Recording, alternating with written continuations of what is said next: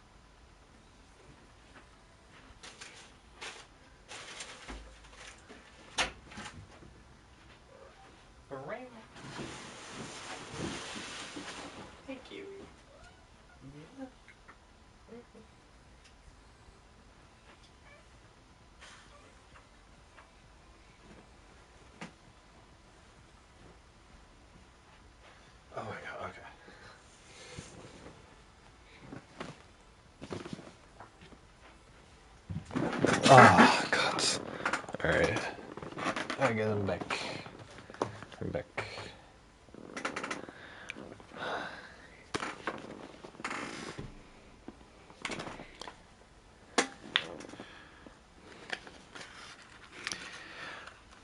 Guys, apparently today's the Super Bowl. I had no idea. I don't care about the Super Bowl. I don't care about sports. Spurts. So, but, I care about how other people are acting at a specific time. So, I don't care that, the Super Bowl is going on. I care about how that influences everybody for today. People are out partying. There's less traffic on the road because everyone's staying home, watching it. Things like that.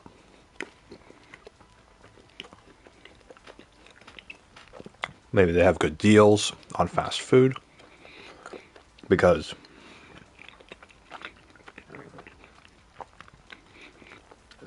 fast food places are probably going to use, and other stores too, they're probably going to use the Super Bowl as like a publicity thing in order to advertise themselves. Normally that comes with like deals and discounts, things like that.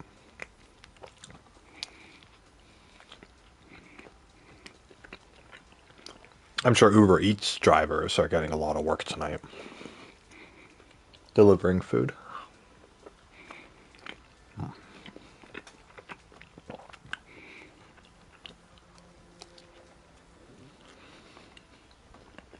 Kiwi? Burrito.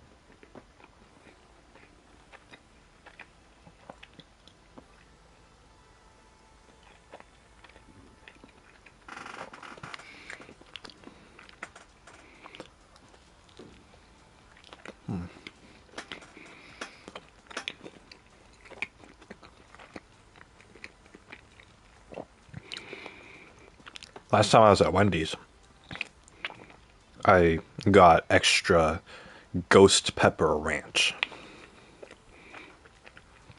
It's really good. It's super spicy. You guys know ghost peppers, right? So you have a ranch dressing sauce infused with ghost pepper flavoring. So it's not real ghost peppers, but it's just as spicy. Anyway,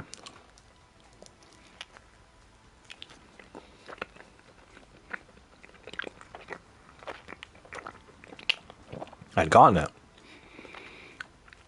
and I used some of the container. There was some left, and I left it on my desk.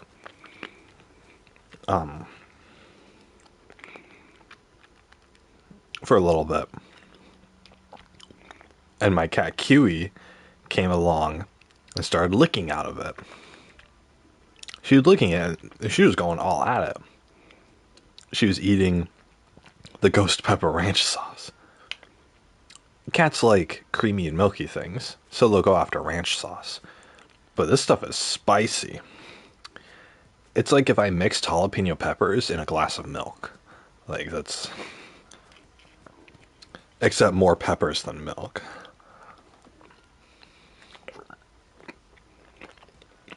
Kiwi.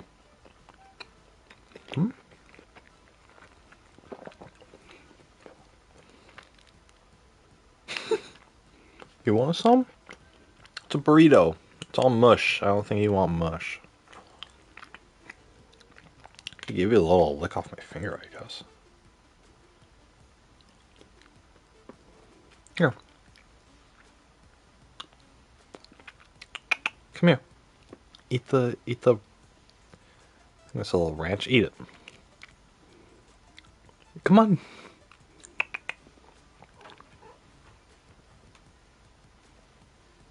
You want it? Here. Oh, what? She's scared of it. I put a little beans and cheese from the burrito on my pinky. And she went up to it and smelled it, and then she recoiled away from my finger. And now she's avoiding it. I try to put it up to her and she's avoiding it. I didn't do anything. You'd think like, oh, if I poked her in the face or something like that, like, yeah, she'd be scared. I didn't do that. I put my pinky out. She came towards it. I was completely still. And she smelled it. And then she recoiled away.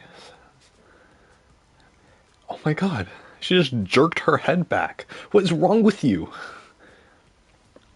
It's ranch. You've eaten ranch before. Eat it. It's not the spicy ranch. It's regular ranch. Oh my god. Okay, she retreated.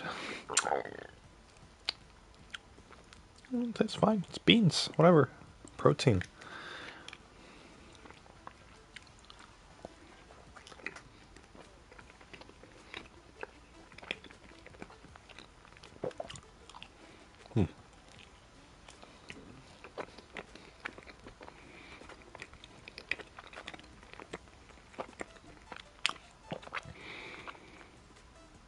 Anyway, so she was looking up the ghost pepper ranch. I couldn't let her do that. It's spicy. Cats are like very vulnerable to spicy foods. So I don't know if they're allergic per se, but it gives them a bad time.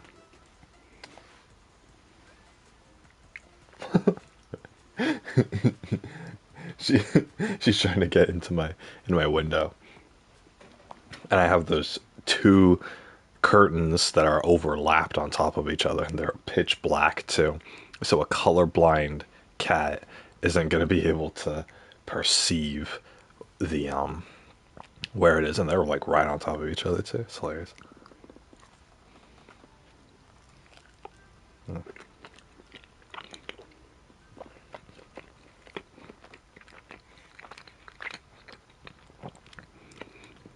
I need to buy a portable air conditioner.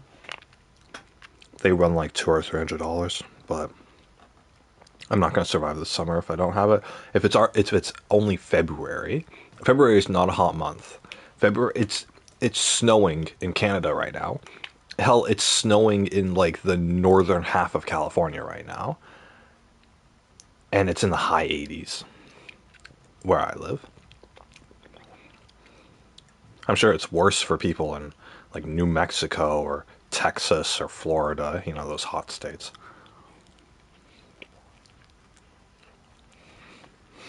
I actually want to have a winter. The winter season here lasted like 3 months. It was like November to January. And I loved those 3 months.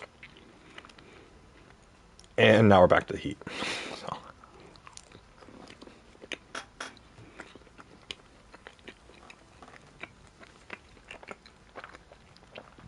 There are a lot of places in the world where summer is like 3 weeks.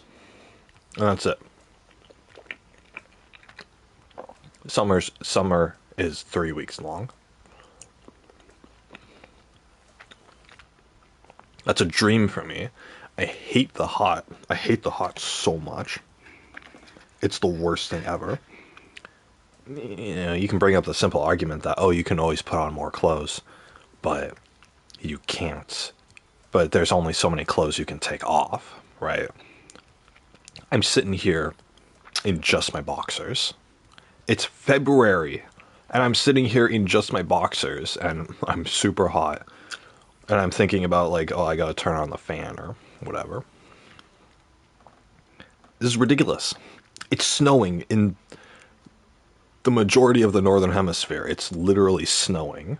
It's that cold. Water freezes at the temperature where it is in the rest of the world. And I could probably boil an egg on the sidewalk right now. It's so stupid. I hate it. And I will complain about it forever. For as long as I live here. And yeah, oh, it's not humid here. It's not like overly humid here like it is in Florida. And it's not overly dry here like it is in Arizona or Nevada. So, I'm coming from a place of privilege. It's temperate here. It gets hot, but it's temperate. Well, the thing is, it's still winter. The rest of the world, it's still winter, and I've somehow jumped to summer. It's not even spring here; it's summer already. It's terrible. So, like, I'm sure it's as hot here as it is in like Australia right now. It's like that bad. Australia gets opposite seasons to us because they're on the other side of the planet.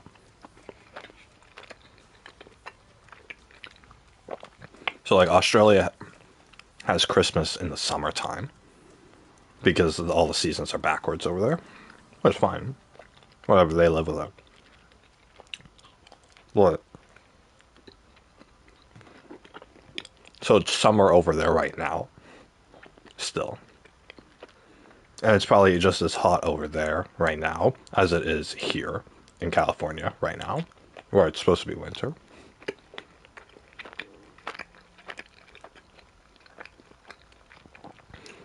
Anyway, one of my biggest reasons, like the biggest reason why I want to build my house underground or in a hillside, excuse me, is so that there's temperature control. Like I was saying earlier, if you dig a hole in your backyard, it doesn't matter what the weather is. If you dig like a 10 or 20-foot hole in your backyard and you dropped yourself in there, you don't even have to cover up the hole. You just drop yourself in there. It's going to be 60 degrees, no matter what. It could be snowing outside or it could be boiling hot outside. And it's still going to be 60 degrees in that hole that you've dug for yourself. Like 10 feet deep.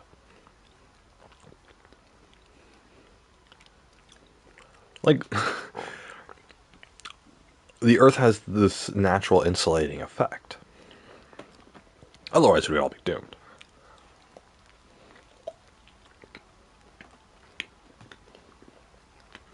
I wanted to, ever since I was little, I wanted to live in a cave. That's what it was. Not your typical bear cave. I'm talking about one of those underwater caves. Like in that game, Plague Tale, that I was playing today. They were trying to find a way into that castle, right? And they found the secret door. They found the dead end, and then there's a secret door there. And they went underground, and it's this giant crystal cavern, huge, with this natural underground water and everything. I'm sure it was so, I mean, they didn't comment on the temperature, but I'm sure it was so nice and cool down there. And it is. You guys ever go cave exploring before? It's cool. I mean, cool in temperature. Because it's how the Earth works. It's fantastic. Of course, you have other problems associated with being underground, but, you know, modern technology fixes that. It's a little more expensive, but modern technology fixes that. But the thing is, underground caves and underground caverns, especially ones with, like, giant lakes in them, they've existed for longer than humanity has. You know, this has always been a feature of the Earth. That's great. But yeah, so as a kid, I always wanted to live in one of those. Those places like fascinated me. In fact, my interest in like scuba diving, kind of derives from that. I want to be able to scuba dive down into the ocean where no one's been, go through a little cave, and then pop out the other end in like a giant like underground cavern. And I just want to pitch a tent and live in there. That's all I want. In Tales of Arise, they had one of those areas. It's really nice for a side mission or something, but it was really nice. And like every time I see it, it wows me. Even in like an anime like Yakitate Japan, they had, you know, they had it where like all the characters were trapped in an underground cavern like that.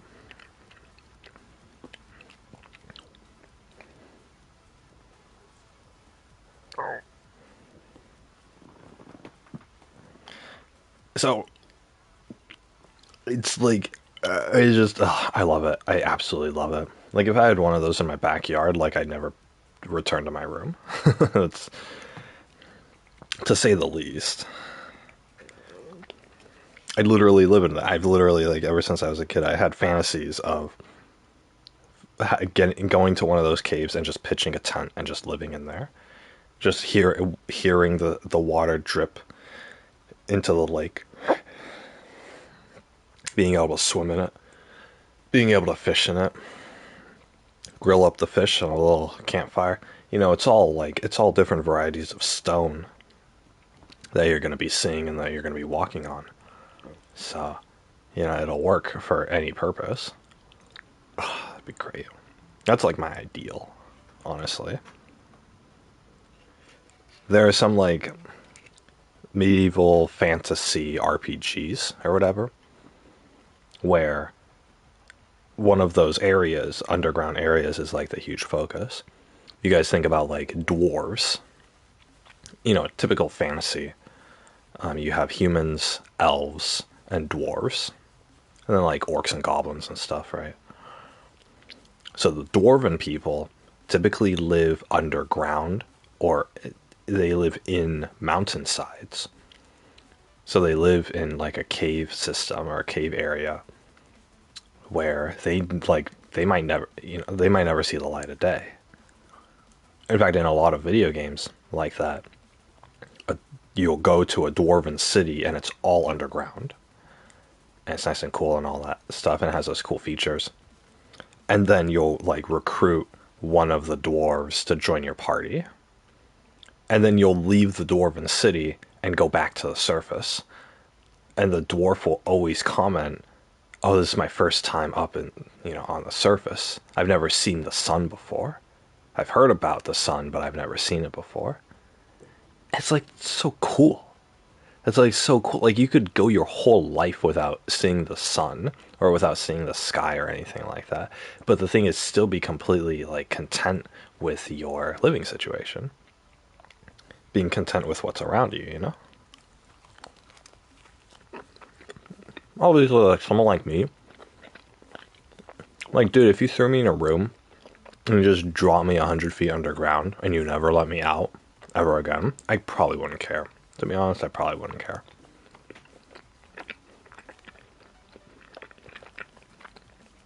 Ooh, there's lots of cheese in these. But yeah.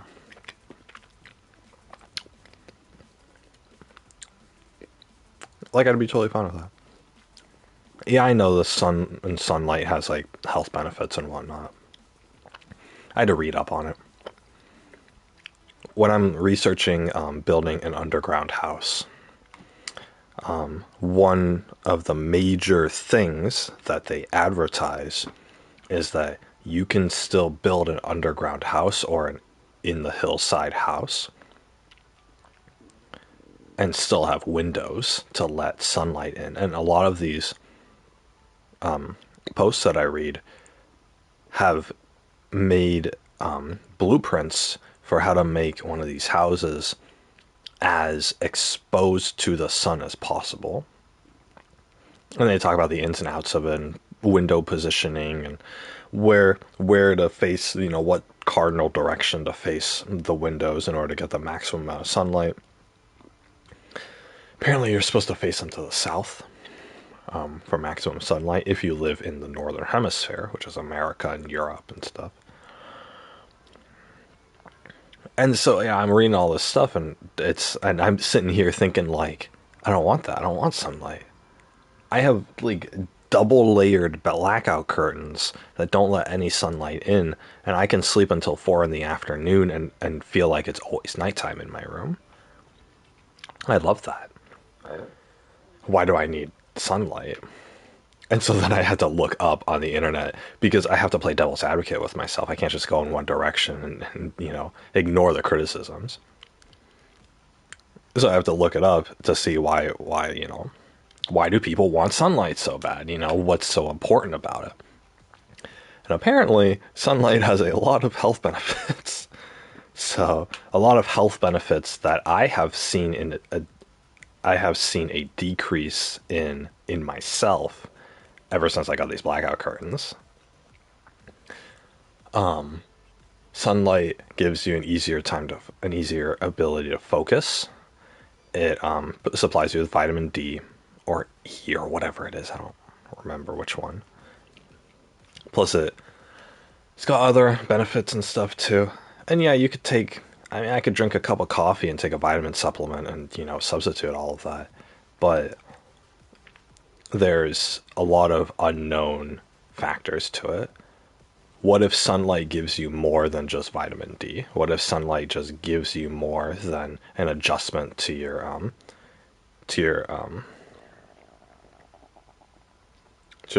inner clock cycle? Was it the Carthadian cathartic cataract corolla? I don't know. Circadian rhythm. Sunlight regulates your circadian rhythm. There we go. There we go. It took me a minute, but there we go. Basically, when your body will naturally wake up and when it'll naturally go to bed is directly proportional to when the sun rises and sets. So obviously it's like super dark here, and especially with the curtains or whatever. So I'm always waking up groggy, no matter when I wake. No matter if I've gone 4 hours of sleep or 14 or anywhere in the middle, I'll always wake up groggy because my body, I don't see any sunlight, and so my body probably doesn't think that it's time to wake up yet. If that was the case, I would just sleep forever, honestly. So, which I have done before. I've actually laid in bed and not gotten out of. I've woken up, kind of, like half woken up before in the morning, whenever that is. And then I've actually just laid in bed all day. Like, no phone or laptop or anything. I just laid in bed and just drifted in and out of sleep. I've done that for like a full 24 hours until the next day happened. And I missed all my meals for that previous day and, all this stuff. So I've done that before. So that's not healthy. I do not recommend you guys do that at all.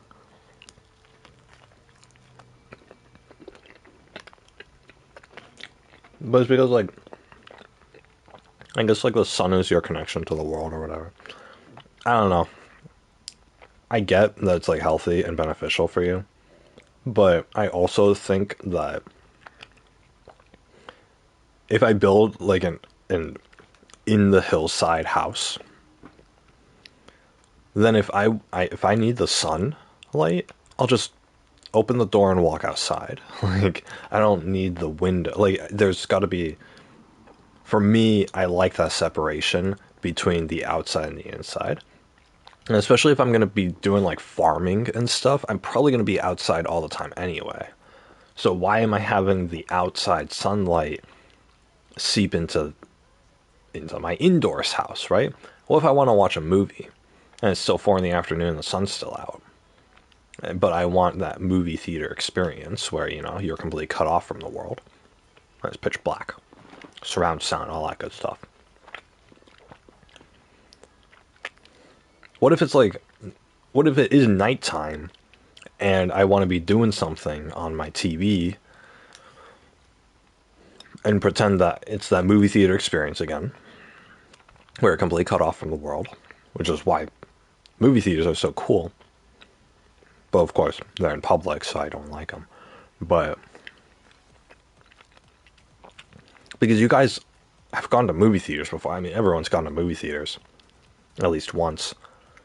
When the lights go black and the movie starts, it's you and the movie, and like it's as if like you're in the void of space when you're in that room. And you focus on the movie, and that's it.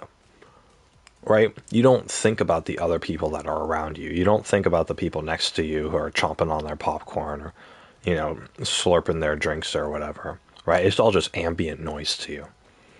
because it's only you and the movie exists. And then the end of the movie, credits roll, and they flick the lights back on, and you're like disoriented. You're like, what? What? Oh yeah, that's right. I am a human being on Earth. I forgot about that. Right? It gives you that feeling of snapping back into reality. I love a movie theater's way of being able to take you out of reality, remove you from the rest of the world for just a couple hours. I love that. My little home theater setup that I have here, which is just a TV on a stand with an empty space between it and me. It does an adequate enough job of replicating that experience, especially with the blackout curtains. Like right now, I can't see anything other than the TV and myself that is reflected. That is on the TV, or not on. I'm not on the TV, but the light from the TV is reflecting off of me, so I can see myself. And that's it. Right? That's all that needs to exist. If I were to build my own house, everybody raves about, oh, look at all these rich people with their personal indoor movie theaters. And it's like a mini version of a movie theater that they built out this whole room for. And people think that, oh, that only belongs to the rich. The thing is with me, I would literally, like, if I had a budget and I built my own house, I would have 2 rooms.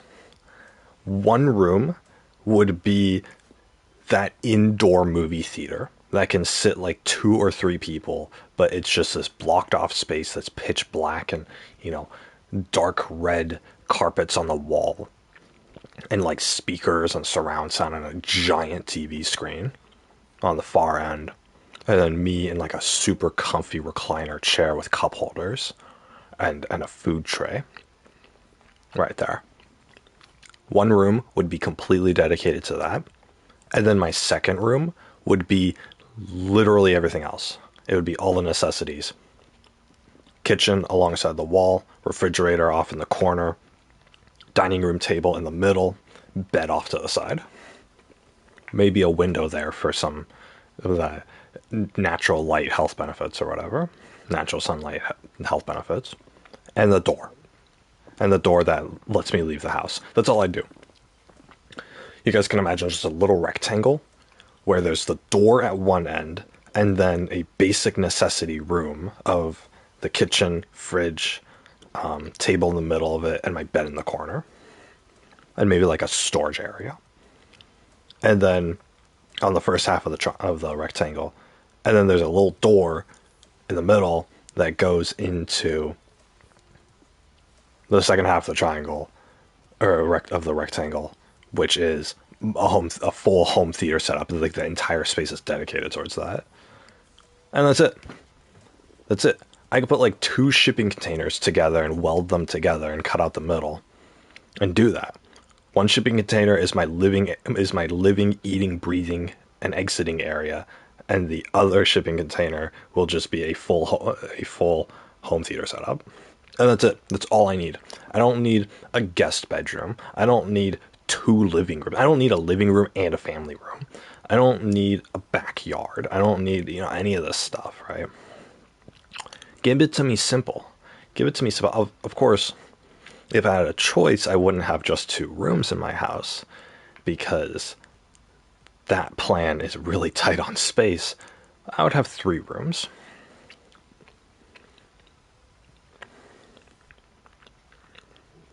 I would have 3 rooms and the first 2 rooms will spread out those necessities between them. And then the third room would obviously be the home theater setup, but I need that home theater setup. Whether I'm watching a movie or an anime or I'm playing Rocket League, it don't matter. I need the movie theater experience. Can you guys imagine playing your favorite video game on a movie theater screen? Oh, hell yeah. Hell yeah. That's like the dream. People rarely get to do something like that. Well, I want to build a house that's going to replicate that as much as possible. And yeah, it'll cost a little extra money, but if I put all my budget towards that and not towards any of the other necessities or towards any of the other amenities, because it's so stupid to me. If I was a regular person looking for a regular house in a regular neighborhood, like let's say I want to move to LA or to New York or something like that. I don't know. I just moved to a city. If I look at a house, every single house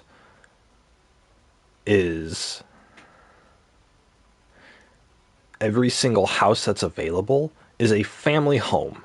It's literally it's a 2-story. First story has a living room and a half of another living room that we'll call family room, and it has a backyard, and it has a big old kitchen, and it has a storage room and laundry room, and an entrance to the garage, and a hallway to the entrance to the garage, and blah blah blah, and a staircase. And then the second floor is 3 or 4 bedrooms, a master bedroom, and a couple of regular kid-sized bedrooms, and then a guest bedroom. And that's what you get. You have like 100 million of those kinds of houses in America. But yet you ask any single person, and they'll never say, "Oh, I want a 4-bedroom house." No one's gonna say that I want a 4-bedroom house. The only reason you'd want a 4-bedroom house is if you have 3 children. That's the only reason. And that's because it's more of a necessity that you have the space to house these people. If I had it my way, I would just if I'm preparing to bring a child into this world, then I'll just build a room for them. I'll just, on the side of my house, I'll just build another room for them, right? I have my 2-room setup where one of them is a kitchen and a dining room table and my mattress thrown in the corner. And then the second room is my home theater. That's all I need. That's all I need in life. There are a lot of poor people who live with less than that, so. But it's like, if you have money, if I was working like a 9-to-5 job and I want to come home and all I want to do is watch a movie or play a video game or something, then I would want an entire room dedicated towards that experience, because that's the only thing that I do. I was like, if I have the money to do it, why wouldn't I? But instead you're charging me $500,000 for a house that doesn't have that, when for $500,000 I could have put in 5 movie theaters into this freaking house. But no, instead you put 4 bedrooms and a bunch of useless stuff. Or you put in 1.5 living rooms, but the living rooms are just that. They're living spaces. They aren't movie watching spaces. You throw a TV in the living room, but a living room's original purpose was not to watch television. You guys go back to, we've had living rooms since before TVs came out and since before radios came out. So obviously a living room isn't, but we still had that same design for the living room. It was a place where you put a couch and a couple of chairs and you hang out with your family, or you hang out with your friends, or you have a party, or whatever it is. That was the whole point. Nowadays, people are too antisocial for that. Yeah, you still have some people, especially in different cultures, who have, the whole, oh, you gotta hang out with your family, blah, blah, blah, right? All that crap that I completely disagree with. And especially if you don't particularly like your family.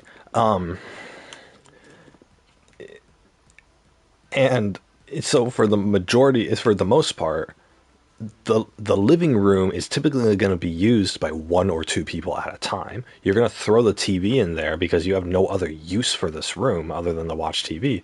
And then only one person is going to watch their TV in there. It's like, if you're just going to use the living room to watch TV, then why are we still building living rooms? Why don't we build a dedicated TV watching experience room instead. That's what movie theaters are. In fact, I think the main reason why people like going to the movies, well, the main reason is to hang out with their friends. But I think reason number two, the reason why that's the preferred experience over other things, is because everyone wants that experience. They want to go into a movie theater and have it be, the lights go off and it's pitch black, and then the screen pops up, and you get the lion roaring logo for Paramount Pictures or whatever that company is. I don't even know the movie companies anymore. And then the movie starts, and it's just this huge, colorful, magical, super loud, super like, you're isolated from the rest of the world experience. And movie theaters do such a good job at giving you that focused movie watching experience that they can throw 200 people in the seats around you in that movie watching experience, and you won't notice any of them. Unless they're like rude pieces of shit, you won't notice any of them being there. Unless the other people are being so rude that you can't ignore them, or you have severe social anxiety. Those are the only two reasons you would actually think about the people around you when you're watching a movie. So, but I mean, I'm not here trying to sell you guys on movie theaters, but I'm trying to, everybody says, if you bring up the topic, everybody will say that if they could, they would have a movie theater built into their house, a small version of a movie theater built in their house, because it's so cool. And it's so cool. It's such a cool way to do an activity that we're of watching movies or watching shows or playing video games that we do anyway. So if we're going to stay home and watch TV anyway, why don't we make the best of it? But no, every single company that builds new homes, they build a living room, and they don't build a movie theater.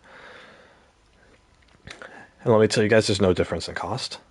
Remove a couple of the rooms from a house plan, put in a little movie theater in there instead, it's going to be the same price. The price of doing 2 rooms, so your living room and an extra bedroom, you could put that money towards making a personal movie theater in your house, and you'd probably break even. So if I have the budget for a 4-room house, I'm going to make it 1 room and a movie theater. And that's it, because I don't need 4 rooms. Who the hell needs 4 rooms? I barely leave this 1 room of mine anyway. The only satisfaction, like the only use that I have for any of the other rooms in my house are just, I feel a little bit free when I'm walking around in my hallway and I'm passing by all this space. But that's a space issue. You get this feeling of like, I'm able to freely walk throughout my house. It's not for the number of rooms that it has. It's just for the amount of space that there is. If I had just a giant empty warehouse and I put up freaking those sliding straw doors that you see in Japanese traditional homes up all over the place to make it like a maze, then that'd be good enough to simulate that feeling. Like, you don't need... There's a lot of single people out there who will buy their first home. It'll be a 3-bedroom or something like that, and they're by themselves. And they, like, all of them say, like, I have all these bedrooms. They just collect dust.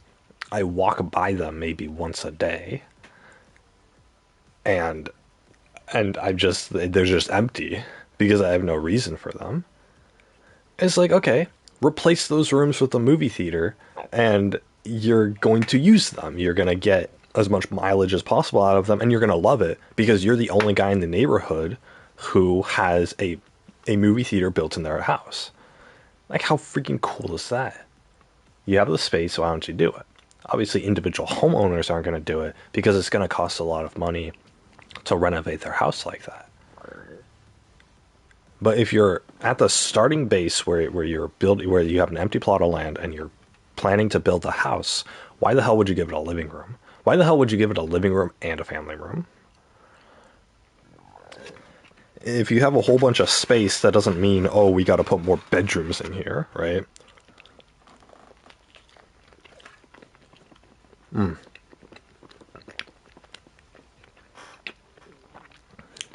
There are like half-sized mansions out there that have that advertise themselves as having like 9 or 10 bedrooms. And I'm thinking like, if I had the money to buy a mansion, why the hell do I need 10 bedrooms? What am I going to do with 10 bedrooms? Is it supposed to be a multi-generational thing where I have a wife and like 5 kids, and then each of those kids gets a spouse, and then they have 2 kids each, and it's just gonna spread out like a freaking tree, and all my rooms are gonna get filled, from that? I don't want that. I don't want my kids and my grandchildren living with me. Are you joking me? The whole reason that I'm building my own house and getting married to somebody I enjoy being with is to get away from everybody else. I don't want my whole house cluttered with people. I don't care if they're my kids. I don't care if I love them to death.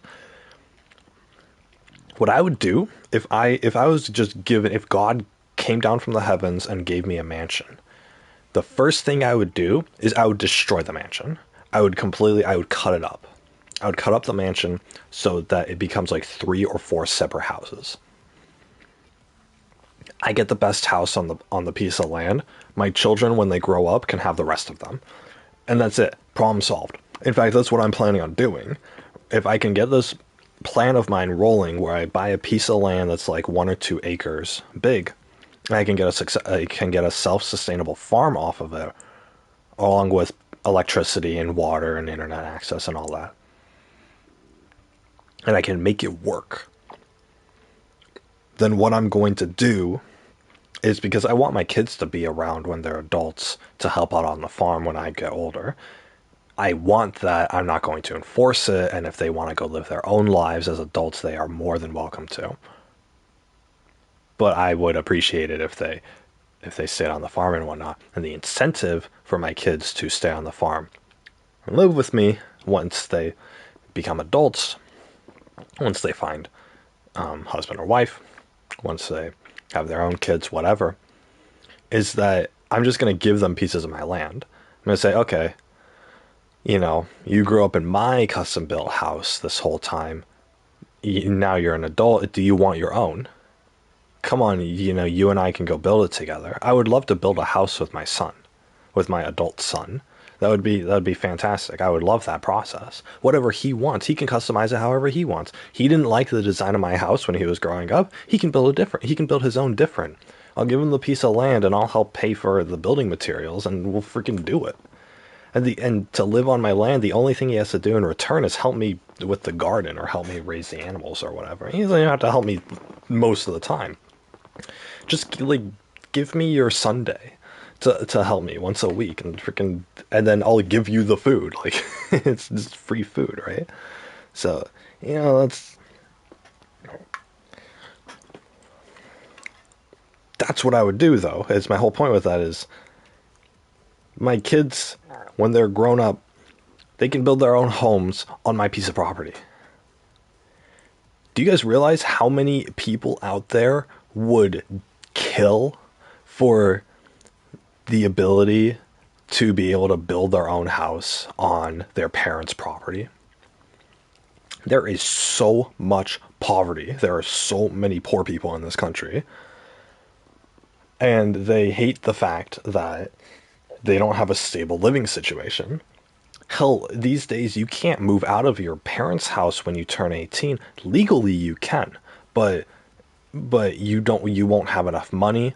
And if I turned 18 and I walked out of my parents' house, that day, I'd end up homeless because I don't have the money to support myself. I don't have the money to live or to shelter myself and to live. But the thing is, the future that I'm going to set up for myself is one where I own a piece of land, cheap land. It's cheap, and if you have if you win the lottery, then we're probably not going to have this piece of land. We'll choose something better, but I'm going to have a piece of land, and when my kid turns 18, his 18th birthday, if he is so fed up with me and living under my roof, which I hope he's not, but if he is, then I'm going to say, okay, you're allowed to leave. But I'm not going to throw you out on the street. Let's build your custom home on the piece of land next to me. It's still on my property, and I'll divide up the land and I'll sign my rights away to you. I'll give you the deed to half of my property, or to a quarter of my property, or wherever your house is sitting on. So you don't have to worry about me being a bad controlling parent who's going to hold your house under hostage. I'm going to help you build it. Your 18th birthday. That's going to be my present to my kids when they turn 18, is you're allowed to live on my property, and I will give you a piece of my property and I'll help you build a house on it, just as I did for myself. I'll give that ability to you, my son or daughter. You can have it. And if you want to live on my property and never talk to me again, cool. You won't have to talk to me again, because I'm going to legally give you that piece of my land. If I own 2 acres of land, I really only need 1 in order to get my whole setup going. I'll split the territory in half, and I'll assign the other half away to my kid. Or if I have 2 kids, then I'll split into thirds or fourths or whatever. And they can have that. And that way, and it works so well because it makes sure that my kids are never being controlled by me. I don't want to control my kids. Yeah, I'm going to be a parent towards them, and, I'm going to say no to them on a lot of things, and they might resent me, or they might not like what I'm doing or whatever at certain points in their life. That comes with parenting. But I'm never going to trap them with me. That's the thing. I'm never going to trap my kid with me, because that's the worst thing that you could do to a human being, is make them feel like they're forced to be in a shitty situation. That feeling of entrapment is so easy to use to abuse. And that's what I complained about yesterday with jobs too. Your need for money in order to pay rent and feed yourself and pay for medical bills makes you trapped into working a shitty job for a shitty boss when you don't want to. You just want the freedom to choose something else for yourself. You want the freedom to escape that. Day one, I'm giving my kids the freedom to escape that. If they never want to escape, then fine, whatever, right? I might kick them out of the house eventually, because I don't want my 40-year-old kid to still be living under the same roof as me, to be quite honest with you guys. But I'm not going to raise my kid to be a freaking freeloader. I'm not going to raise my kid to be somebody who would leech off of me maliciously. If they're 18 and they still want a couple of years to figure out their life, then yeah, okay, that's totally, it's acceptable.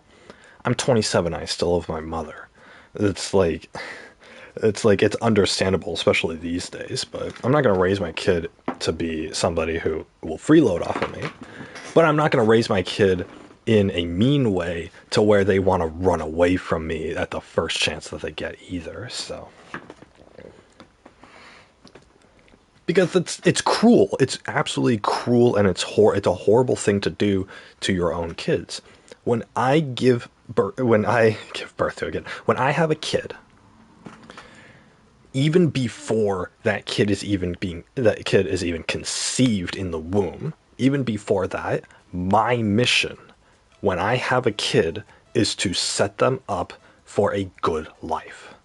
I set them up so that they can pursue a life that will make them happy. Not good or successful by fucking the school standards. Not good or successful by the billionaire standards. Not good or successful by the president's standards. Or even by my standards. I don't have standards when it comes to that. If you're going to be happy and full of life when you're homeless and you're shooting up heroin on the side of the street, then go ahead, right? Like, if that's going to actually make you happy in the long term, then that's what's going to make you happy. The pursuit of wealth does not make anybody happy. It's, Some people find it fulfilling, and that's fine for those people. But it's not a blanket statement. It's not even close to the majority of people. Especially these days, you go on, like, you ask any Zoomer kid or any Zoomer young adult, basically you ask anybody who's younger than me, what do you want in life? And 9 times out of 10, they will just simply say, I want to make enough money to where I won't die. And that's it. And then they'll state some passion or dream of theirs that doesn't have anything to do with money or with a job. So most of the time. Sometimes obviously, different human beings, it takes all kinds, right? But sometimes you won't get that answer, but the majority will give you that answer. The majority will say, you ask them, what's your dream job? And they'll say, whatever makes me enough money to live to where I put in the least amount of effort as possible. And to me, that's a great answer, because that was my answer. Because my dream job when I was a kid, my dream job was sitting at home playing the GameCube all day. That's what my answer was when I was 12 years old. So that's what I want to do when I grow up. I want to sit in my living room and play the GameCube all day. That's all I cared about, right? And as an adult, that's all I care about. I care about my free time and the ability to waste my free time. I realize that for the past year that I've been unemployed, I have done nothing productive. I took a few college classes. That's it, right? Nothing productive. I enjoyed it because I enjoyed not having the pressure to have to do something. I enjoyed being able to wake up in the morning and be allowed to go back to sleep because I just felt like it. When I was working my previous job, as much as I loved the job, every single morning was such a struggle for me. It didn't matter if I got 2 hours of sleep or 12 hours of sleep. It was still the same struggle. My alarm goes off at 6:30, and I wake up and I think to myself while lying in bed, I don't want to get up right now, but I have to. And then I have to crawl out of bed, and I'm pissed. I'm just absolutely, like, pissed. Not at any one person, but I'm pissed at the fact that I have to be doing this, and I don't get a choice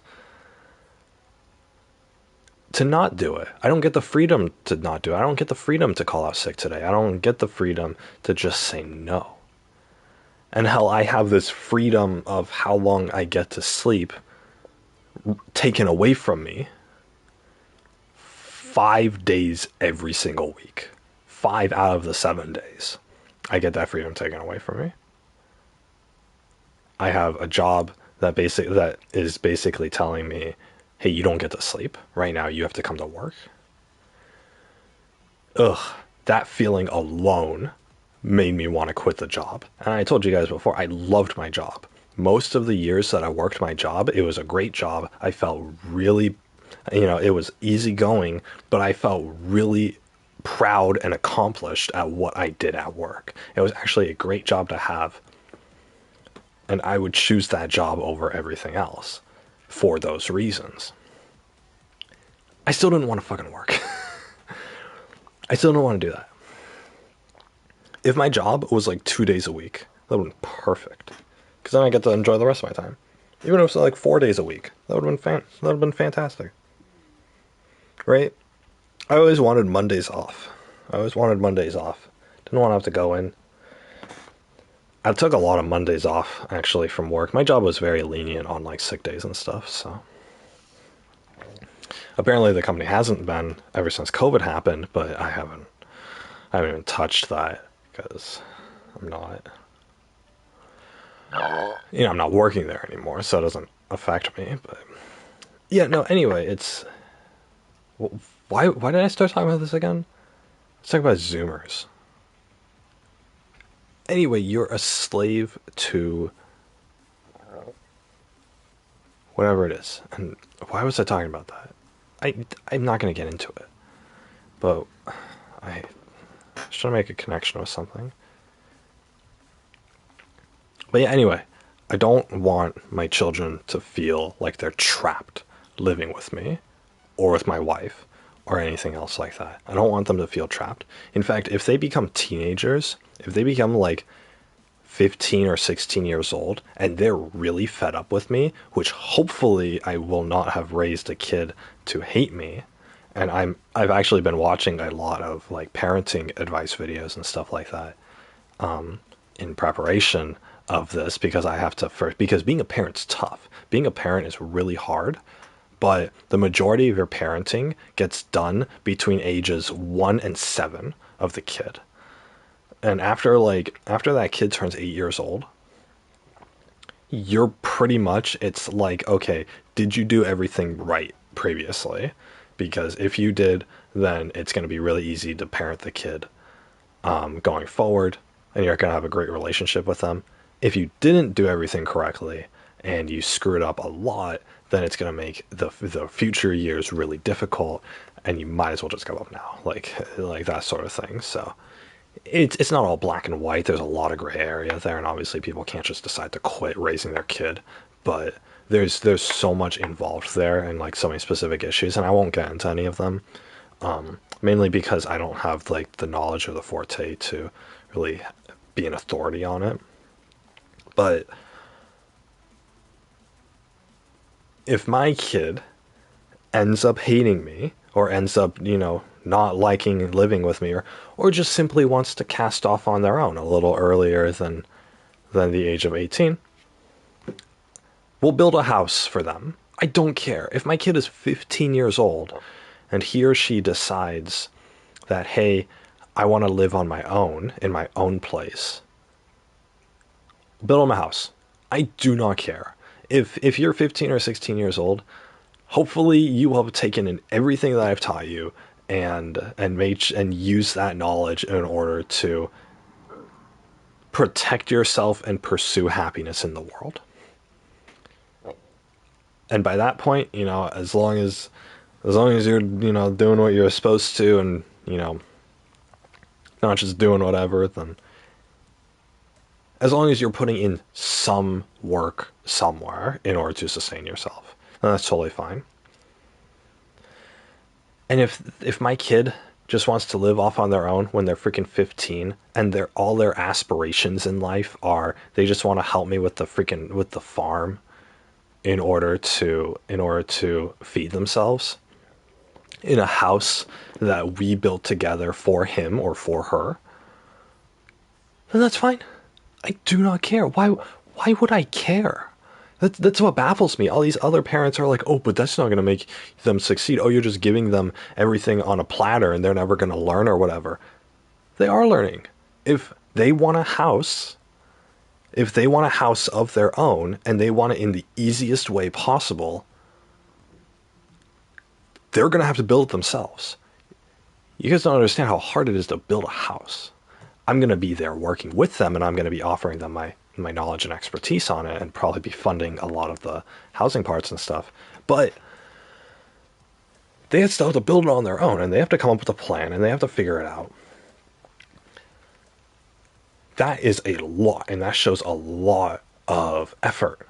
It shows a lot of initiative, and it shows a lot of effort.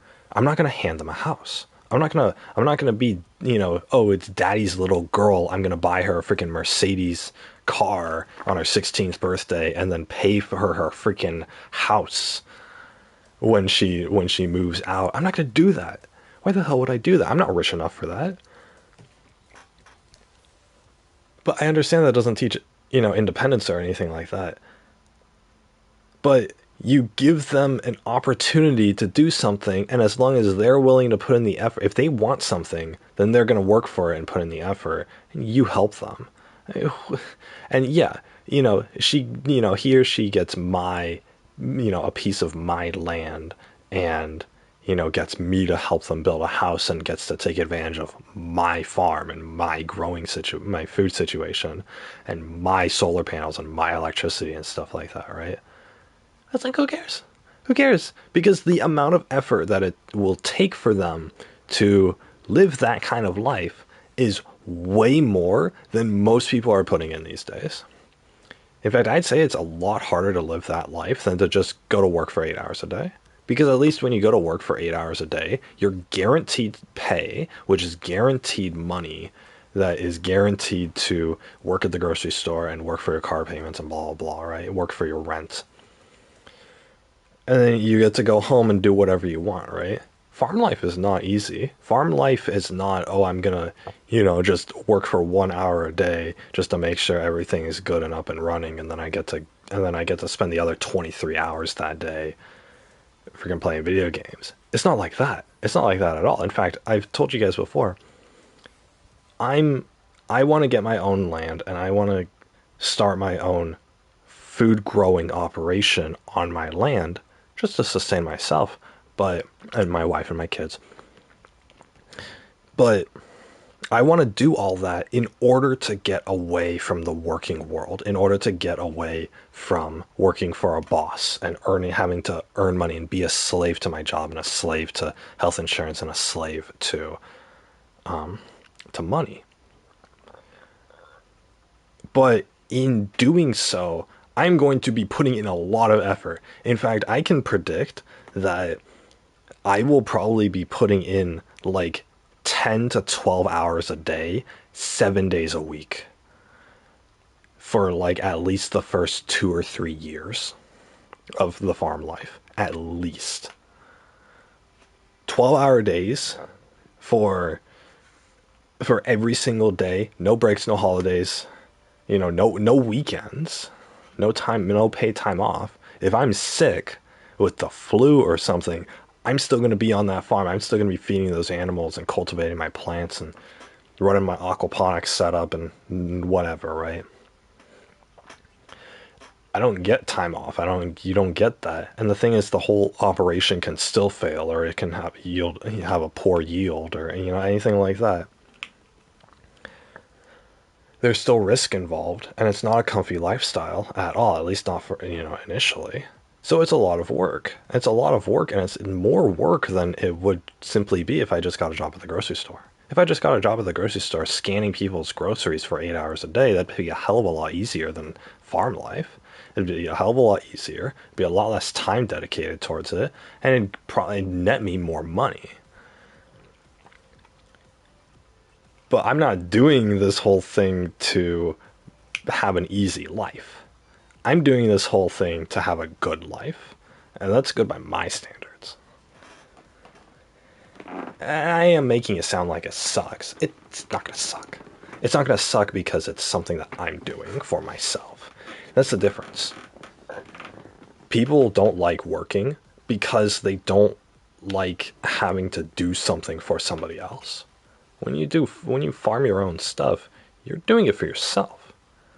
Every animal that I raise, every animal that I feed, every crop that I plant, every seedling that I water, every fish that I feed, it's all benefiting myself.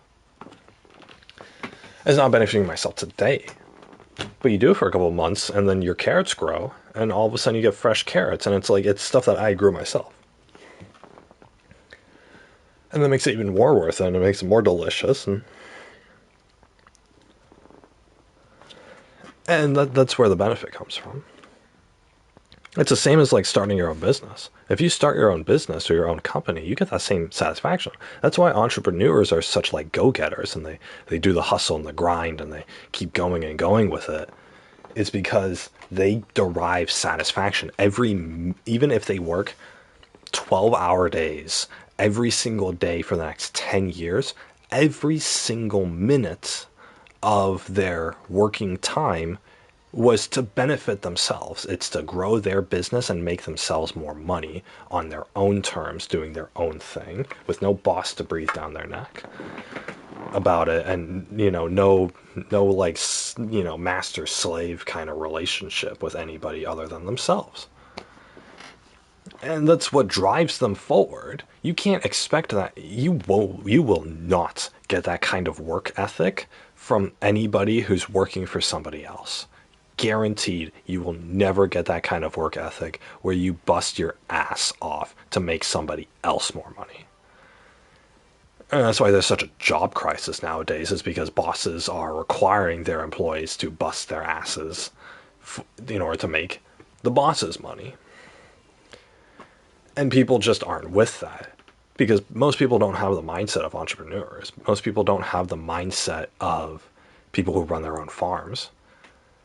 They just want to work for a set amount of time, earn the money, go home. Not a minute more, not a dollar more. They don't care. They're just doing it just to survive, and they're going to do the minimal amount possible to survive.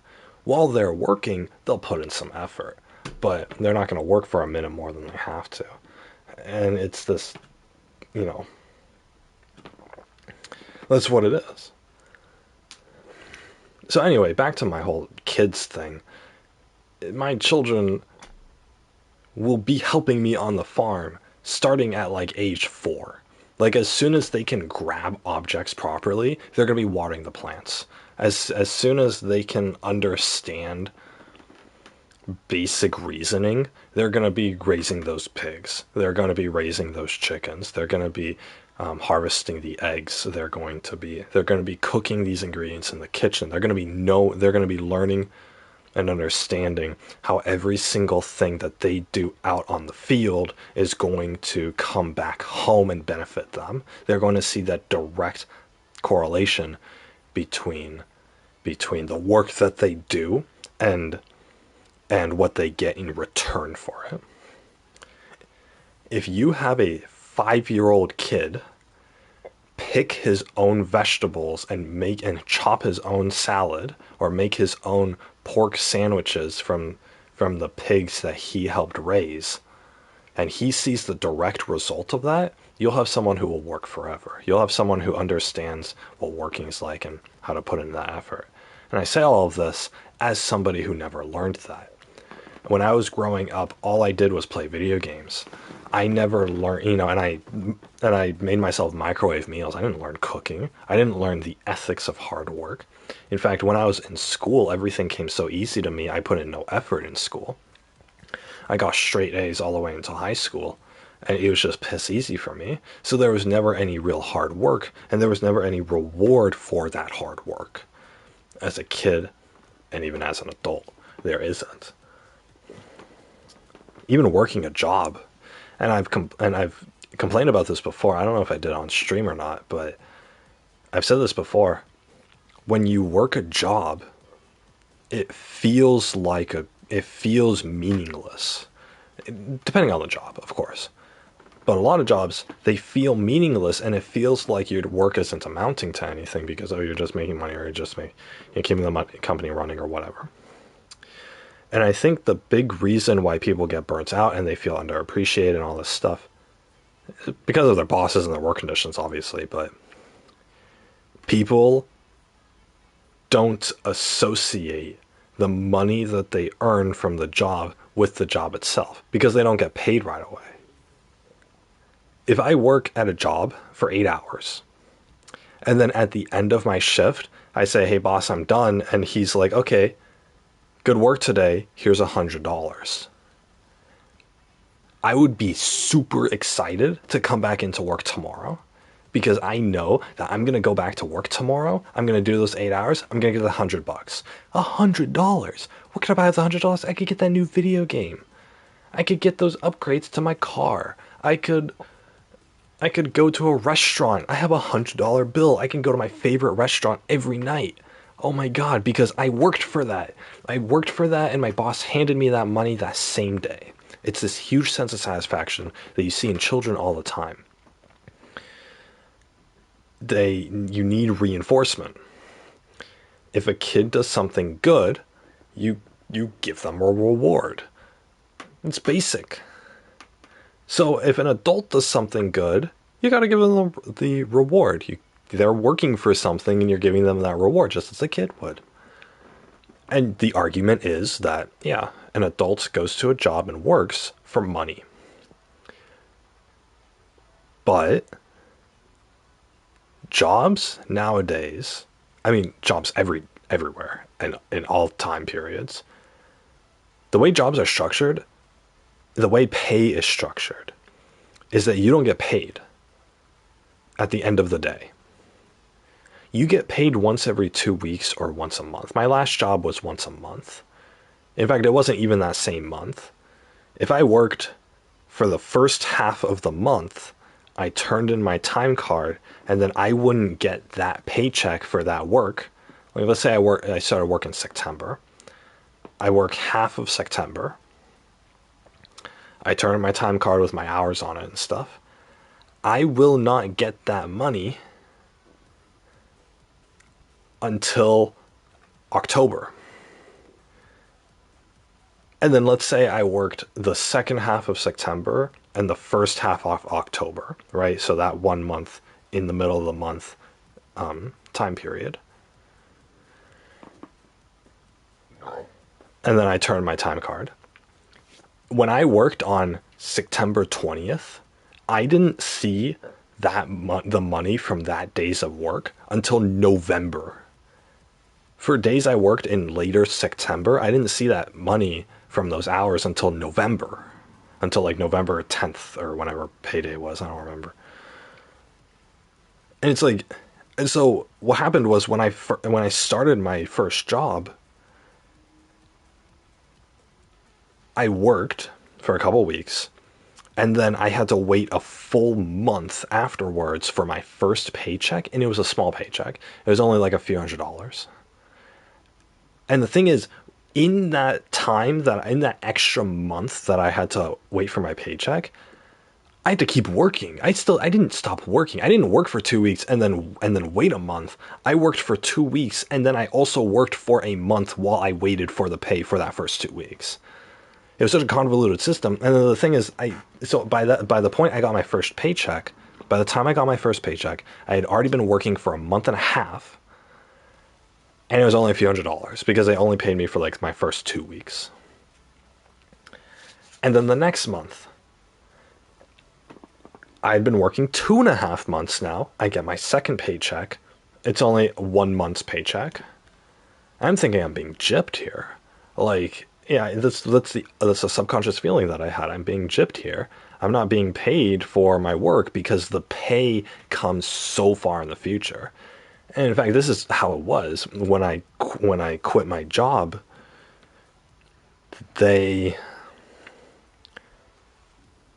For the work that I had done before I quit the job, I didn't get that money for another month and a half. I was unemployed for a month and a half, and I was still getting paychecks from previous months that I had worked before the issue of me quitting had even come up, because I was receiving, like, my next paycheck was like a month and a half prior, that work done, and then the paycheck after that was like the last 4 weeks that I was working, and the paycheck after that was like the last week and a half plus a payout.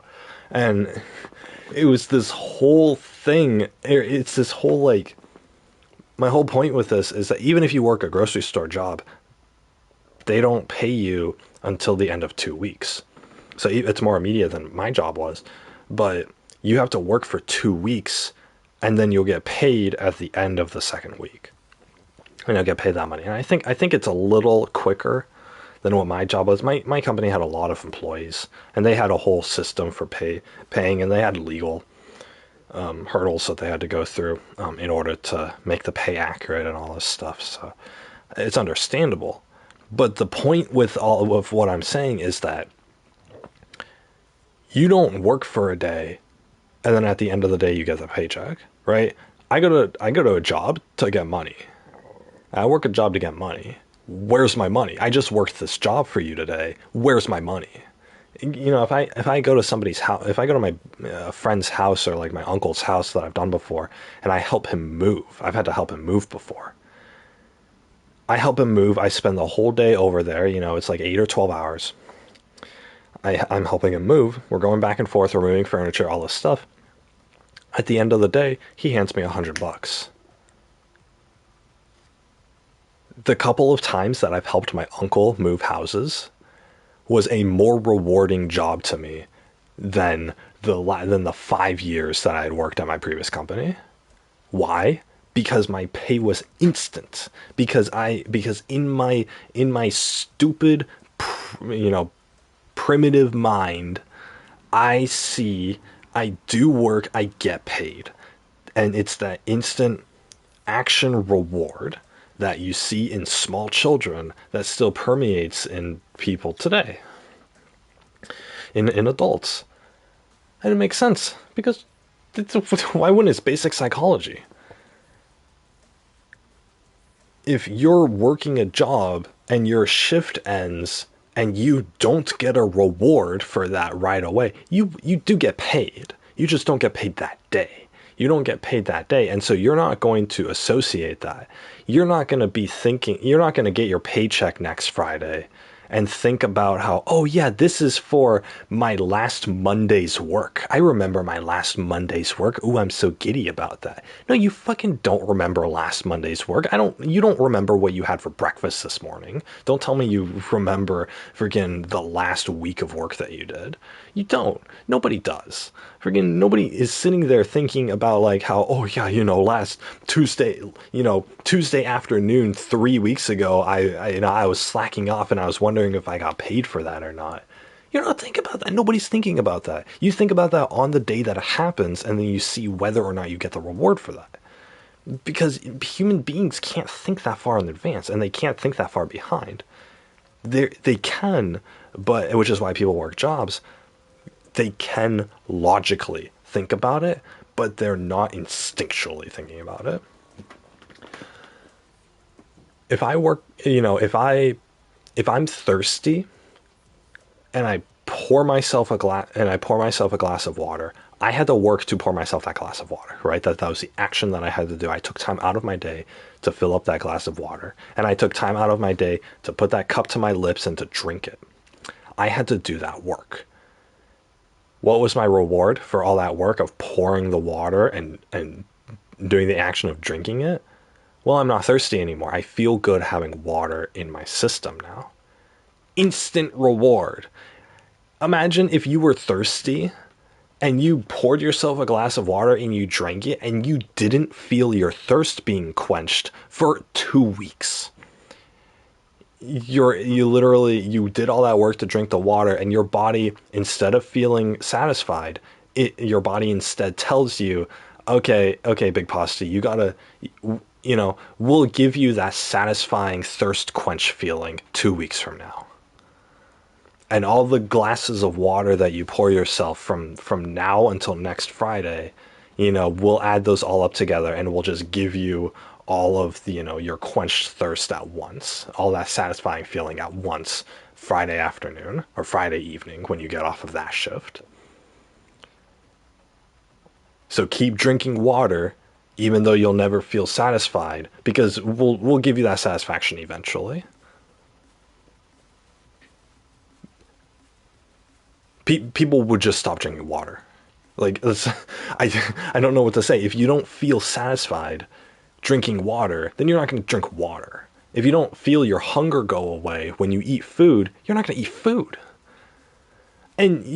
Or you're going to eat too much food, which is the opposite end of the spectrum, and you're going to think something's wrong with you, right? Our brains cannot process anticipation for a delayed reward for our actions. That's what it is. And so the work that you do today will not be rewarded for a long time. And yes, 2 weeks is a long time. And that's why you can feel burnt out from your job. That's why a job feels like more of a necessity to do than... That's why a job feels like more of a necessity to do than like a rewarding experience. Because I've worked jobs, as I've said, I've worked jobs that feel like a necessity, and then I've also worked jobs that feel like a rewarding experience, and the difference is night and day.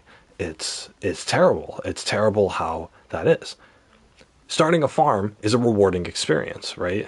I mean, it's both, honestly.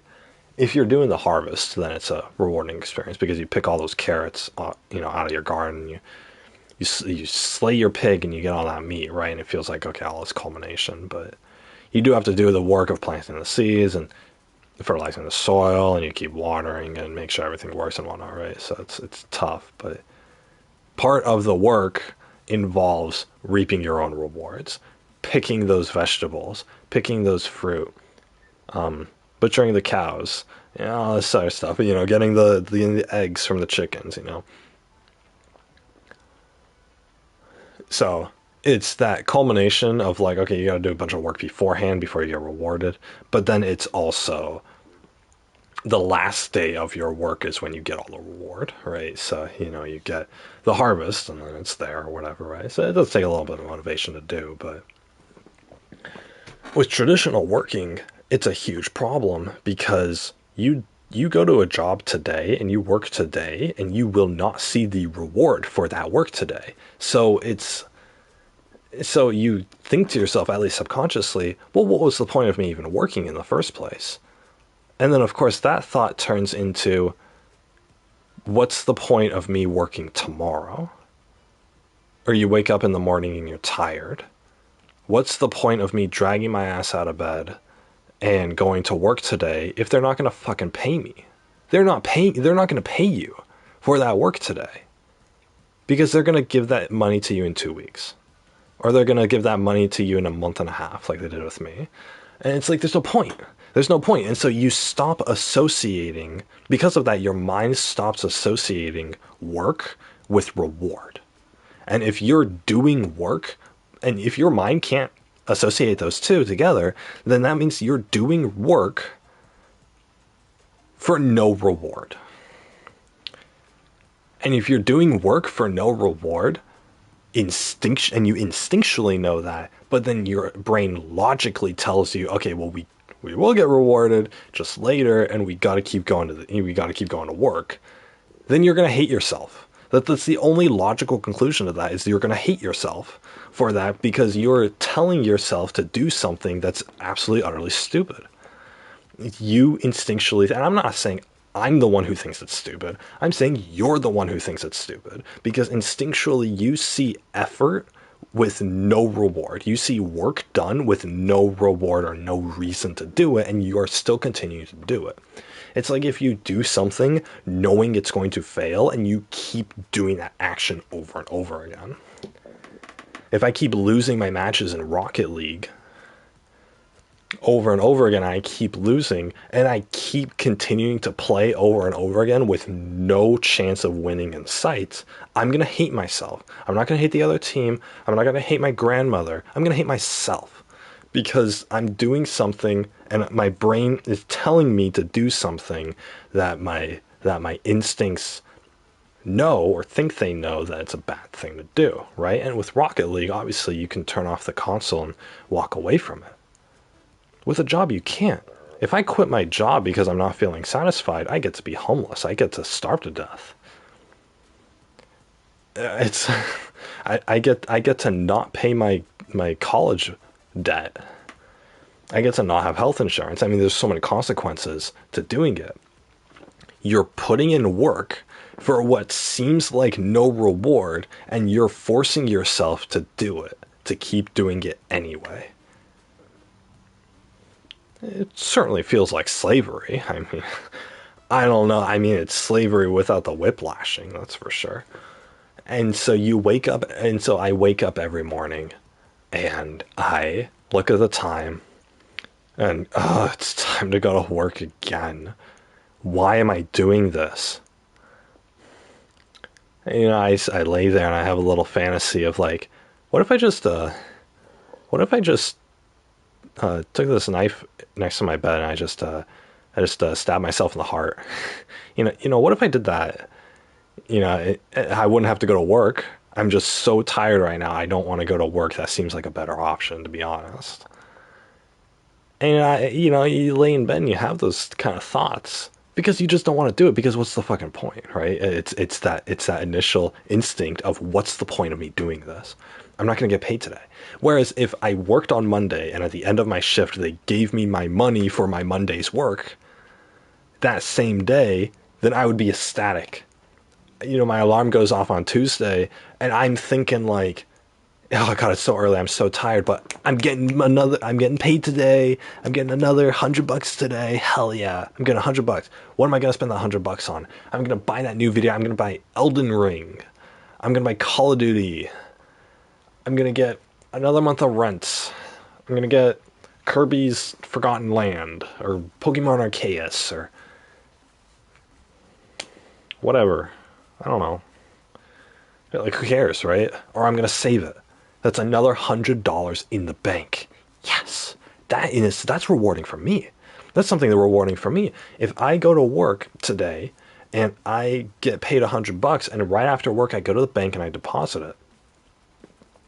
I look at my bank account and my transaction history says plus $100. Oh yes! Plus $100. Hell yeah. God, I am 100% going to work tomorrow so that I can get another plus $100. And then I can keep seeing that number go up and up and up. And my savings goes into hundreds and thousands and tens of thousands. Hell yeah. Look at that. It's just, man, $100 a day. Man, my dream car is only $10,000. That's like $100 bills. It's like 100 days of working. Man, I'm down on day number 40.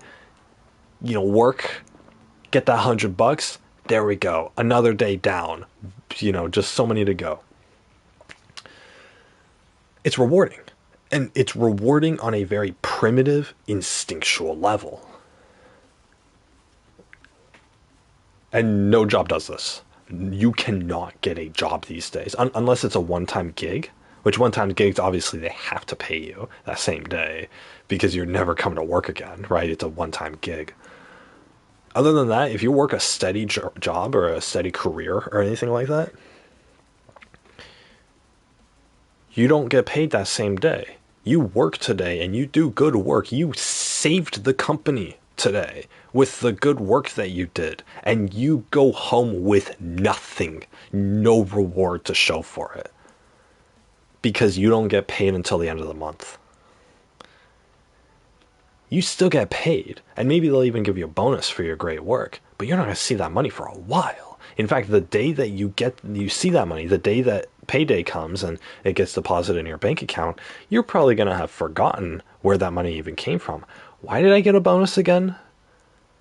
Why am I getting paid again?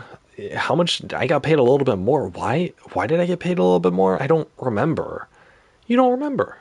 You don't remember, or you don't.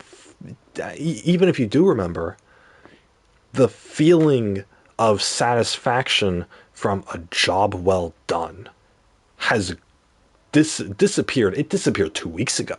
I mean, let's be real. It disappeared 2 weeks ago. It disappeared the day that you did it. You didn't get to ride a high and get rewarded for it. You got to ride a high and you got nothing for it. You did a good job and you got nothing for it.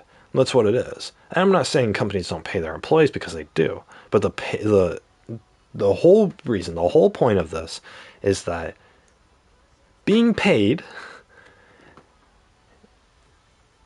they're not paying you. They're not paying you when they need to, which is that day.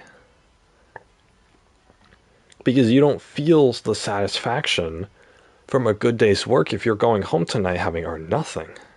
If I gotta pay rent tomorrow and I'm a few dollars short, but hey, I made a few dollars at work today, I don't get the money. I don't get that money because I don't get that money, and now I'm late for rent. Oh, but I worked today. I earned $100 today. I know I'm $100 short. I got $100. I earned $100 today. And your landlord's like, well, where is it? And you're like, oh, I don't get paid until the end of the month. I'm not going to see today's work until the end of the month. Guess what? At the end of the month, you're already homeless. Your landlord was like, well, you're short on rent. Bye. He kicks you out of the house. Police escort. 30-day notice. Whatever. You worked today. In fact, you worked a double shift today. You worked 12 hours with some overtime, and you put in a lot of effort so your boss would be nice to you and not fire you today. And you don't get that money. And all the things you're going to buy that money, you don't get to do. And it's like people, because of that, I feel like a lot of people have these skewed, a lot of people have money problems because of it, because they have these skewed views of what they're being paid for. Instead of I earned $100 today, it's, oh, my next paycheck, I'll get some more money and I can spend it. You don't see the value in your work when you're not being paid at the appropriate times. And this causes a problem because when people get paid on a monthly basis, they see that big burst of money, they don't fully associate it with what they did to earn it, which was their job. And because of that, they don't feel guilty by just spending it all because they're not emotionally attached to that money. If I work on Monday and at the end of my shift, my boss gives me $100 bill for my job and for my day's worth of work, then I am emotionally attached to that $100 bill.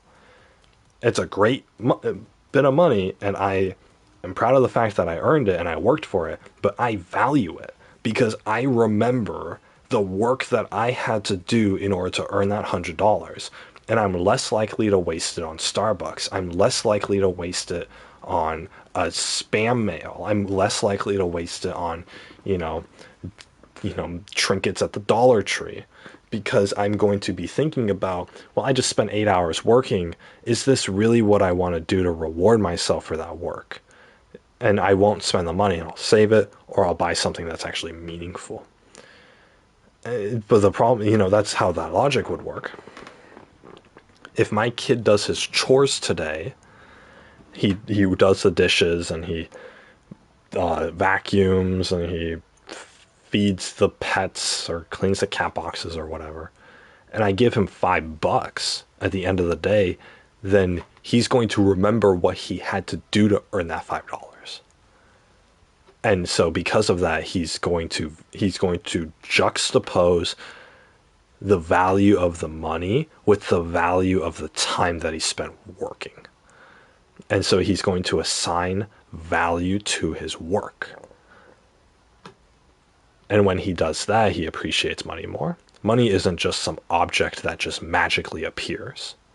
It's a culmination of the work that you did to earn it. But the thing is, with this skewed monthly payment system that we have for giving people paychecks, which again, I'm not blaming on anybody, but this is kind of how it works psychologically. If you work a job, you're not going to associate the value of your work, the value of your time, with how much money you're getting, because you're not getting your money that day. So how can you associate that with that? If I work on September 20th and I don't see the money from that days of work until November, almost 2 months from now, then I'm not going to remember what I did to work for that money. And all of a sudden just, oh, my company deposited $2,000 in my bank account. Whoopie-doo. What did I do to earn that? I don't know. What does that money mean to me? I don't know. I don't remember earning it. And because I don't remember earning it, I didn't earn it. And because I didn't earn it, I'm not emotionally attached to it. And because I'm not emotionally attached to it, I'm more likely to waste it on frivolous things. Oh, I still have money in my bank account. It just magically got there. And obviously people don't consciously think that it magically got there, but it's a subconscious thought. It's something that you think about without even realizing it. And that's a huge problem because you're just going to waste money. You don't understand the value of money because it's just magically there. It's the same results as if you got spoiled as a kid. If you got spoiled as a kid and, mommy and daddy just bought you everything, then you don't understand. You don't understand where that money came from, what it means, and the value of the things that you have. Oh, you got an iPhone for Christmas. Whoop-de-doo, right? Or you asked your parents for an iPhone and the parents gave it to you. Whoop-de-doo. You're not going to be careful with it. You're going to break it. You're going to drop it. You're going to leave it in the bathroom at school. You're going to do this and that with it or whatever. You're going to get viruses on it, whatever. You're going to be careless. You're going to be careless because you don't see the value in it. Because, oh, if it breaks, well, mommy and daddy got it for me magically. I don't know where it came from. I don't know where that money came from. So therefore, it magically appeared in my hands. And because of that, it can probably just, if I lose it or if I damage it, I can probably just magically get another one. And then the spoiled kid goes to mommy and daddy and says, hey, I lost my iPhone. I need another one, please. And the parents are like, no, you're not getting another one. And the spoiled kid throws a temper tantrum. They're not throwing a temper tantrum because they're evil. They're throwing a temper tantrum because they cannot mentally conceive why they cannot get another one. The iPhone magically, in their eyes, the iPhone magically appeared in front of them from their parents. Their parents pulled it out of their back pocket. Why don't you just have another iPhone spawn in your back pocket? I mean, just aren't you an iPhone appearing machine? Like, I thought that's what happened. Your brain didn't get to associate where it came from. Whereas if you work a job and you work every single day and you earn $1,000 and then you use that $1,000 to buy your iPhone, then you have a little more emotional attachment to the thing because you had to do all this work and you had to put up with all this crap at your job in order to earn it. And because of that, you're going to appreciate that more and you're not going to be so careless with it. And you're going to make it last. Because if that thing breaks, then there's another 2 months of working that part-time job at the ice cream shop in order to pay for it again. Pay for another one. Because you know where it came from. You don't know where in Chinese factories it came from, obviously. But you know that your iPhone came from your sweat and tears at your job. And you don't want to go through that again. At the very least, you don't want to go through that again. For the mistake of losing the iPhone. So you're not going to lose it. You don't want to go through that just because you were careless and you dropped the iPhone. So you're going to make damn sure you're not going to drop it. It's associating the earning of the reward. And with jobs themselves, they don't give you that. They don't give you that because how can I associate the money in my paycheck with the work that I did 2 weeks ago? How? It's not possible. Humans can't think that. Humans don't instinctually think that well. They logically think that well, but it's not an instinct, right? We can't control who we're attracted to in the same way that we can't control how our instincts work, how our subconsciousness works, right? Those childlike instincts, those primitive instincts of action and reward.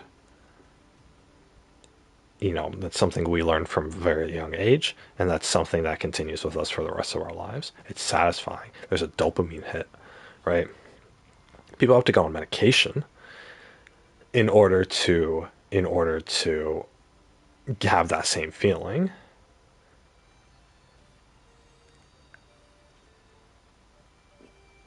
And so my whole point is that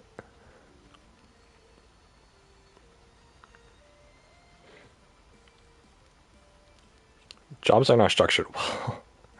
You don't get your reward. Even like back in hunter-gatherer times, right?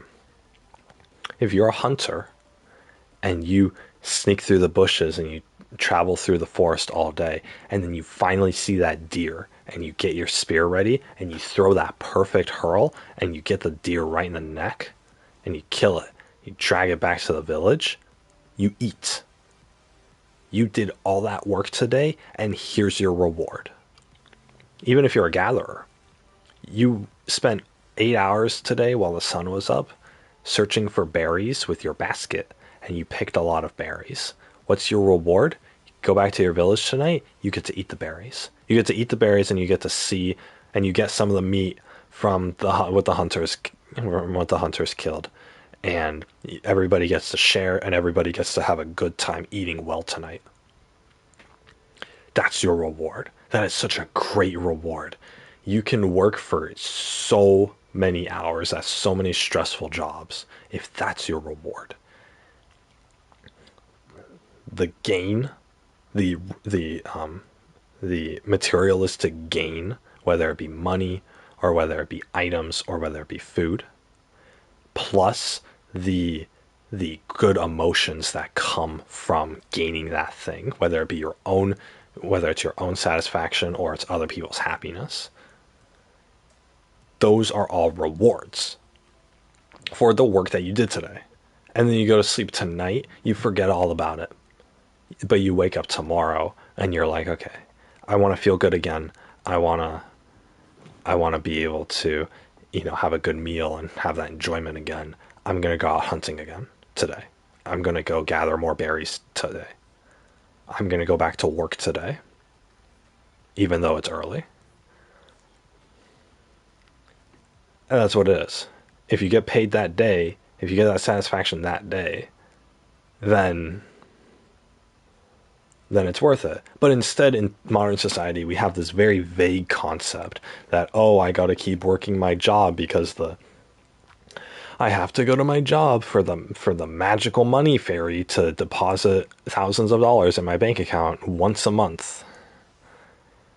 And apparently, I don't know, but apparently if I quit my job or if I'm late to work too many times, then I'm going to get fired.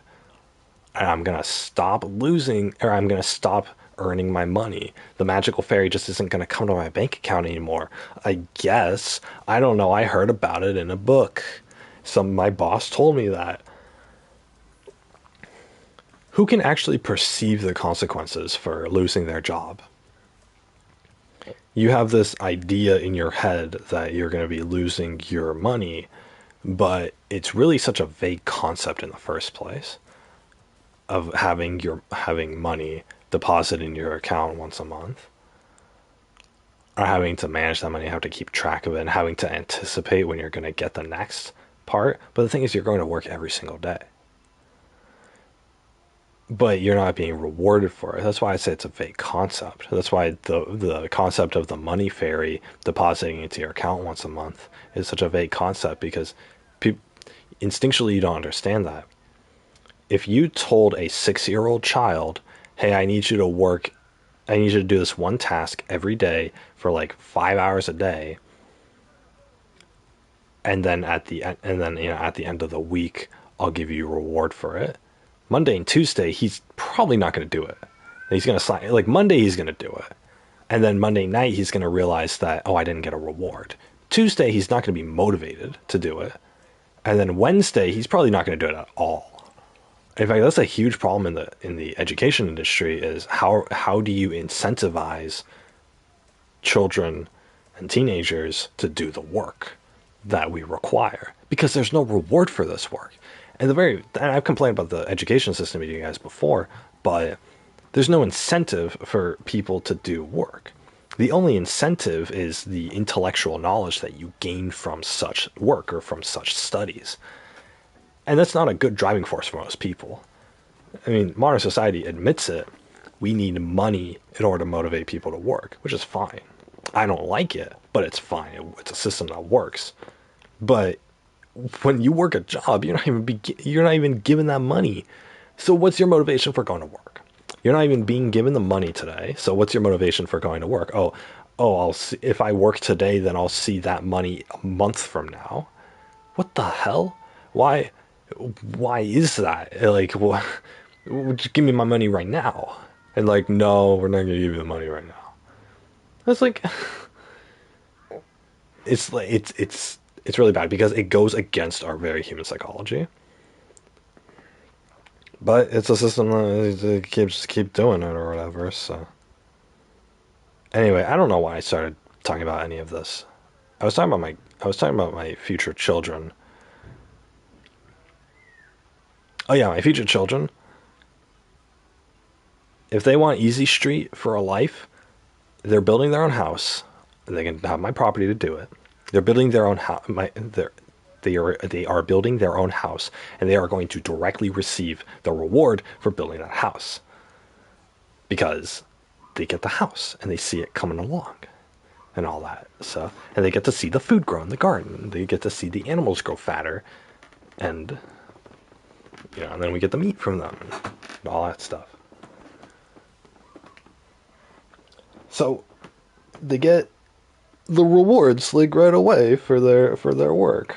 I mean, some things more than others. I mean, building the house obviously, but like with the growing the food and stuff, it's a little more ambiguous than that. So that one's kind of hard, but it's just this basic psychological thing.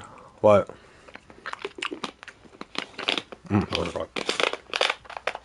But anyway, I hate those parents who are like, oh, you gotta throw out your kid at 18 and have him try and be out in the world on his own or whatever.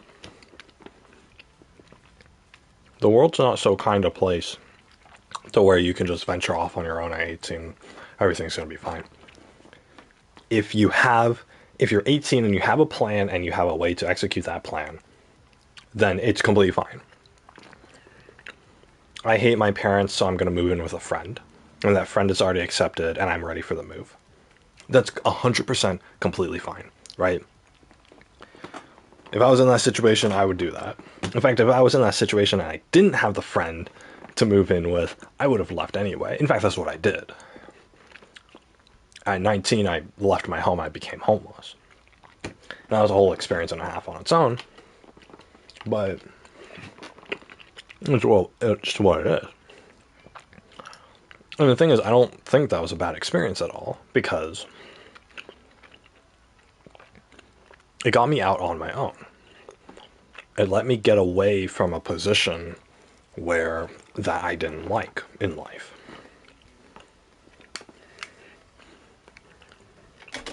And I got to explore other options.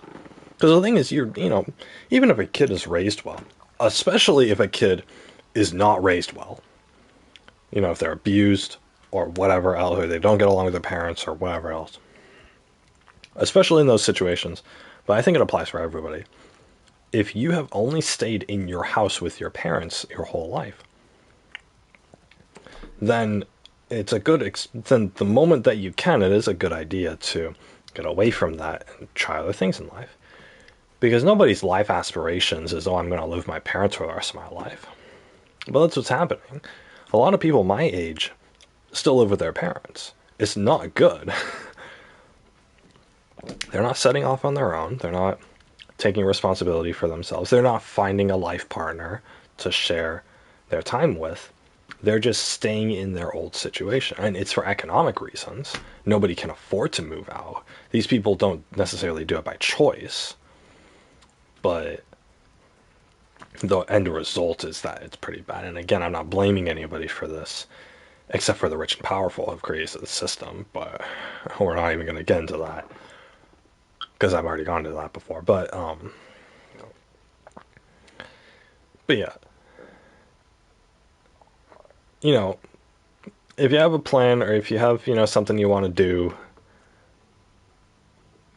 when you become an adult, then go do it, right? It's like go do it. First of all, there's no harm in doing it. Yeah, obviously there are risks, but there's no harm in doing it. If you believe you're putting yourself in a good position, then you are. A lot of it is about mindset. You got to do something, and you understand that it's unconventional, and you understand that you're going against the grain. Because going with the grain is living with the parents as an adult, going to college, and getting a degree, and then getting a job, and blah, blah, right? So if you're doing literally anything else, you're going against the grain. If you're moving out and traveling to Europe, and you're going to go backpacking for a year and staying in hostels and, all this stuff, then that's against the grain, right? If you're going to be like me and drop out of college and become homeless, then you're going against the grain. If you're going to move out and you're going to live with a boyfriend or girlfriend, You're going against the grain. It is something that's abnormal, especially to do at, that early of an age for most people. But that's what makes it great. That's what makes life interesting, is you do it. If it's something that you truly want to do, then you do it. And the attitude that you have where you think that things will be better when you do it, or things will be better because you do it, that alone will make it a good experience, regardless of how it turns out. Regardless of how it turns out. I mean, yeah, obviously things can, shit can hit the fan and you can end up in a worse position. But more likely than not, you're going to end up in a good position. And more likely than not, your experiences as a young adult will give you a new perspective and prepare you for life. Because you're not going to be prepared for real life if you just stay with your parents all the time, if you just stay at home and rely on mommy and daddy to take care of you, and you rely on their house to do all that, to give you a safe space, a place of comfort. You're never going to be prepared for life. Preparing for life means going out and doing it and, succeeding or failing, but it's about doing something that you think will be good. The experience becomes good because of that, no matter how it turns out. I think that there's something romantic about that. I think that there's something really romantic and inspiring about going against the grain and doing something that most people won't do, that people tell you not to do. If somebody's telling you not to do something, then you have more of an idea that it's probably going to be a good idea. Because you have normal people telling you that it's not. And if you don't want to be normal, if you don't want to be tied down by normal conditions and a normal lifestyle, then normal people who do want that, telling you not to do something, they're, like I said yesterday, they're telling you they're telling you something based off of what they themselves want. They don't understand who you are. They understand who they themselves are. And they're using this really twisted version of the golden rule where they think that you think the same way as them. They think that you want the same things in life as they do. They don't know you. Nobody knows you. You're you. You're not them. You're not anybody else. You're you. So you do what you want. And by virtue of you wanting that thing, you will enjoy it. And life will never be bad after having done it. It can only be a positive experience.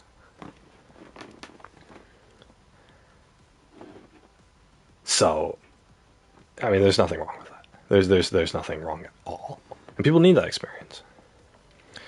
I needed to become homeless before I realized that I gotta work.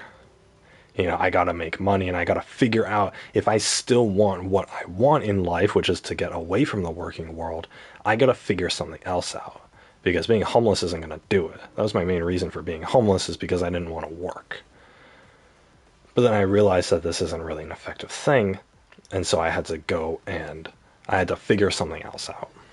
And it took me many years to figure that something else out, but I think I finally found the solution, and I found evidence that other people are doing it. And I've had like different variations of this idea for years and years, and this is what I've solidified with all of that in mind. But it was because of my initial experiences of dropping out of college and doing this or whatever that I really got to discover what I myself wanted in life. Because when I was 18, when I was 19 years old, I didn't know what I wanted. The only thing I knew I wanted was, a girl to spend my life with, right? As I've told you guys before. But everything else about how I want to live my life and stuff, I didn't understand any of that. And it takes going through those experiences and taking that leap of faith and doing things that other people would call you stupid for. It takes doing those things in order to figure out what you want. You will succeed 100% of the time. Because even if things don't turn out the way you want them to exactly, you will have gained such a good perspective from that experience, that you'll be able to take that forward with you and use it as a stepping stone to figure out what you truly want. And I do truly think that people know what they want. They just don't understand it yet. I truly think that. People know what they want. They just don't know how to get it. They just don't understand how to get it in this world. And it doesn't help that that every other person is a naysayer. You express what you want and people tell you, no, that's not possible, or no, you don't want that. I've heard so many people tell me that. Hell, with my freaking opinions about romance. I've had people close to me tell me that that's not what I want. I'm 27. I goddamn know what I want. And I've wanted the same thing my entire life. I wanted the same thing that I did when I was 14, that I did when I was 8 years old. I was 8 years old, and the very first thought about any of these advanced romantic desires that I had was, I'm sitting in front of my GameCube. I remember it vividly. I'm sitting in front of my GameCube in my living room with the controller, and I look next to me, and there's an empty spot. And I think to myself, I really want somebody to play with. And that initial thought when I was 8 years old has stuck with me for my entire life. I knew what I wanted then. I didn't understand my desire, but I knew it. And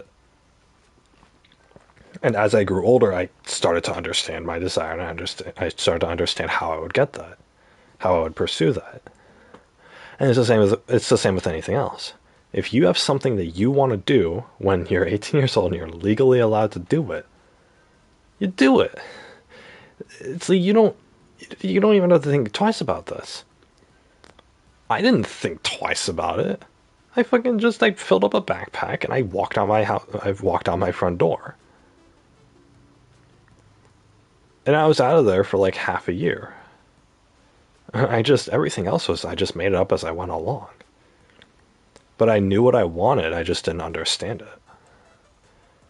And I did the experience, and it opened my eyes, and it started a transition period that I took with me. But without that experience, what would I have done? I would have continued going to college. I would have been depressed, insanely suicidal.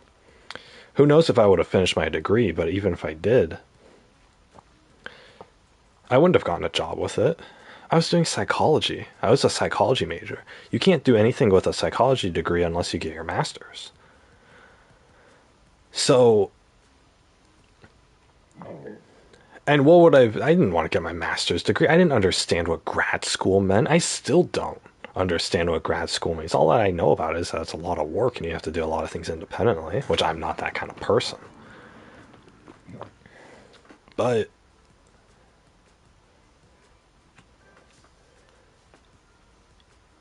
I didn't understand any of this. Well, the thing is, if I didn't understand any of it, I never would have understood any of it. But if I had not done it, if I hadn't dropped out of college and become homeless, against everybody's advice, if I had listened to everybody and I had just stuck with college and done it, yeah, I'd have my degree. A useless degree that I can't take to any job. I would have been 22, or I would have been probably about 23 actually, and I would have had no job experience, a degree that doesn't actually apply to anything, and I would have been so exhausted I would have been swimming in college debt, which companies would start calling me to pay back. I wouldn't be able to pay it back because I don't have a job. What am I going to do for work? I'm going to get whatever I can. I would have either gotten a minimum wage job just to pay the bills, or I would have gotten my previous job, because that's what my mom would have recommended to me. And then I would have started my previous job. 2 years later, than I already had, and I would have started working and then realized that working sucks. And then I would have probably quit when the stress overwhelmed me, and then I probably would have just become homeless again.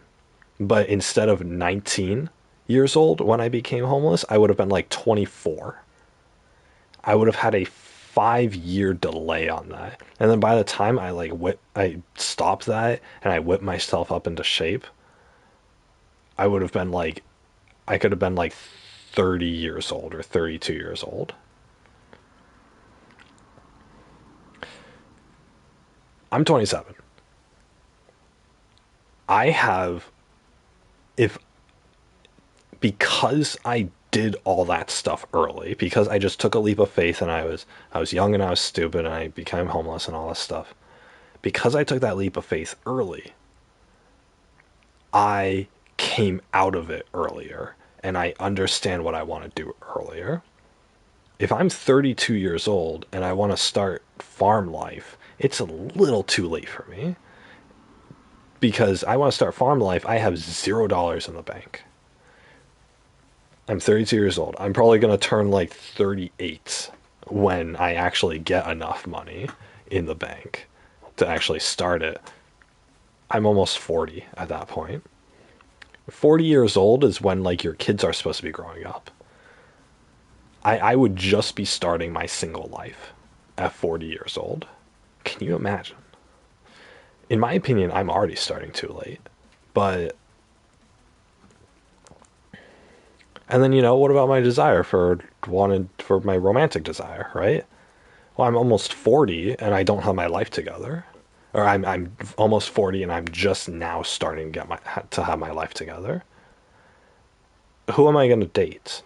The only people who would be in my age range who I could date would be people who have had their lives together for like the past 2 decades. I'm talking like single moms. I'm talking like, you know, people who focused on their careers and who are like CEOs in their companies or whatever. People like that. I don't relate to these people. I'm 37, 38 years old and I just stopped being a kid. And these people have been adults for way longer than they've been kids. And I'm now just starting. Right? A 37-year-old with the mentality of an 18-year-old. That's not going to do well, and I'm going to end up single and alone. But because I didn't do that, because I didn't just go to college like people told me to, and I didn't just get my degree and just get a job like people told me to, I got to have really good life experiences early, and I got to understand what I want with myself early on. And then I got to have that perspective. I still think I'm a little late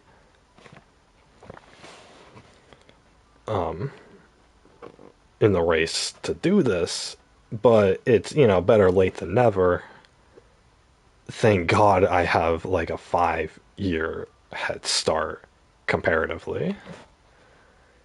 Because the lesson of the story is if you don't do what you think you want to do now, then you're just going to be living half of a normal life until you eventually do what you think you want to do. Because if you just suppress your desires and live a normal life because of circumstances or because of whatever else, that desire is never going away.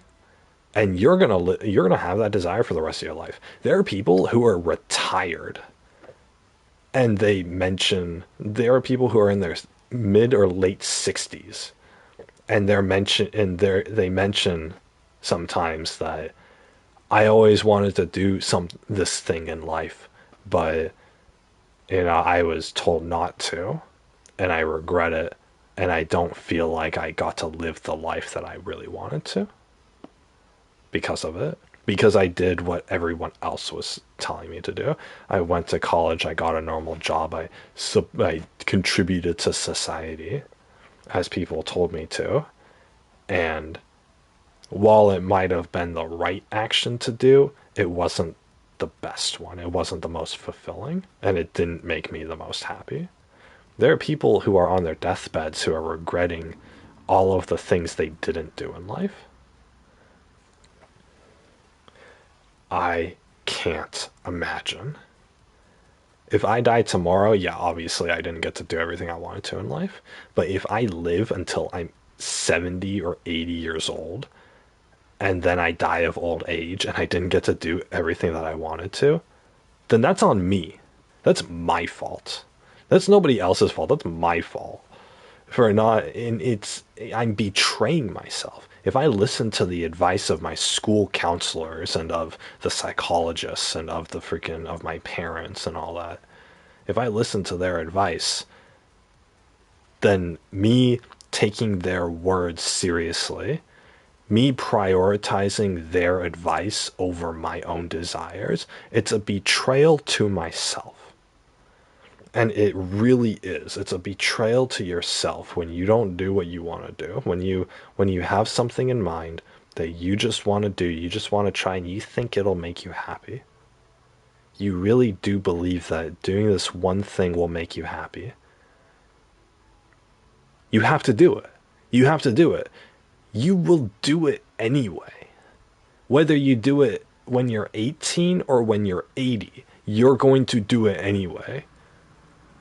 And every single day that you don't do it is a day that you're living a fake life. And you'll feel it.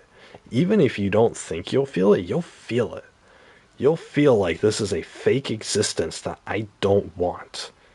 And then you'll tell yourself, oh, but what I do want is not possible, and other people advise me not to, and blah, blah, blah. Why would you do that to yourself? Why would you do that to yourself? Who gives a shit if you're going to be homeless?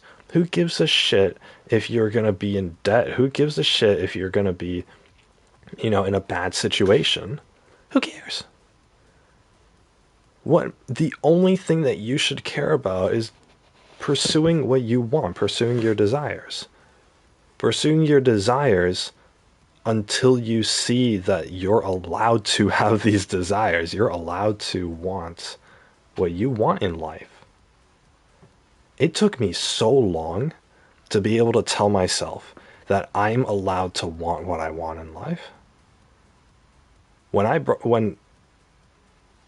up with my ex, I thought it was over. I thought it was like game over for me. I thought that I wasn't allowed to want this anymore. I'm not allowed to want this because it didn't work out, and maybe this kind of relationship can't work out, and maybe I'm wrong for wanting this. Maybe I'm never allowed to have it.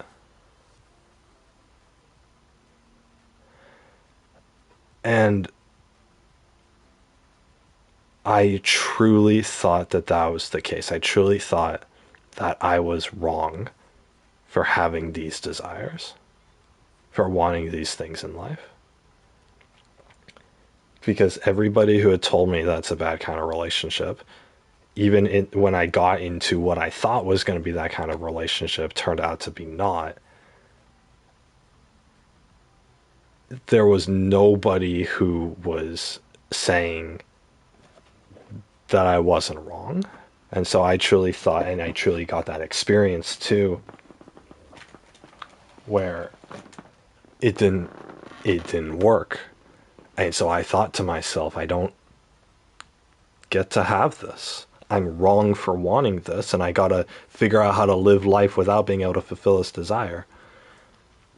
And that plagued me. That really plagued me. That was the lowest point in my life. It was after that breakup. It wasn't the breakup itself. It was the fact that what I wanted didn't work. And so I thought that what I wanted couldn't happen. It was impossible. And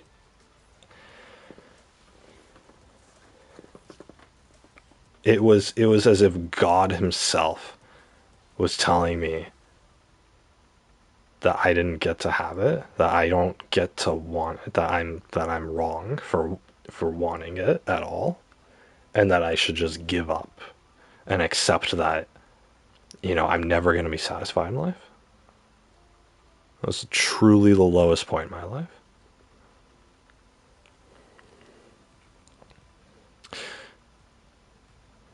But then, of course, after that, I met somebody who proved that wrong. And, I got hope for the world again. So I'm, I mean, obviously that period of my life's over, and I feel a lot better about myself now because I did meet that new person, and, it assured me that no, I can have what I want. Everybody else says no, but I just need that one person to say yes. And she did. And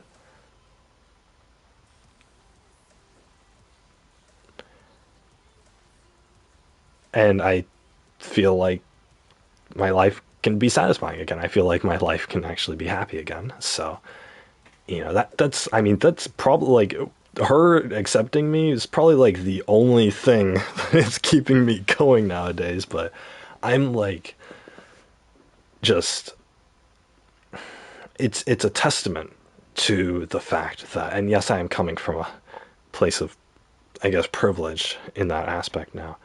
It's a testament to the fact that you can have what you want. If you have desires, those are real desires. And I'm not talking like a basic desire. It's like, I want to travel here, or I want to do this or whatever, right? It's not like the basic stuff, right? Because obviously basic desires you can do and you have the opportunity to do and whatnot, right? But I'm talking about those like deep desires. I'm talking about like romantic desires, and I'm talking about like living situation desires and all of that. You you want a certain kind of person in your life, and you want a certain kind of life to live, and those are real desires and those are obtainable. It's like I said the other day, where if you want something, then 100% there exists somebody else out there who wants the same thing. And we're so alone in our worlds, especially if we're weird. We're so alone in our worlds because we're surrounded by normal people who live normal lives and have normal people advice. So we're so alone and isolated that it's easy to get lost in all of the naysayers who basically tell you that you're wrong for wanting this or you're wrong for wanting that. It's so hard. It's so easy to believe that. And for a time, I believed it. That's why I'm so passionate about this. I don't ever want to be in that position again where I believe people who deny me, where I believe the people who tell me I'm wrong, because I'm not wrong. You're not wrong. Nobody's wrong in their desires.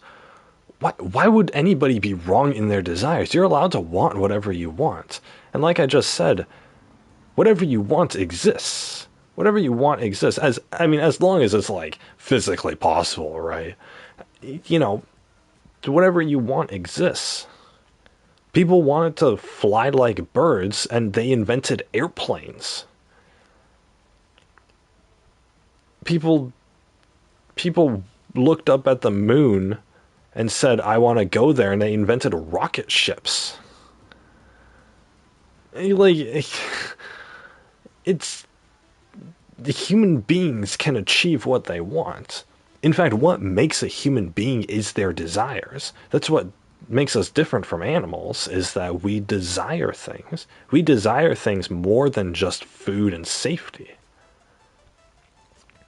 We want these very specific and particular things in life, and we pursue that. And the thing is, there's so many of us on this planet that there are people who want that. There are people who want the same thing as you. There are people who want to be a part of that thing with you. And you you get that. And I don't know. The worst thing I ever see is when people are told that they're wrong and they listen to them. And they listen to that. That's the worst thing ever. I want to go up to that person and shake them and say, don't listen to them. Don't listen to them. They aren't you. You're allowed to want what you want. You're allowed to go for that thing that you want. I've talked to people like this. I've talked to people and I'll ask, what are you doing with life? And they'll tell me. And then my next question will be, what do you want in life? What would make you the most happy? If anything were possible. And I have to phrase it like that. If anything were possible, because these people think it's impossible. Oh, I want a girl who does this. Oh, I want a boyfriend who's like this. Oh, I want a living situation that's like this. They think it's impossible. So I have to phrase it like, if anything was possible, what would you want? What would make you the most happy? And they will tell me some completely realistic desire. Some desire that I've seen other people living their lives like that. Oh, I just want to go into the woods and, make a log cabin, live off grid. Oh, I just want to find a girl who will love me when I'm this type of person. Oh, I just want a career where I don't have to work 40 hours a week and I have time to spend with my kids. Whatever. It could be like a million things. It could be, oh, I just want to go backpacking in Europe and hitchhiking and stuff. It could be anything. I've seen it all. I've heard it all. And I'll tell them, dude, I told you, if anything's possible, and you just told me a completely realistic desire. You told me something that there are people out there doing right now. There are people who've done this thing that you're asking for since like the dawn of time. There are people out there doing this. You can do it too. You're allowed to do it. And they'll be like, no, but I can't. And I'm thinking, why would you do that to yourself? Oh, I can't. And I'll ask them, well, why can't you? And you can tell this is the first time that anybody's actually like tried to encourage their desires. You can tell the kind of people who are beaten into submission are the ones who think that their desires are wrong. It's the kind of people who suppress their own desires and just live a normal life because other people told them to. It's exactly these kind of people. And you can tell one conversation, and I can tell that that's the case with so many of these people. I ask them why. Why can't you do that right now? And they say, well, because it would be hard, or it'd be cost a lot of money, or I can't live in my country like this, or it's not a long-term solution. And it's like, dude, do you think any of the people who are doing this thing right now that you're talking about, do you think they're all dead right now? Like, do you think they're all like suffering in misery right now after they've done it?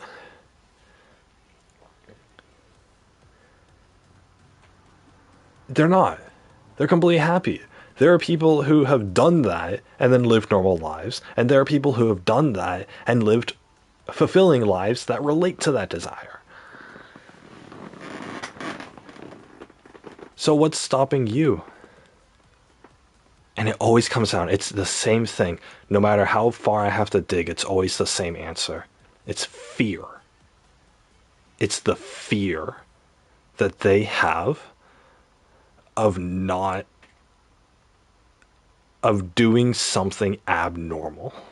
That's all it is. It's not the normal accepted thing to do, and so they're scared. That's what it is. Every single discussion, every single person I've ever talked to about this, it's the same answer. They're scared. And why are they scared? Because their whole lives, they've been told that they're not allowed to do it, that it's not a good thing to do. If you just, drop out of college and move across the country with no plan, that's a stupid thing to do, and it's scary, and you're going to be homeless, and you're going to starve on the streets. Do you guys know what it's like to be homeless? Do you guys know what it's like to starve? I fucking know both of those things. I know those things so, like, life-threateningly well. And let me tell you, it is a million times better than whatever the fuck you're complying to. A million times better. I would go through all of that 100 times than have to suffer a day taking the advice of other people, taking the advice of people who don't have my best interests at heart. And I'm not that strong of a person. I'm not. I'm not. I love my comfy bed. I love my 3 blankets that I have in my and the way that my inner bed sheet, moves and feels on my skin as I sleep until 3 in the afternoon on a Wednesday. I love that feeling. I love my giant TV that I worked hard for and I earned the money for and whatnot. All these normal things, right? I would give all that up in a heartbeat if it meant that I had to go against my desires to do it. If I had to go against my desires to have it. A heartbeat. Take everything away from me and drop me in a city I don't know with no money in my wallet. As I would take that over any of the crap that these people are putting up with. Oh, I have to go to college though. Well, do you like going to college? No. Well, are you going to like the job that you're going to get? No. Are you going to live a fulfilled life having worked that job for 40 years? No. Well, then what the fuck are you doing? Oh, but I have to. I have to. I'm poor and there's no other way. I will be even more poor if I don't do it. I just want to have the money to live. Nobody's going to let you die. That's for damn sure. Nobody's going to let you die in the first place. When was the last time you heard about somebody starving to death? You didn't. Nobody starves to death anymore. You're not in Africa. You're not in some poor village in Africa. You're not starving to death. You're not in some Chinese slave camp. You're not going to starve to death. If you are in Africa or in the poor parts of China, then yeah, my heart goes out to you. This obviously doesn't apply to those people. It applies to every single other human being on the planet who has the privilege of not having to worry about starving to death. And I fucking know starvation.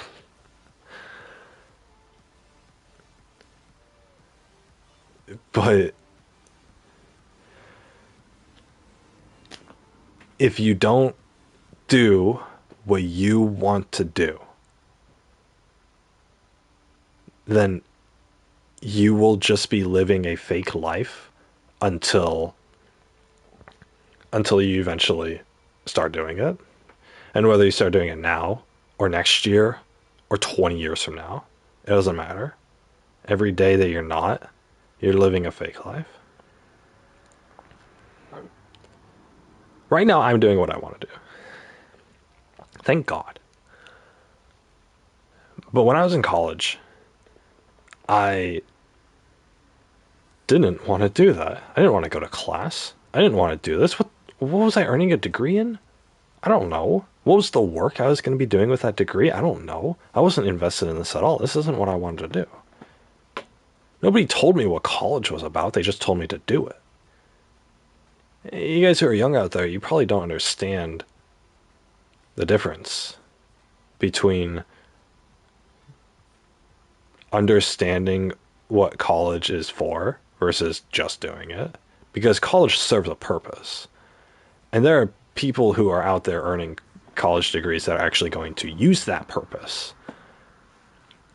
But you don't understand that purpose. A lot of people don't understand the purpose of college.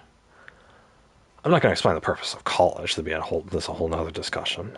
But If you don't understand what it's truly about, then you don't understand why you're doing it. And most likely, if you don't understand what it's about, then you don't want to do it.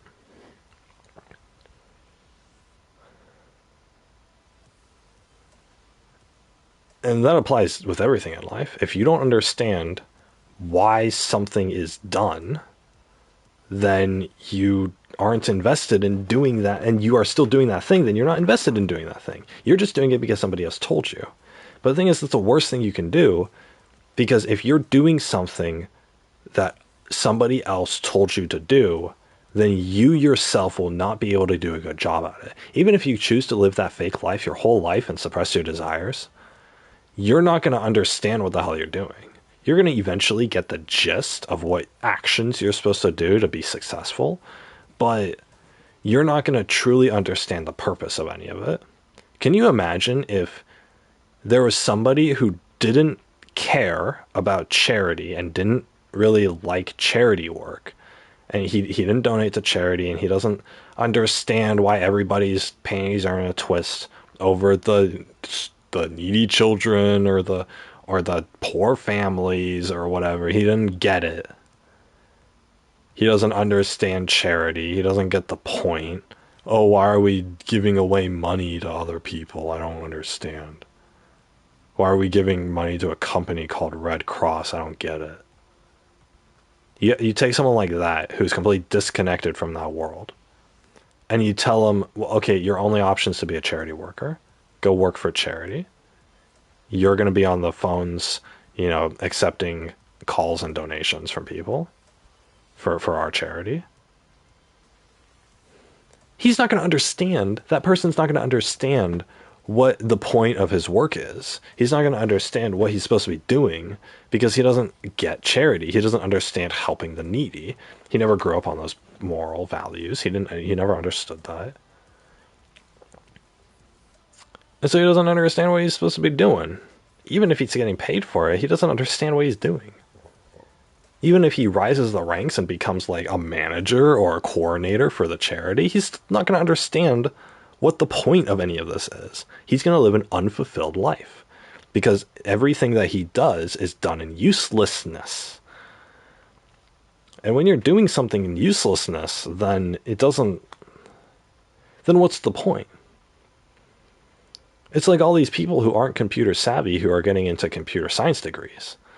It's like, why, if you've never touched a computer before and you only use an iPhone, why are you all of a sudden coding, programming code, lines of code and building websites and stuff? That doesn't make any sense. You've never touched this. You've never expressed interest in this. And they do it for the paycheck. But they do it because they're told that they have to. That's what it is. And they're not invested in it.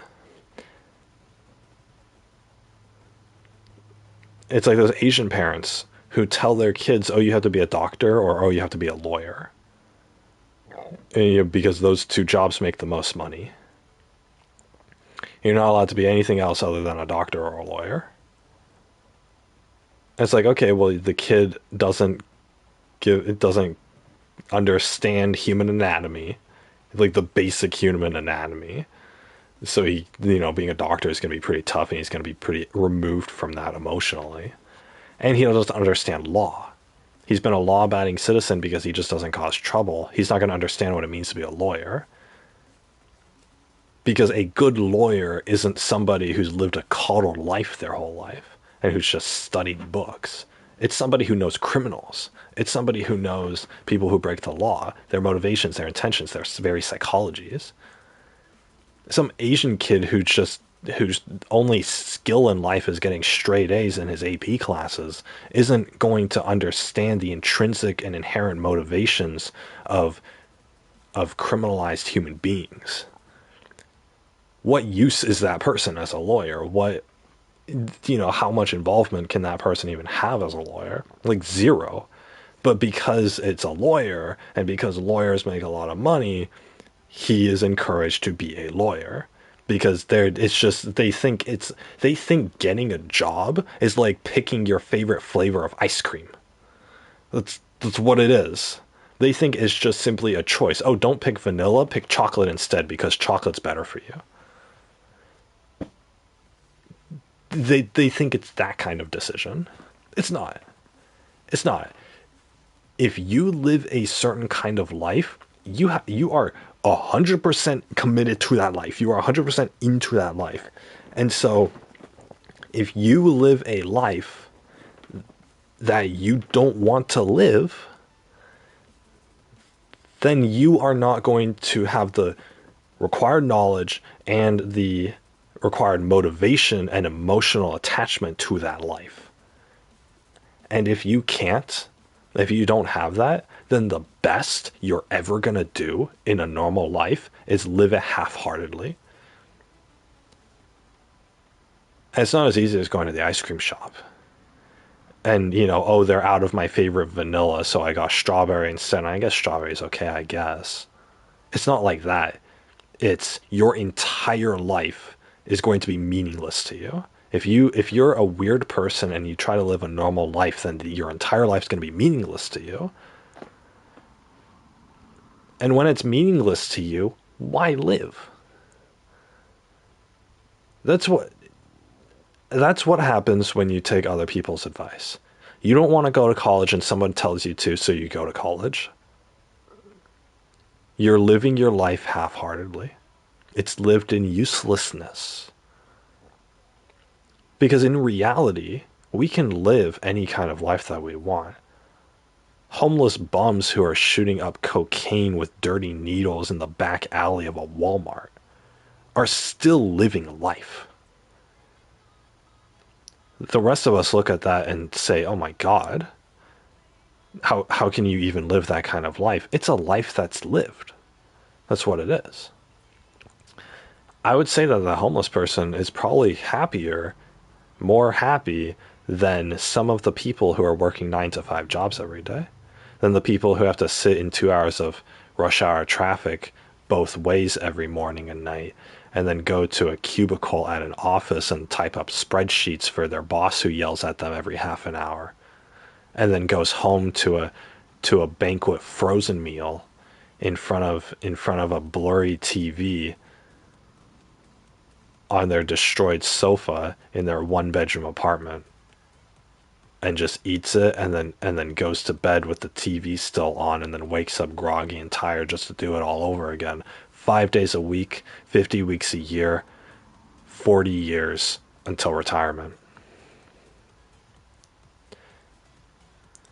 Hell, in the face of that, I'd rather be shooting up cocaine in the back alley of a Walmart, to be honest with you guys.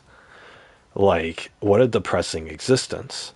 It's not depressing if you're invested in that, though. That's why I only said some people who are doing that. If you're the type of person, and I will call this type of person normal, if you are the normal type of person who naturally wants to work a full job, and you want to work in a career that you think is fulfilling for you to work, and you're focusing on your career, which a lot of people do this, then all the power to you. That's something that you want, you desire it, you are living a life that makes you happy. 100% power to you if that's what you want to do. But for the rest of us, the thing is, that kind of life, people look at that kind of life as, oh, I'm being fulfilled at my job, and they think that's the default. They think that's the default, and you're wrong for not wanting to live that kind of life. You're not allowed to you're not allowed to want anything else other than that specific lifestyle. And that's where people's advice comes from. That's where you should go to college comes from. Should you go to college? It depends on what you want. Nobody's going to tell you that. You go to high school and you ask the school counselor, "Hey, should I go to college?" That counselor, without knowing any information about who you are or what you want or what your personality is or what your grades are or where your interests lie or what your hobbies are or anything like that, that student counselor is going to tell you, yes, you should go to college. Because his default answer for any human being is you need to go to college. Guess what? There are a lot of people out there who don't go to college. In fact, there are a lot of millionaires out there who didn't go to college. There are a lot of millionaires out there who don't have their high school diplomas.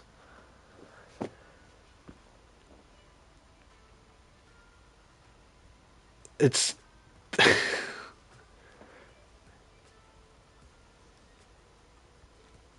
I mean, I could bring up so many examples. Aaron Hansen. He's if you guys have heard Game Grumps before, he's the owner of Game Grumps. He dropped out of high school like sophomore year, like his second year of high school. He's just stopped going. He was depressed, suicidal, the whole nine yards, and he just didn't want to go. And he fought with his parents. He has a bad relationship with his parents over that and various other things. I don't know why he doesn't splurge out his personal life, but he kept himself alive in Southern California, which is expensive. He kept himself alive, and he now runs. He's like 5 or 6 years older than me. He's now a multimillionaire off of doing YouTube. He does the freaking YouTube. He started off doing like animated short videos as a YouTuber. Or he didn't even do it on YouTube. He did it on Newgrounds, which you don't get paid for doing animations on Newgrounds. It's free. It's freely uploaded content. So he started off there, and he just moved to YouTube. He was doing drawings. That's what animation is. It's just a bunch of drawings. He drew these like really weird looking characters, and he just made animated shorts, like 30-second videos or like 2-minute videos. And that's all he did. And then he grew that into a business. He grew popularity from that, and then he started a business, and he's a multimillionaire now. And he runs a company that employs like 10 people in Southern California. This is a guy who dropped out of high school. This is a guy who doesn't have his high school diploma. He didn't even go back for his GED or anything like that. And that's a real success story. I don't even want to highlight real success stories like that. I want to, if you don't like high school, don't do high school, right? And there are people who dropped out of high school who are still living happy lives right now. They dropped out of high school 20 years ago and they're living happy lives right now. They didn't suffer. The only thing they suffered with is trying to find their place in a world that told them that that was wrong to do. But you don't. I mean, if you have something to do, if you have something you want to do, then you do that. So every high school counselor who tells you, yes, you should go to college is wrong for telling you that without any information. If you go up to a high school counselor and you tell them what you want in your life, and you have a real discussion with them, and at the end of the discussion, they could either say yes, go to college, or they could say no, don't go to college, then that's actual advice, right? I'm sure that if I went back to a counselor and I told them what I wanted in life, and I told them what I found what was wrong with the world, and they actually listened to me, they would probably, and they were a good counselor, they would probably still tell me to go to college. But they would tell me to go to college with this specific goal in mind. They wouldn't do what every high school counselor that I've ever seen does, where they say, yes, you should go to college. What do you want to major in? And then you give some answer, and they're like, okay, cool. Looks like you're good to go. Here's how you do that. Bye-bye. That's all it is. It's not a high school counselor. It's not a high school counselor at that point. It is a here's what you do in college person. And that implies that you want to go to college. And so if you ask somebody like that who's wearing the disguise of giving you proper life advice, you ask them, should I go to college? Of course they're going to say yes, because it's the only answer they know how to give. You look at a normal person who works a 9-to-5 job and they're kind of okay with that, but they think that's the only path in life, and you're going to be a homeless bum working at McDonald's if you don't do that. And you ask that person, hey, what should I do with my life? Then what do you think they're going to tell you? What do you think a normal person who's lived their whole life doing normal things is going to tell you to do? They're going to tell you, do the normal thing. Do what everybody else is doing. Go to college, get a job, work for your whole life. That's what they're going to tell you. And so in the face of that, you have two options. You have two options. You either succumb to the pressure and you do that, or you completely have to rebel against the pressure and you have to just walk away.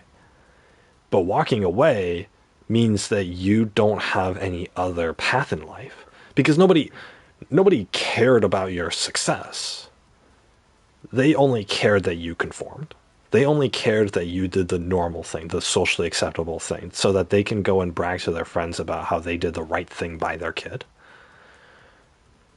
It's these parents, it's these counselors, it's these teachers, and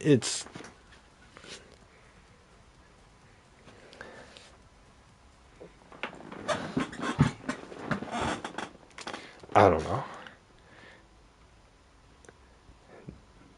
I vowed never to fall into that trap because I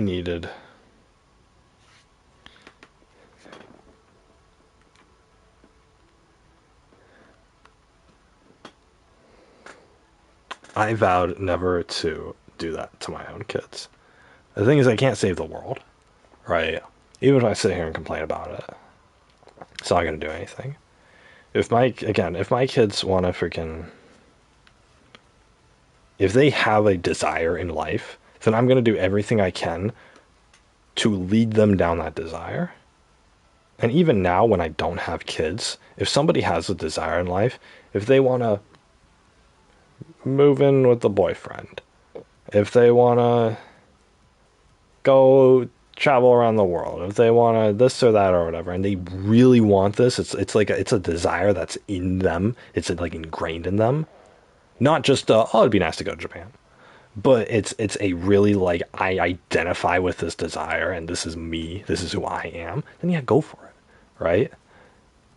There are a lot of people out there who have the desire, like it's not just oh, I should take a vacation in Japan. It's I identify with Japanese culture as a whole and I want to spend my life there. And then they pursue that. That's not the normal thing to do, but that's what they do. And they're called all sorts of names. They're called, oh, you're just a weeaboo. You're just, fetishizing Japanese culture and blah, blah, blah, right? But they don't listen to that. Some people listen to that and they don't do it. And that's the sad part. But there are other people who don't listen to that and they do it instead.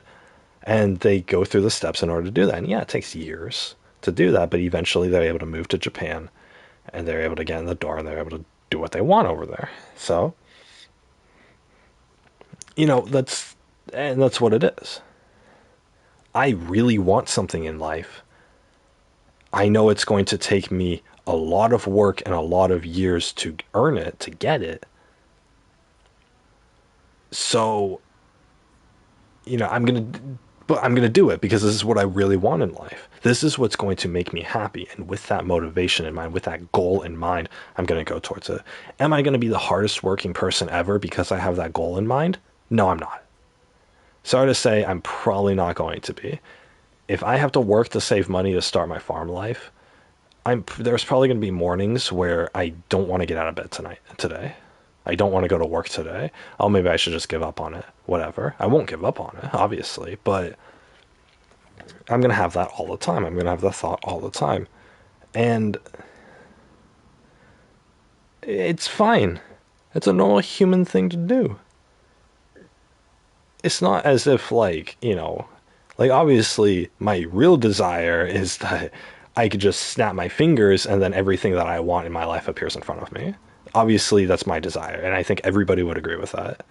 Where oh, it'd be so easy if I could just press a button and everything just works out magically and I just gain happiness automatically.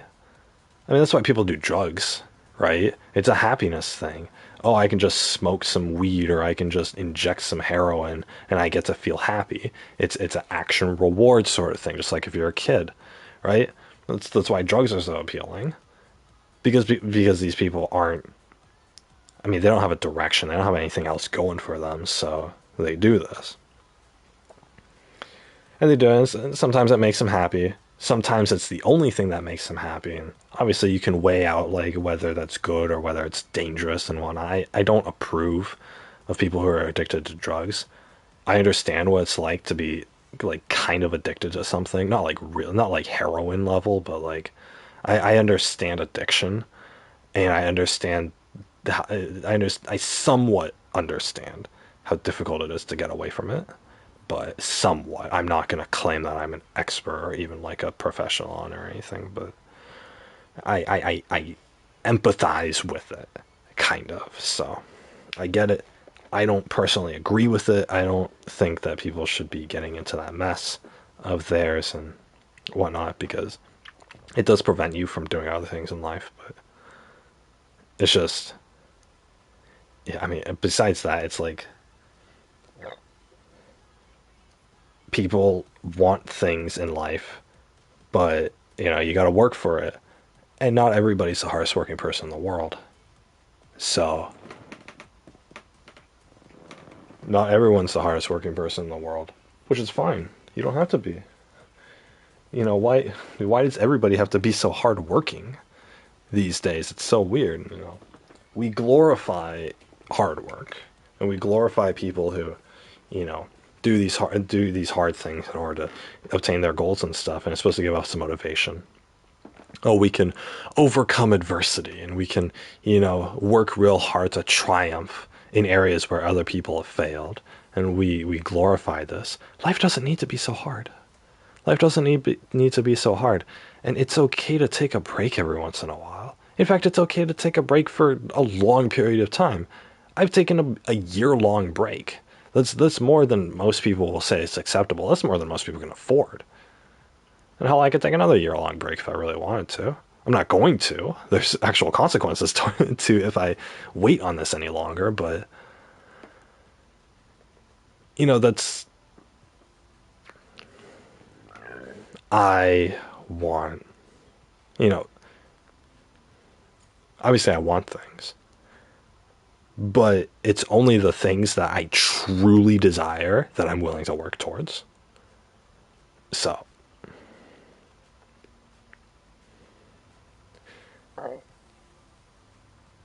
I mean, I can still be lazy. I'm not going to sit here and pretend like I'm, the hardest working person in the world and I'm going to do anything to achieve my goals. Cuz I mean, it's a matter of exposure. It's a matter of just like forcing yourself forward to do it. If I, you know, if I get to a plot of land that's empty that I own and I'm like, okay, I'm going to build a house here. And then a full day passes and I haven't done any work on it. I haven't dug anywhere. I haven't, whatever. Maybe I dug with a shovel into a hillside for like an hour. And I was like, man, I'm sick of this. And then I just took a break and I just like took a nap in my truck and whatever else.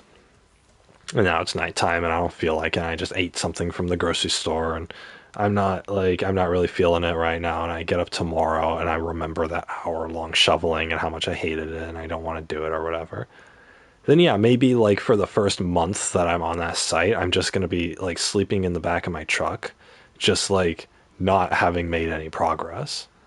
I'm not going to be, rudimentary schedule. Oh, from 8 o'clock to 6 o'clock, I'm going to be, doing this work and these are the steps I'm going to be doing and pacing myself and blah, blah, blah. Right. I'm not going to do that.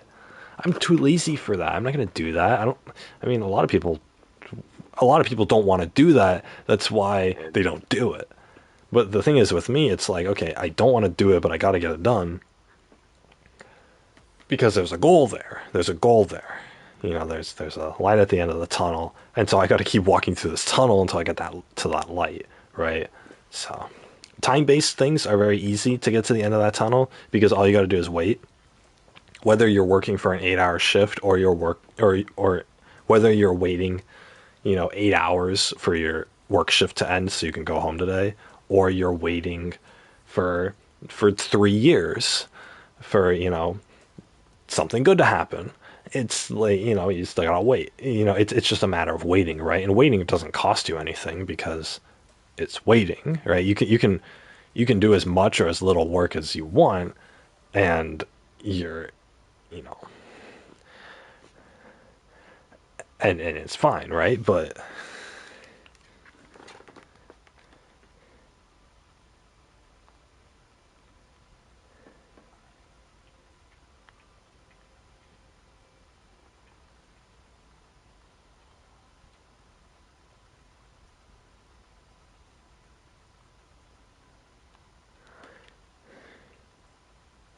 But God, I got freaking.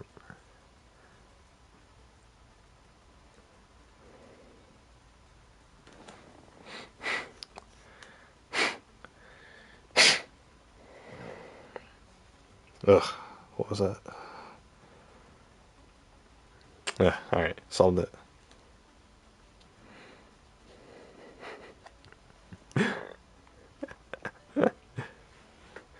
Are you from Kentucky? Yeah, what was I saying?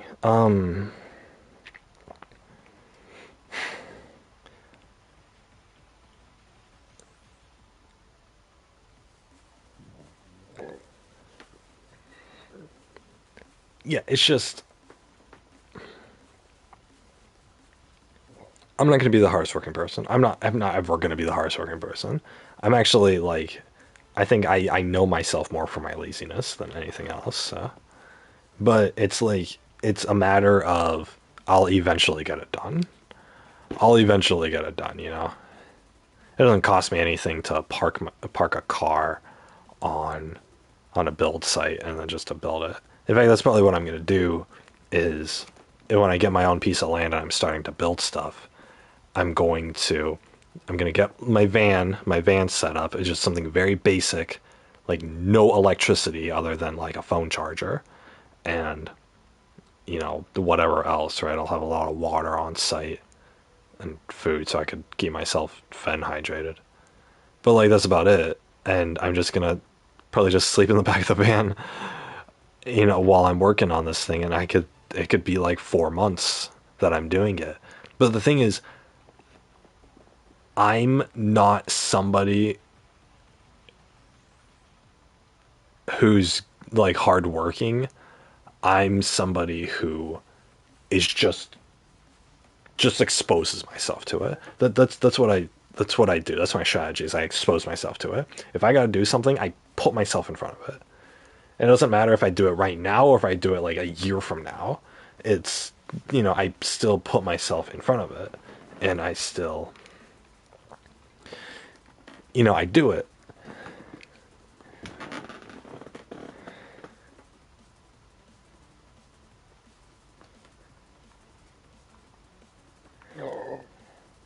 Or I don't do it.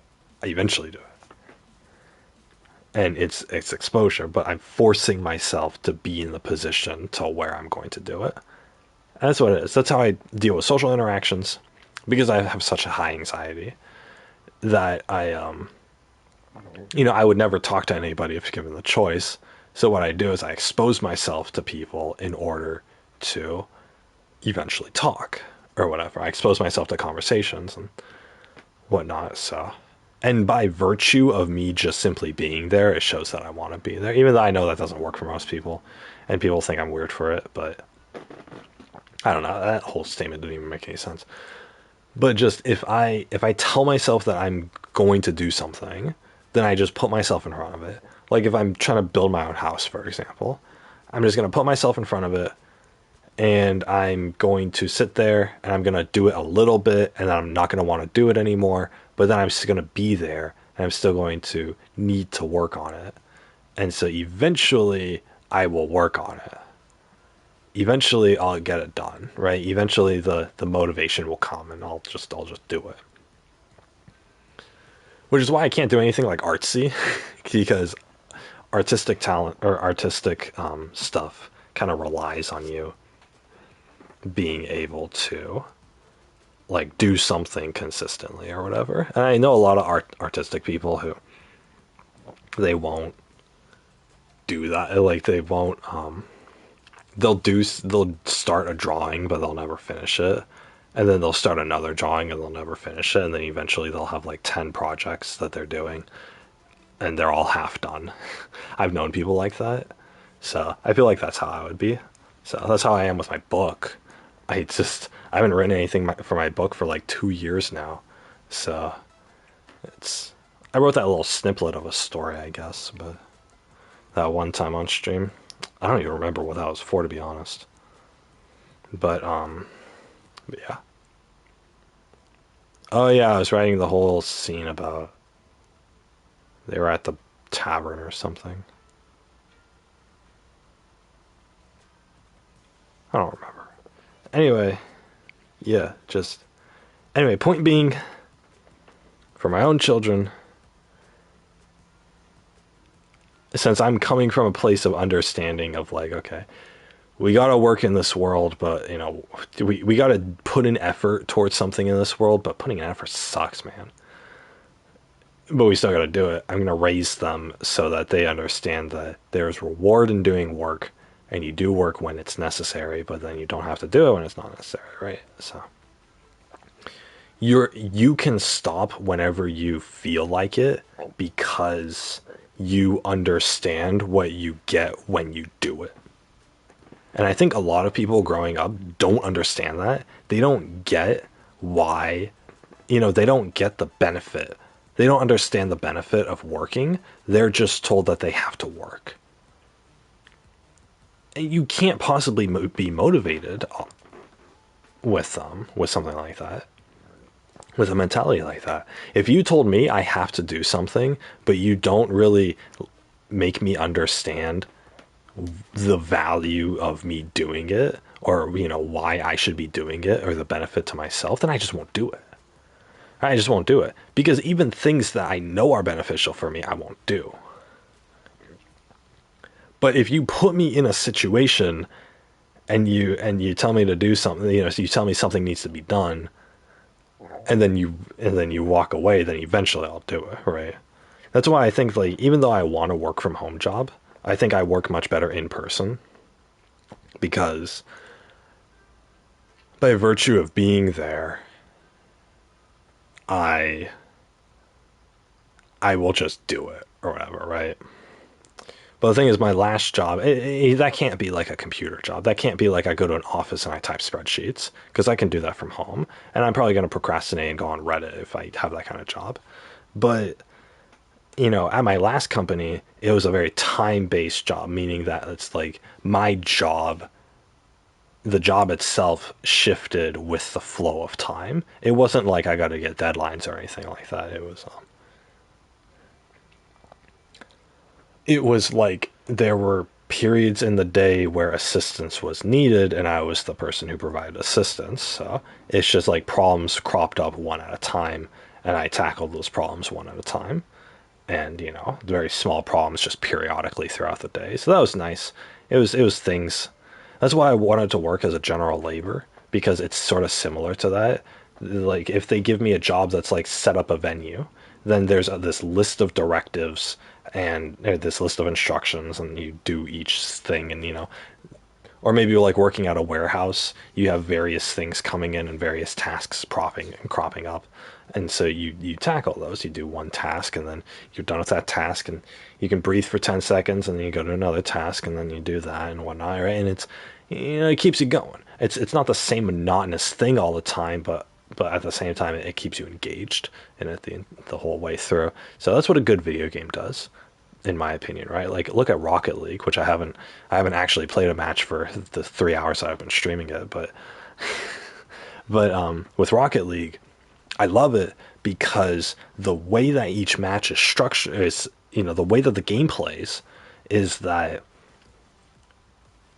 you hit the ball and the ball goes in a direction, and and depending on where it goes, how far away you are, where the enemies are, how they're going to hit it, how your teammate is going to react to that, and how they're going to hit it, and where the ball could go next, and all this sort of stuff.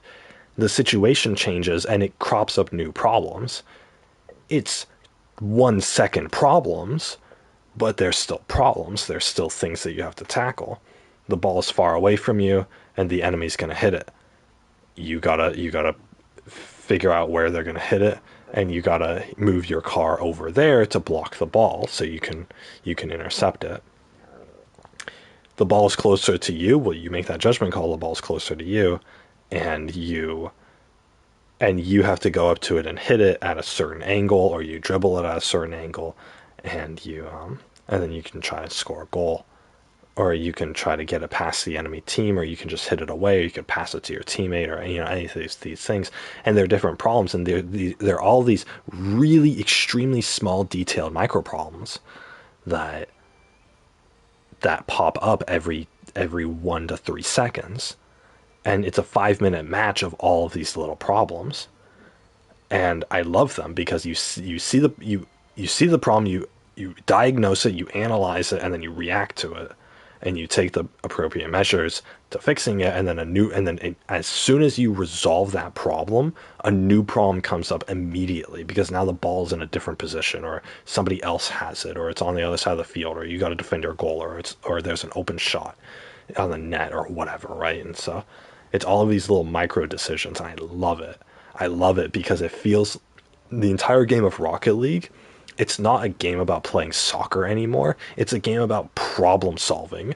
I'm problem solving like a good 300 to 400 problems in a 5 minute period. And it's fantastic. I love it because they never give me more than one problem at a time. That's the thing. When you're real driving in real life, it's multiple problems at once, and that just overwhelms me. I want one problem at a time. Rocket League is so good because it's one problem at a time, because there's no risk for any other elements out on the field. So it's great. I love it. I love Rocket League, but that's where the appeal for this game comes in for me. So that's why I can still play this game, even though I haven't learned all the fancy tricks that other people do, because it's enjoyable. Like it's a matter of problems. It's a problem solving game. It's not about, doing cool acrobatics or anything like that. It's, although that the enemy being able to do cool acrobatics and stuff in the air presents another problem, and it's fantastic. And it's like, here's a new problem, and you get to deal with that or whatever, right? So that's what I'm looking for in my jobs when I want to be employed, is I want to do that. That's why I think like working retail would be so boring, because there's not many problems that occur. There's not many problems that like occur all the time. There's just the one long problem of keeping the store open or whatever, keeping the business operational or whatever. It's very vague, right? Or like a grocery store job where you're like a cashier and you're just scanning groceries. It's like those aren't, each grocery is not a problem. You can't really see each grocery as like a problem that you need to solve. It's just a bunch of monotonous work. It's basically like if you had a job where you had to press a button once every 10 seconds for the next 8 hours. Like, how freaking boring. Some people might like that job. I knew somebody who wanted like a monotonous, boring factory job because they were going to be good at it, or because that was how their brain worked, and that's fine. There needs to be people working those jobs, and I'll never disrespect those jobs because those kind of jobs are there, and if that appeals to you, that appeals to you, right? You're never wrong for having a desire. For me, though, that's a boring job, right? If I had a job where I press a button once every 10 seconds for the next 8 hours, like I'd like 2 hours in, I'd probably just walk away from it. I'd never show up again. Like, I don't like, just go away with that kind of job. It's so boring because there's no problems for me to solve. There's no way to engage my brain. Some people don't want their brains engaged. Whatever, right? That's fine for them. I need something that engages my brain, right? I loved math in school, not because I was good at it, which I was good at it, but I loved math because every single problem was a problem to solve. It was literally like there was a question, there was an equation, and they wanted you to find the answer, right? Find X. Why am I supposed to find this guy's X? Maybe he should just move on to a different relationship.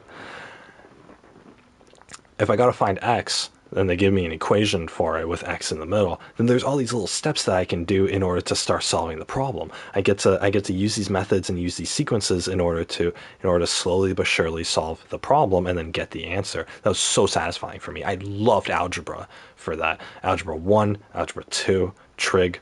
It's just pre-calculus. It was such a good time for me because it was just fun, right? It's the same kind of fun as like I would have doing a Sudoku puzzle book, right? Because it's just problem solving.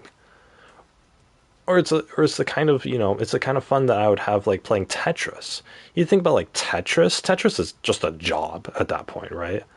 So you think about all video games. All video games are just jobs. They're just jobs that, they tell you what to do and what the objective is, and you got to figure out how to do it.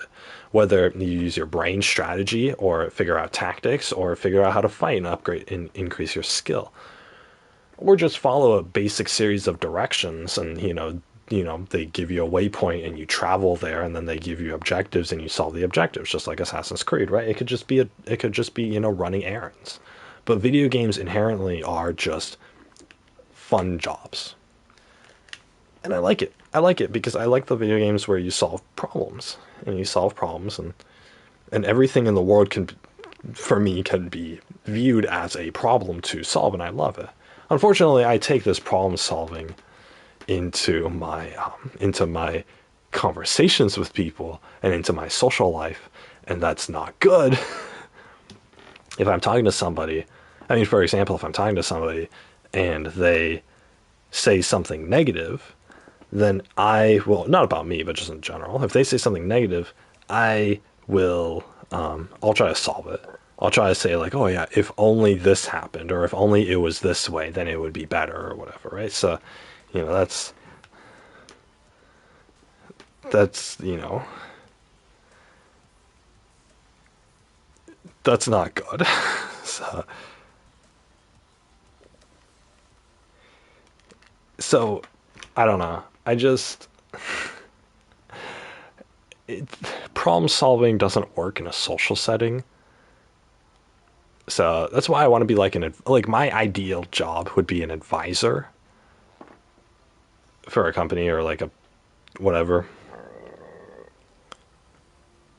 I would love to be an advisor for something, anything. But it's like I could give advice on how to solve problems. If there's a problem that a company is facing, or that a group of people are facing, and I get to look at the problem, and I get to solve it, and then I get to give them the solution, and it works for them, and they thank me. Fantastic, right? My whole day was worth it, right? So I kind of did problem solving at my last job, not like all day, but it was kind of a big portion of the job, and I loved it for that.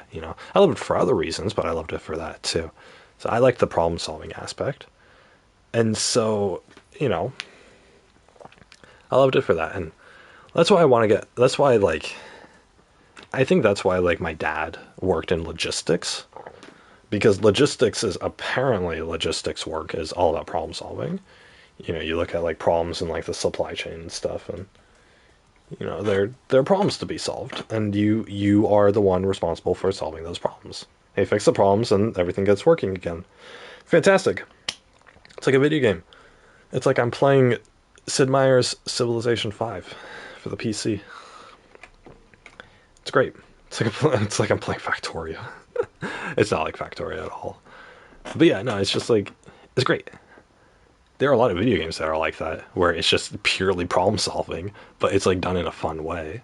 So, I don't know, I liked math, because math was kind of like one of those video games for me. I liked algebra for that, so I can understand why people don't like math. Because if you don't like that aspect of life, of where, there's problems and you gotta solve problems, if you're not the kind of person to pop open a Sudoku book for fun, then you're not the kind of person who's gonna like math. So, and that's totally fine. People, it's different strokes for different folks, but, that's the kind of person I am, so. I don't know. As far as my kids go, I mean, no matter who they turn out to be, I will raise them a specific way, and I'll get them used to working. And the reason I'm going to get them used to working is so that they don't suffer when they eventually have to work.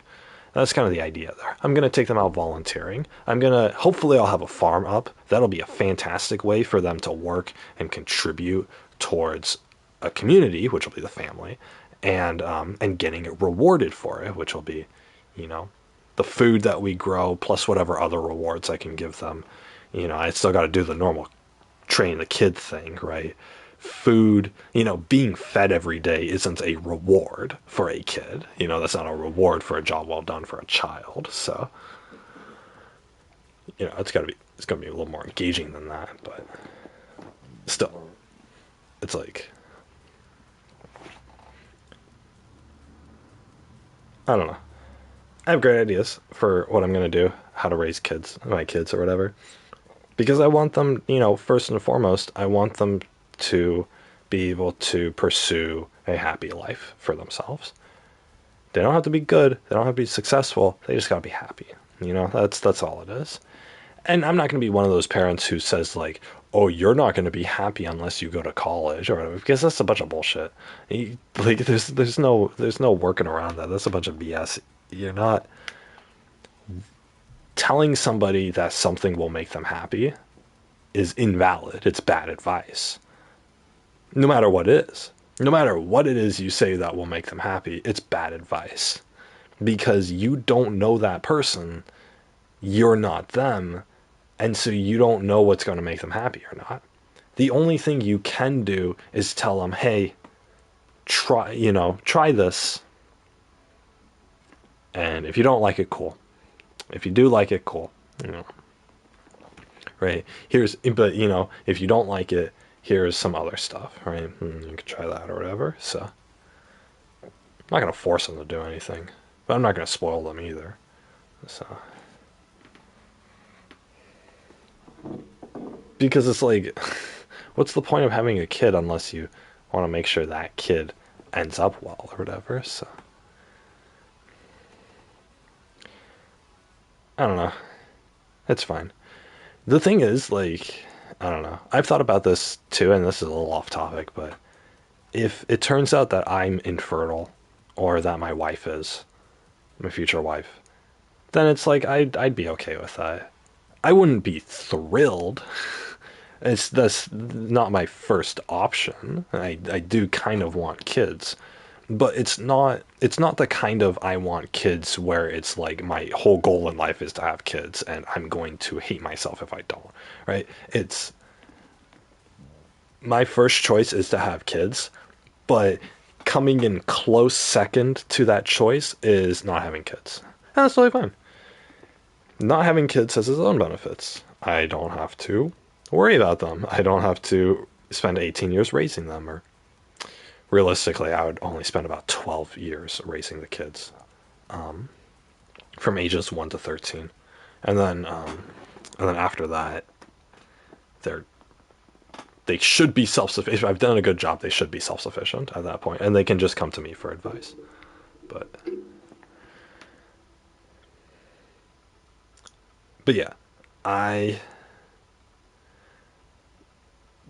you know if I end up not having kids or whatever, that's fine too. I mean, kids are more expensive. You gotta worry about them, and you gotta make sure they turn out right. And there's a lot of stress that occurs during parenting. Like, no matter what kind of parent you are, there's a lot of stress that occurs during parenting. So, unless you're a totally, like, I don't see my kid ever kind of parent, which people aren't allowed to be, then there is a lot of stress with parenting. So I think that's why a lot of parents become abusive, is because there's a lot of stress with parenting and they blame their kids for it and they hate their kids. They say they love their kids, and yeah, maybe love exists there, but they also hate their kids. You can love somebody and really hate them as well, but a lot of parents end up doing it in an abusive way. So that's, obviously that's bad for the kids and it's illegal, and those parents should be lined up and shot and killed. But I mean, obviously that's not going to happen. So, and I'm certainly not going to do any of that. But you know, just, I don't know. Not having kids is definitely the easier choice. Like I said, I love problem solving, and I think that a kid is also a series of problems that you have to solve. The longevity of it is a lot. You never get a day off from raising a kid. You never get a day off from raising a kid. It really sucks. I can't imagine.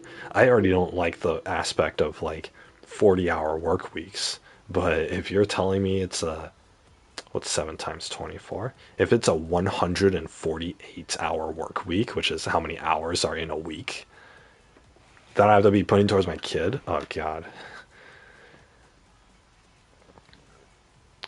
Probably a big reason why some people focus so hard on their careers is because they don't want to spend time with their kids. They don't want to ever have to go home to raising their kids. So they're just they're just gonna be like, nah, I'll leave my kid at home. I prefer being at work instead. You know, work isn't gonna cry and wake me up at 2 in the morning. Work isn't gonna throw a temper tantrum when I don't buy them that ice cream at the grocery store.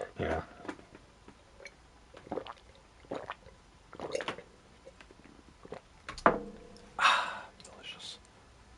What the? Where's my cup? What the hell? Whatever. But yeah, no, it's. Where is my cup? I just realized it's gone. I probably left it out there. Nah, whatever. But yeah, no, it's like if I have kids, great. I have like an entire like 18-year plan on how to raise my kids properly. But if I and obviously there's a lot of blanks in that 18-year plan, so I'd have to do like with everything. I do you do your research and you come up with your own thing or whatever. Just like I'm doing with this whole farm thing. You do that, but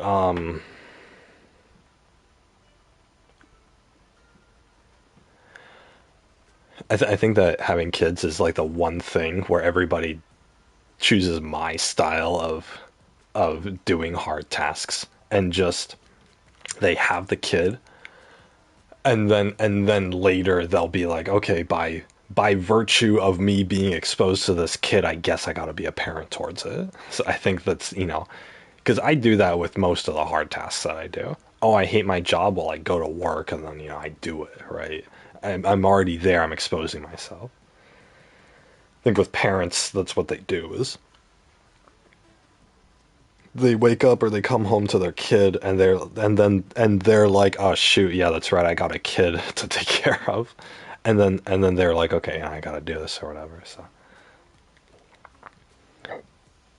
but yeah, no, I have a whole plan on how to raise a kid. At least like a skeleton of an outline, and then whatever. And obviously, like it depends on what my wife wants too, because you gotta be a team. It's kind of like parenting is a team or whatever, right? So obviously you have to do it in a way that both of you agree with. And that doesn't harm the kid or cause them to suffer. That's actually the number one. I should rephrase that. You do it in a way that causes no harm to the kid and no suffering and only happiness for the kid. In a way that both of the parents agree with, right? So that's typically what it is. So I don't know. It's so easy to become abusive in that situation, and for your kid to hate you and resent you, and then want to leave, and then actually leave, and then never talk to you again. So if my kid ends up doing that for whatever reason, then so be it, right? They can go. I'm not going to stop them from leaving. My God, can you imagine? I'm not going to stop them from leaving if they actually hate me. So, thinking if they can go live their lives or whatever, then fine, whatever. So, I read a lot of stories about abusive parents towards their kids, and it's like it's completely understandable why they don't. Like there's a difference between being a parent and being abusive. And a lot of abusive parents will actually use that as a gaslighting tactic, saying, "Oh, it's just tough love. I'm just, I'm doing what's best for you, or I'm just looking out for you, or things like that." And they'll use those words as justification to continue abusing the kid.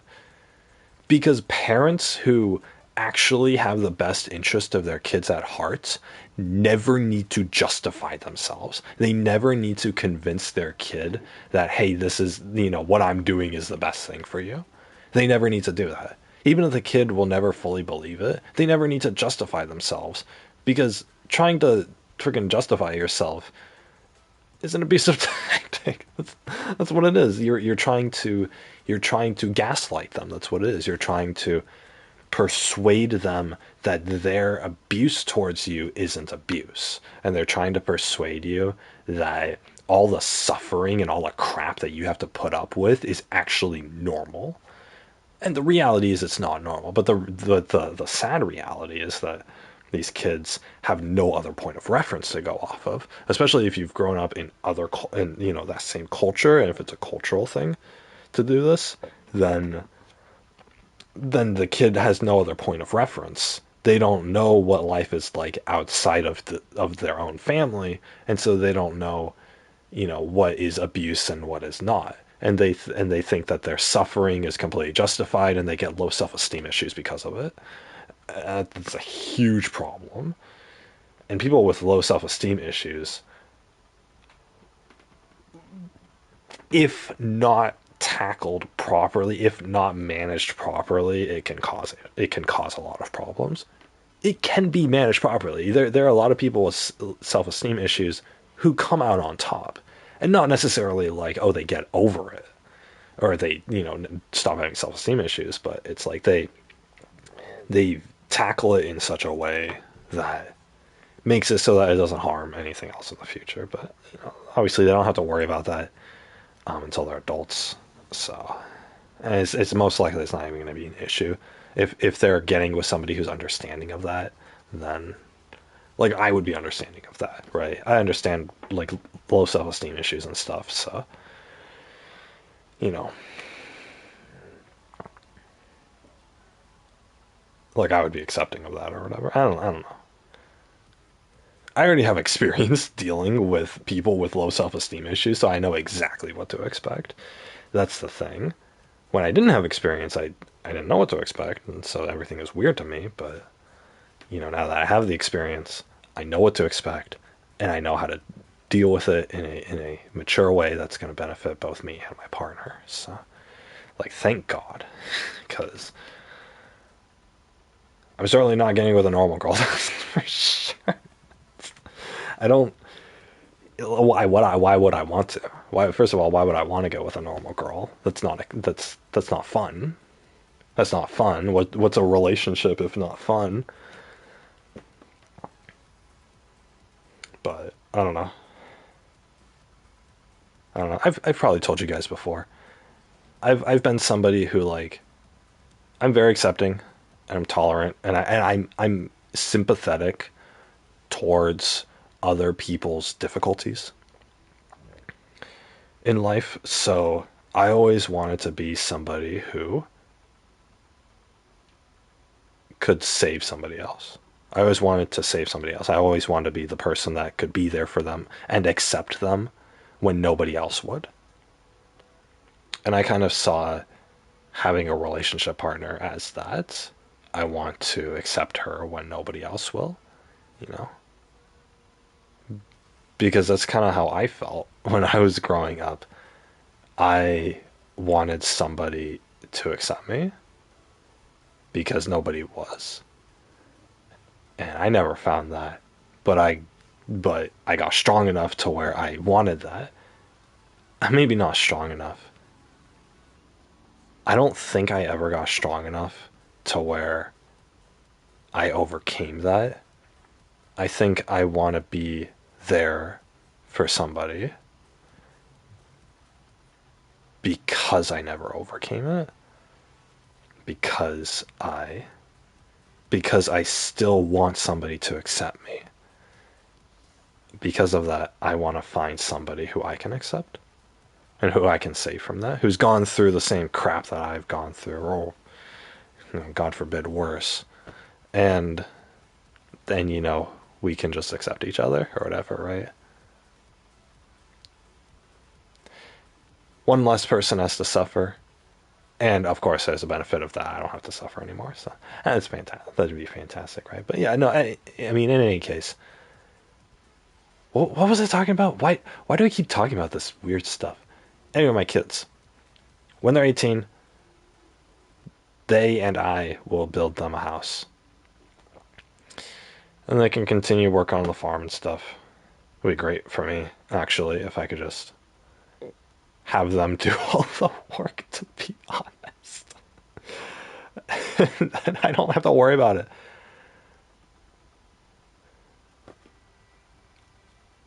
I'll raise them in a way to where they'll be accepting of that. If they choose to stay, then they'll be like, okay, let's just work on the farm, whatever, right?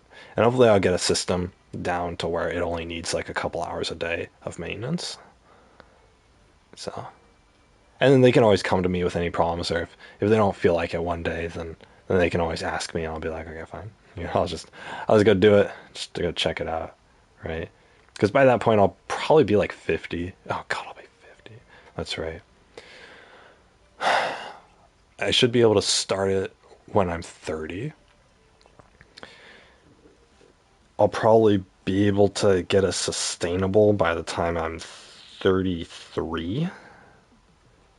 And then I'll probably, if I have kids, I'll probably be like 30, between 35 and 38.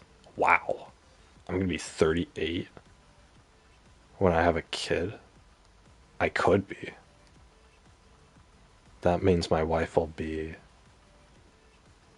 well, it depends. But how old was my dad when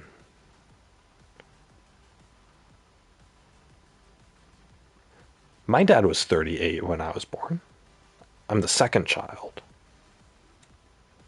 My dad was 33, or I think my dad was 32 when they had their first child.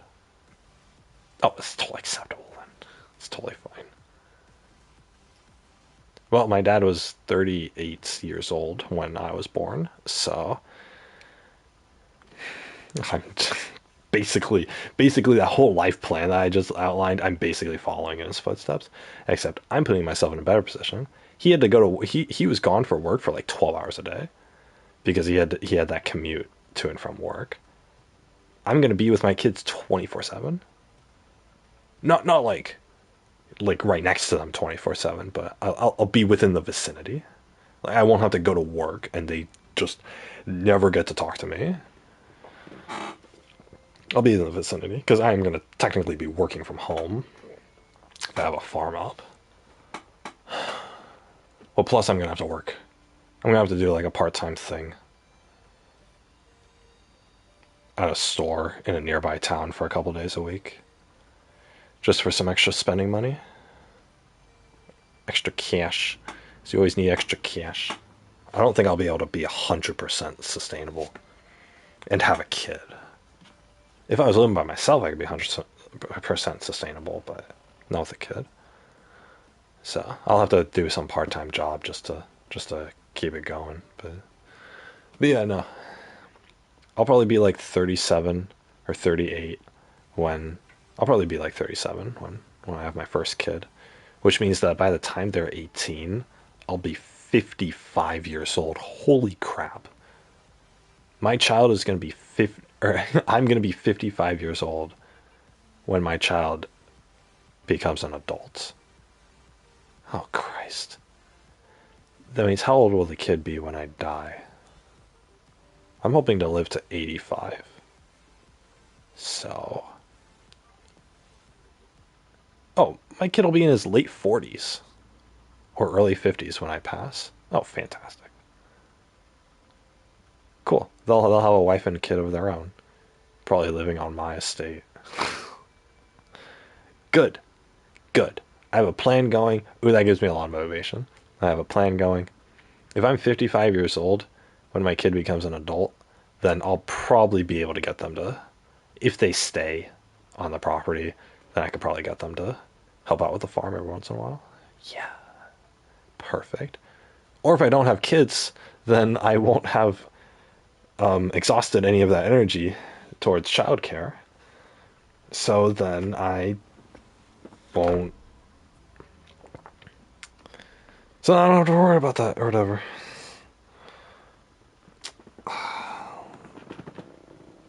I'll have my wife forever, and that's good enough for me. Well, I mean, depending. If I outlive my wife, that's gonna suck. But whatever. If I even get a wife. Yeah, I'll get a wife, whatever. I just said that, oh, if you desire something, then it exists and you can get it. So, so yeah, if you guys want to do something, just do it. Just do it. Doesn't matter. Doesn't matter. Just do it. If you're freaking 18, oh, you're just gonna take a leap of faith and it's the stupidest decision in the world, then just do it. Just do it. It doesn't matter. I made so many stupid decisions. Look at me, I'm fine. I'm better for it.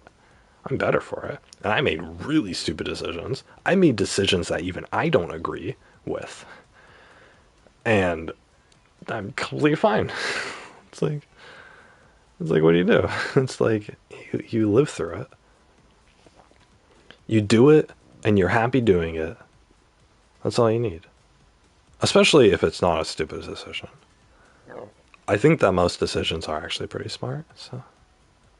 Obviously, if your decision is like, oh, I'm gonna go get addicted to drugs or something, then yeah, it's a stupid decision. Or yeah, that's like a really bad decision, and you should probably think a little bit more about the consequences. But if your decision is like, oh, I'm gonna go travel across the country or something, it's like that's acceptable. That's a normal thing that people do, is that they leave their parents' home when they can, and then they go move in with somebody else. That's actually like a normal thing to do. There's like you can look it up on the internet, like there's a lot of people who are doing that. And oh, some people might call us stupid because, oh, you don't have enough money for that, and you don't know if you'll like the other person when you move in with them, and blah blah blah, right? It's like, how would you know if you don't try? First of all, I don't care, right? It doesn't, all that noise is, all of that is just noise. But more importantly, how are you going to know if you don't try? How are you going to know that it's going to be a bad decision if you don't do it? If you don't do it and experience it? I would rather try and fail than live my whole life regretting that I never tried in the first place. Especially if it's for something that I really wanted. If I really loved somebody and wanted to be with them, then I would go be with them. It's like, I don't have to be, mature and financially stable in order to do it. I just do it because I want to. If I want to do it right now, I go do it. It's like, why would you not? I don't know. I don't know. It's just, you hear so much noise about why you shouldn't do something that you become convinced that that you just shouldn't do it. But then the alternative is just living a meaningless existence where you're not allowed to do anything you want, because you can be convinced out of doing anything. Realistically, you can be convinced out of doing anything. In fact, everything that people consider as normal, I could convince you out of doing. Like, it's, you don't, like, it's easy. It's easy. It's easy to be smart and manipulative and convincing and conniving, especially depending on what kind of person you are. But it's like, that's why I'm always gonna, sit here and talk about, like, do what you want, do what makes you happy, what's going to make you happy, and not happy in the long term. I'm not saying, do something when you're 18 and you're gonna be happy when you're 45. I'm not saying that. Nobody knows what they're gonna want after age 45. Nobody knows how life's gonna turn out at age 45. Hell, I didn't know. I still don't know. I have an entire life plan set out before me, and I still don't know where I'm going to be when I'm 45. I mean, who knows? But the thing is, you do it now, and you get to enjoy it now, and you get to pursue it. You get to pursue it towards now. And then if you want something else later, then fine, so be it. You do that something else later, when you decide you want it or whatever. But the thing is, you can't ever be happy unless you go for what you want. That's what it is. You can never be happy unless you go for what you want.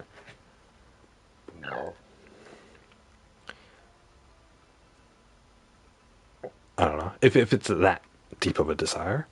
And I think that everybody has some form of a deep desire.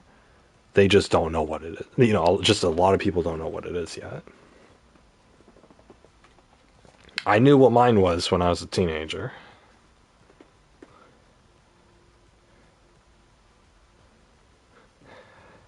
But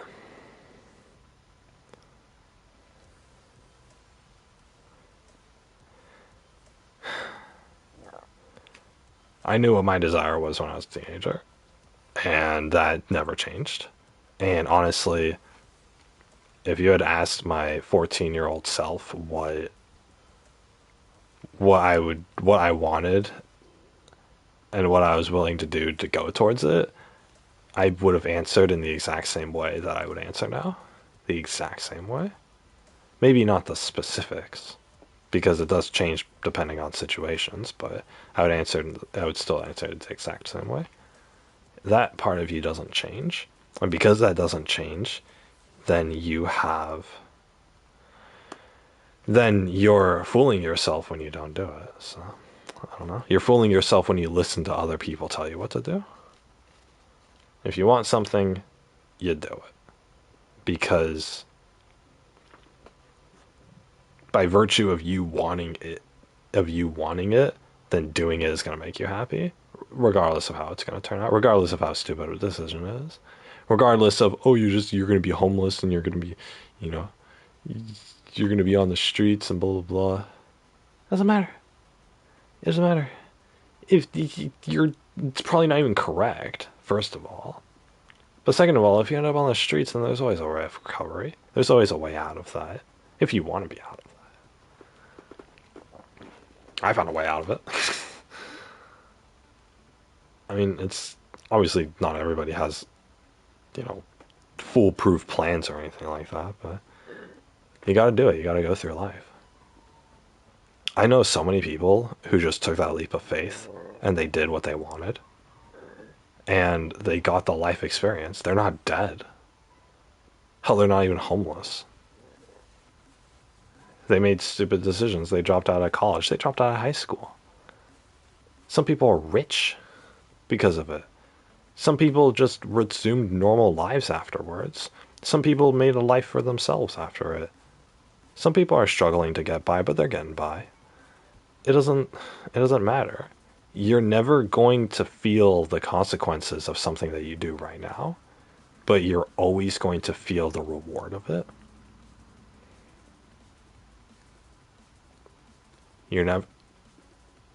If you do something right now, then in the future, you will never feel the consequences of it, but you'll always feel the reward of having done it. And that's what it is. But yeah, anyway, I feel like I've talked about that enough. I don't even know what spurred on this conversation, to be honest, like in the beginning. I came back and, what was that? Oh yeah, I was eating burritos. I have half a burrito left. There's a little dairy in it.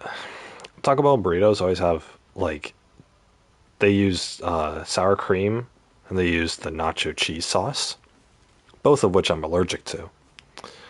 But it's delicious. It's so good. I love nacho cheese sauce on my processed fast food. I love it. Ugh. Just give me a tortilla with some nacho cheese sauce on it and I'll be happy. Like, I don't care. But, yeah, I don't know. I don't know. Hope you guys enjoy the stream. I was going to play Rocket League. Or I switched to Rocket League. I said I wanted to play Rocket League. Honestly, guys, I just wanted to stop playing the Plague Tale game. I like the game. But it's one of those things where, like, I don't want to play it in one sitting. I was getting hot in here. That's what it was. I was getting really hot and sweaty. I quit Dragon Age Builders 2 that I was streaming. You guys remember me streaming that. That was back in May, I think, of last year. I was streaming that. Anyway, I stopped streaming that because it's so hot in my room. And some of these games kind of require like more focus, and the more that I have to focus and therefore stress out about a game, the more like sweaty I get. Not like actual dripping sweat, but like I get heated, like physically, my temperature goes up. It's kind of weird, but so if it's already hot in my room and I play a game that's progressively getting me more and more heated, then my temperature is already going up. It's already hot. I'm already stressed out from the heat, so that's causing me to get hotter and hotter, and I just can't do it anymore. And so I think with Dragon Age Builders, I think I actually ended stream preemptively one time because I just could not handle anymore. I just needed to walk away from it. So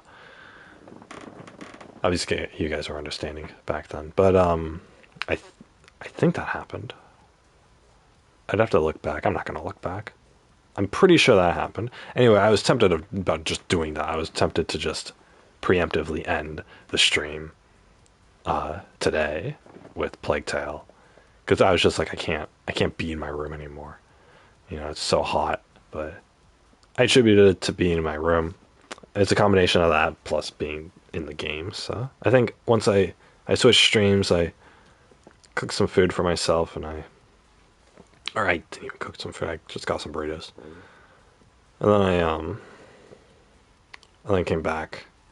I was cooled down enough to where, as long as I'm not stressing out about it, as long as I'm not like intensely focusing on a game and therefore stressing out about it, then my my temperature is going to be fine. So,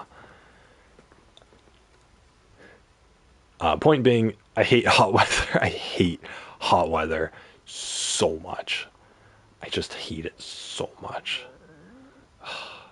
I need an underground house, or I need to move to a different area. I'll move to a I'll move to a northern state, Idaho, Tennessee, Montana, Nebraska. Yeah, Nebraska. I heard Nebraska's pretty good. But yeah, just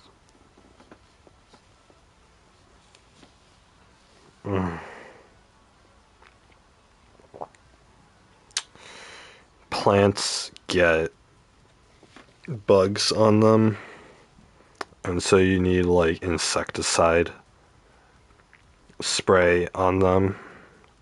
Like if you're growing a little garden, then you gotta spray it with a pesticide. It's like a chemical. You guys know what I'm talking about. But the problem is that if I have my if I have my plants being fertilized by fish poop, then it's going to be in a continual water cycle where the plants get water, they get watered, and then that water from the plants gets sent back to the fish tank, just without the poop in it. And then the fish get that clean water and they poop in it, and then it goes back to the plants and stuff. So if I spray chemical insecticide then on the plants, then that will get into the water that's going through the plants, and so that insecticide chemical gets sent into the water that goes into the fish tank, and so the fish are being exposed to the harmful chemicals, which is not good because it's gonna kill the fish. And I don't want to do that. So I guess there's a natural pesticide that only kills bugs, but it's like supernatural and it's kind of like not even that effective. But I mean, whatever. Anyway, this is another thing I have to think about, right? Because if I can't get that balance down, then I'm gonna have to figure something else out. I could use a chemical fertilizer and just have a hydroponic setup without the fish. But I want to. I mean, I could just do that, to be honest. Hydroponics is pretty easy, especially with vertical standing towers. Then I can just have water cycle up and down. Let's do that. But yeah, that's not the system I'm creating right now. In a few days, I'm gonna get my what's it called? It's a bell siphon, and I'm going to set up a fish tank with some goldfish in it and a water pump that's gonna go all the way up to the garden and all that. So that'll be cool. So it's gonna be all indoors, so I shouldn't get any bugs in it. Hopefully not. So, but whatever. Anyway, guys, I don't know. It's just I say farm life and like, oh, I can have my own farm in a big estate and build my own house and stuff. But every single one of those things require, like, yeah, it takes one sentence for me to describe it, but it's an insane amount of work, and there's all these little details in it, and that's why people don't do it. It's so easy to say, oh, why don't you just buy a cheap plot of land and build your own house? Because on paper that looks like the best solution. But it's such a lot of work. I mean, building a house itself could take months of just hard labor, and that's if you and somebody else, you know, labor at it. If you're by yourself and you don't have any equipment, then it could take just an astronomical amount of time. It could be unsuccessful. That's, and then there goes all that money and all that plan, and now I can't build my house, and now I gotta ask myself, well, what am I going to do with my life now? Because I can't build a house. How am I supposed to do anything else? And then, and yeah, growing plants has its own problems. I'm sure raising animals has its own problems. I can't imagine what. But besides building, a sturdy structure to keep them in, like a pig pen and stuff, and making sure they have the right feed, I can't imagine what would go wrong.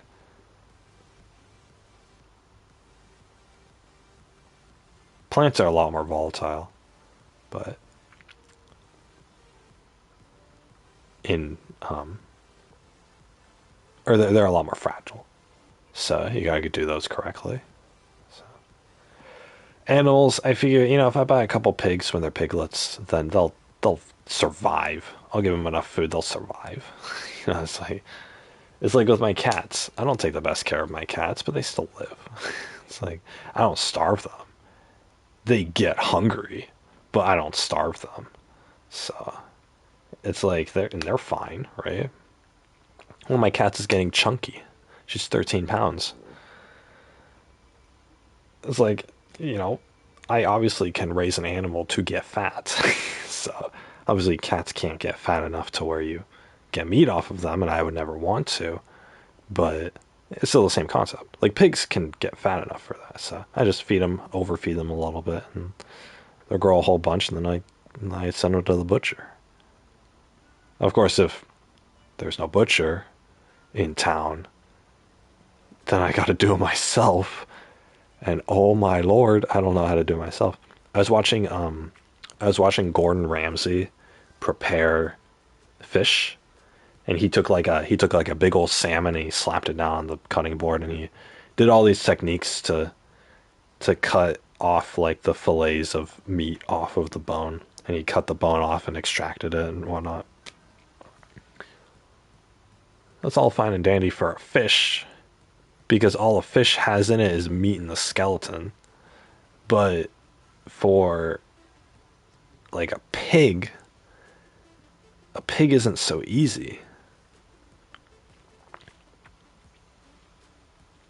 First of all, how do you kill a pig?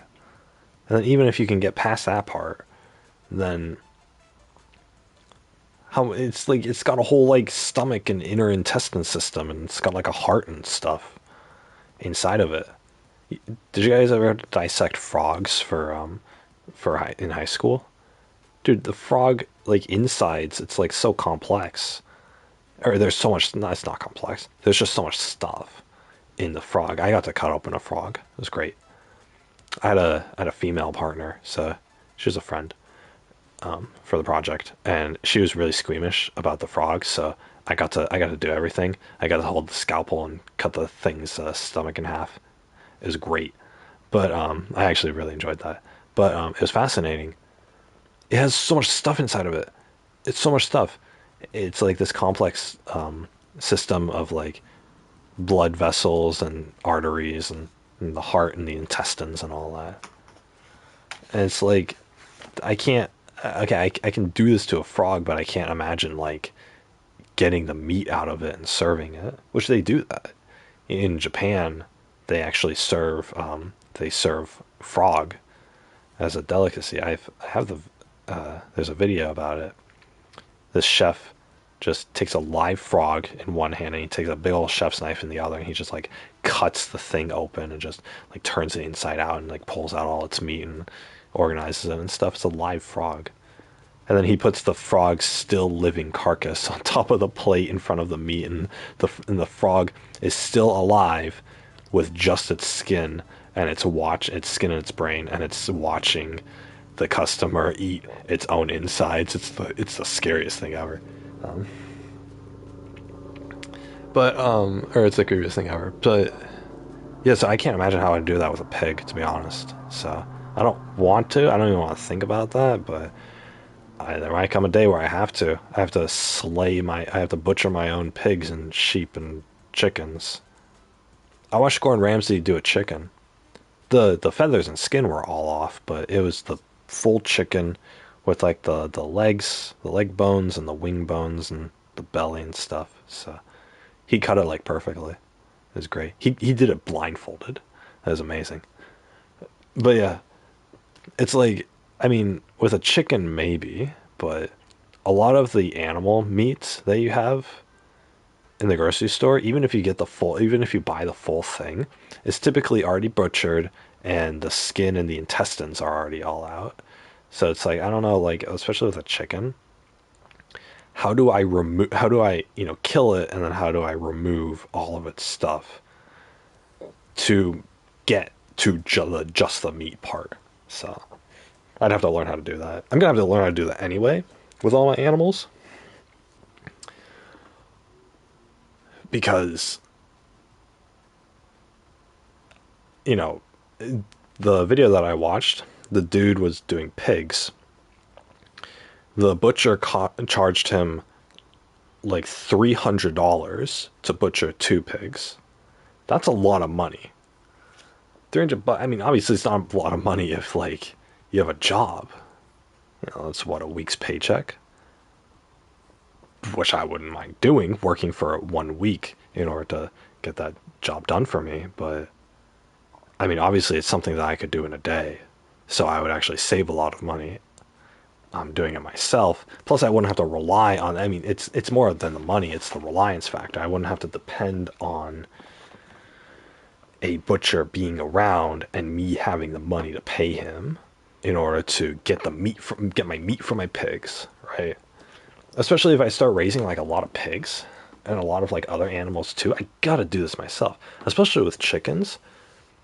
A full chicken at the grocery store is only like $10. So it's not even worth it for me to send it to the butcher. Even the butcher charges half of that. I'm still losing like half the value of the chicken just to get it killed.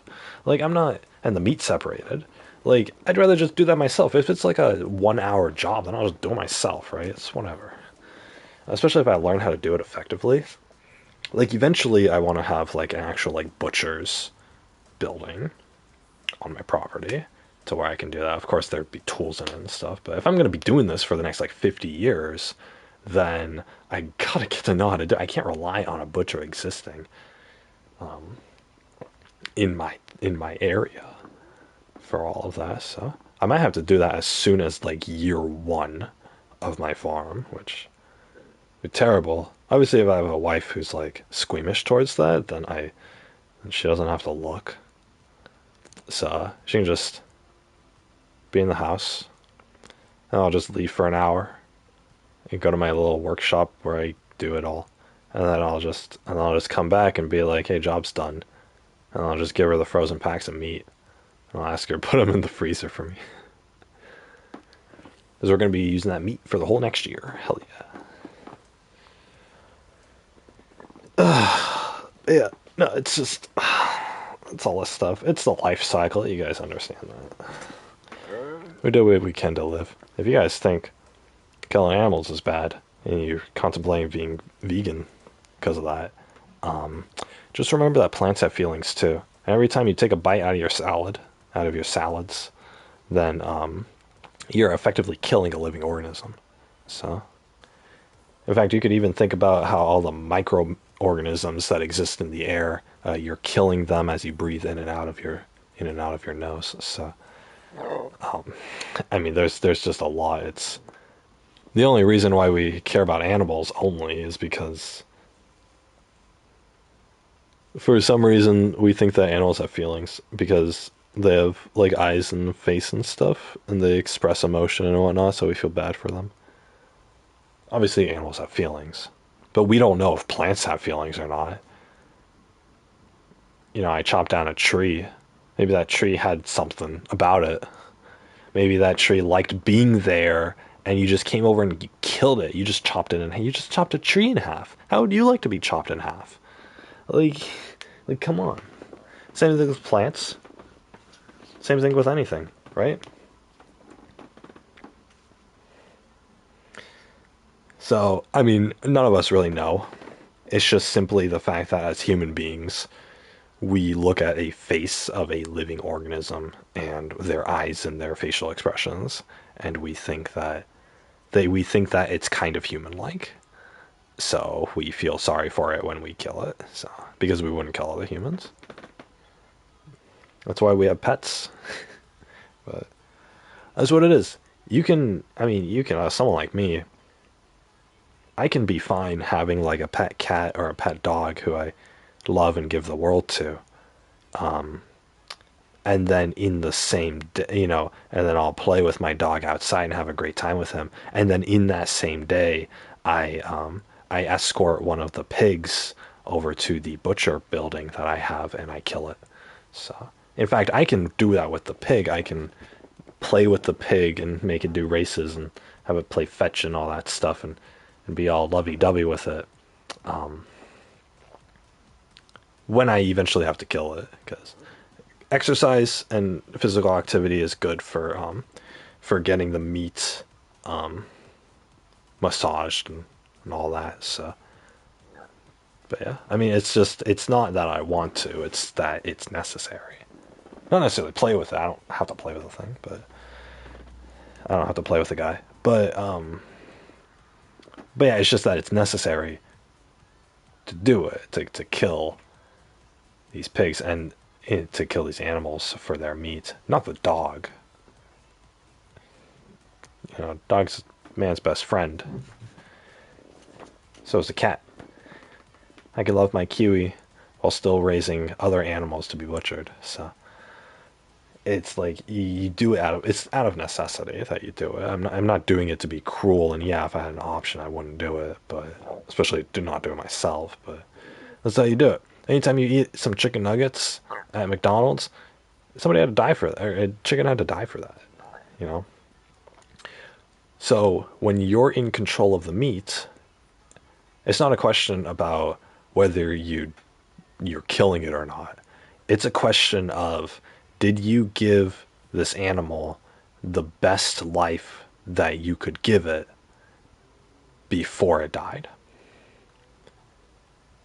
Because everything's going to die anyway, right? Whether it happens today or next year, it doesn't.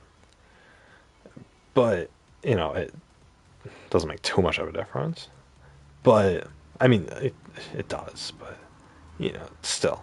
Are you giving this animal the best life that you can? Make sure your chickens have enough room to graze and to be free and to socialize with each other. The pigs can do physical activities and be engaged and whatnot, right? The cows can have large pastures of grass to eat. The sheep can be combed and groomed and shaved properly to make them feel good. You give them the best life possible before they die. And that's, that's all you can do, right? I value happiness over anything else. So I'd rather have 30 years of happiness than 80 years of suffering. So, I mean, that's just me, but I think that, you know, I mean, I don't know who would agree with me on that, to be honest, but I'm sure an animal can't see, right, that, the distinction. But, I mean, you just do what you think is best for them. So, because the thing is, if you go out there and you eat meats anyway, some animal is dying for you, right? You go to McDonald's, eat chicken nuggets, or you eat a burger, and some animal had to die for you. But the difference is that if you go to McDonald's and eat some chickens, do you guys know the freaking chicken cages that McDonald's does? They're like really tightly packed cages, and those chickens do not have any room to move. Their necks are like trapped in the cage, in the grates in the cage, and they can't move, and their butts are aimed towards a conveyor belt so that when they poop out an egg, it just plops right onto the conveyor belt. And they make sure that these chickens are not able to move from that position for their entire lives. And it's a factory. It's like a factory. And these cages are so tightly pushed together. I mean, these chickens don't get 2 inches between each other. And then eventually, they live like that until they grow big enough, and then they're killed. And they tight them as tightly as possible. I'm obviously not going to do that to my animals. That would be more efficient, but I'm not going to do that to the animals. I'm going to make sure that, So when you're buying meat from McDonald's, or when you're buying a meat-based dish from McDonald's or from any other place that does that, you could be supporting animal cruelty. On my farm, if I raise livestock, there will be no animal cruelty. There will be only animal happiness.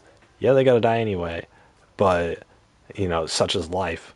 But I'm going to be only animal happiness on this farm from the day they get there until their last moments. So, and that's what you do. That's what you do. They're living beings. They're living beings.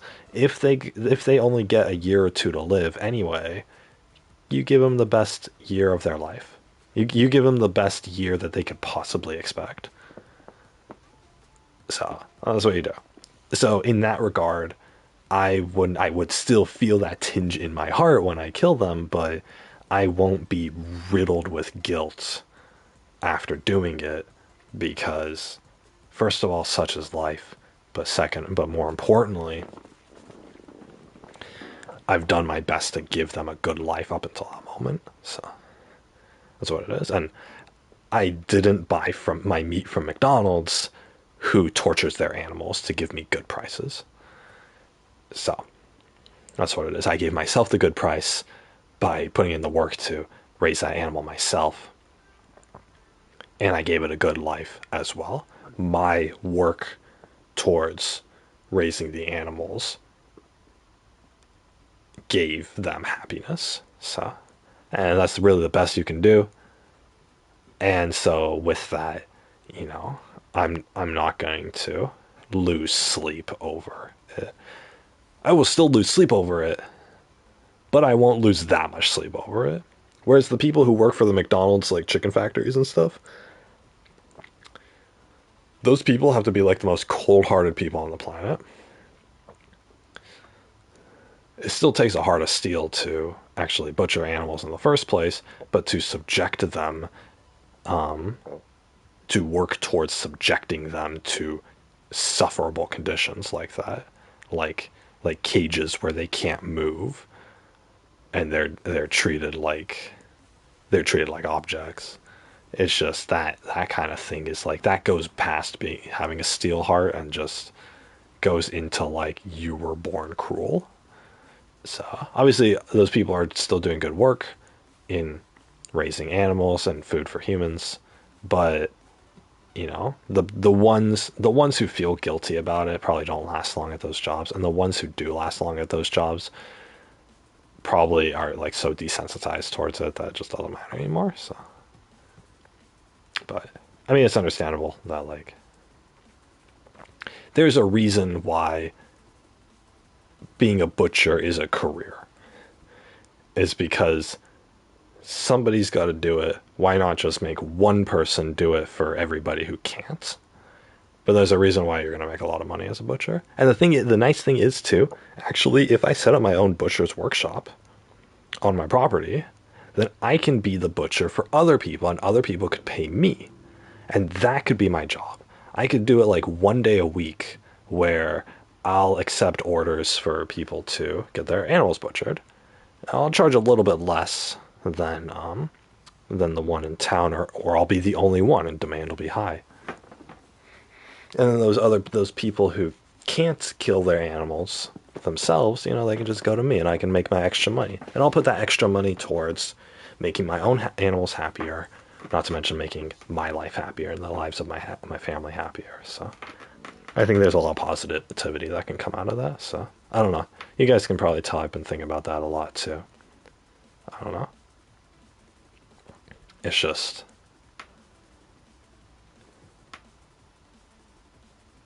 it's just another thing. My whole point with all this is that this is just another thing that I have to figure out, right? If I want to raise animals, I got to figure out how to butcher them. Ugh, first of all, what a pain. But, also there's the whole morality issue of killing animals too. But there's the problems with that.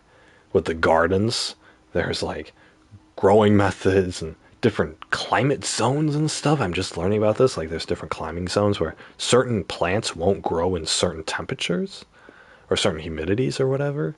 So you have to control that. It's like and then the whole issue with pesticides and what kind of watering setup you have it on, and what kind of fertilizer you're going to have, and all this stuff.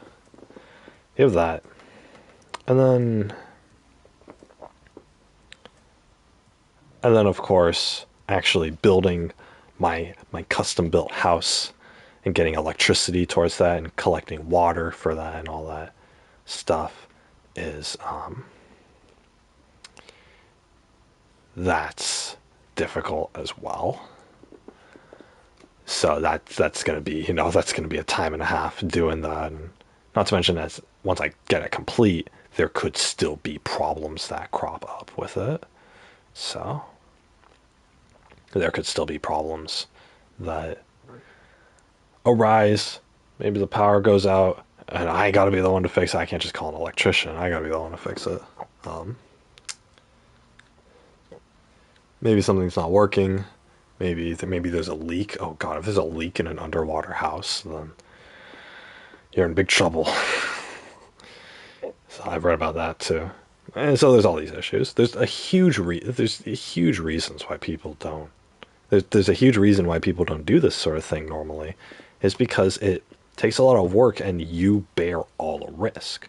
If I go get a job and I make money, I'm not risking anything, right? You're not risking anything. If something fails, you could just pay for it to be fixed. If you lose your job, you can just get another one. Assuming that you have some savings to survive the transition. If something in your house breaks, then you can just hire a professional to fix it for you. That's a very simple thing.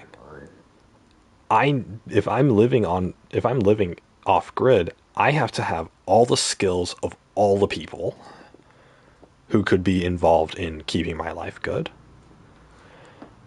So I got to be an electrician, I got to be a plumber, I got to be a welder, I got to be a carpenter, I got to be a cultivator, I got to be an agricultural specialist, I got to be a farmstead, I got to be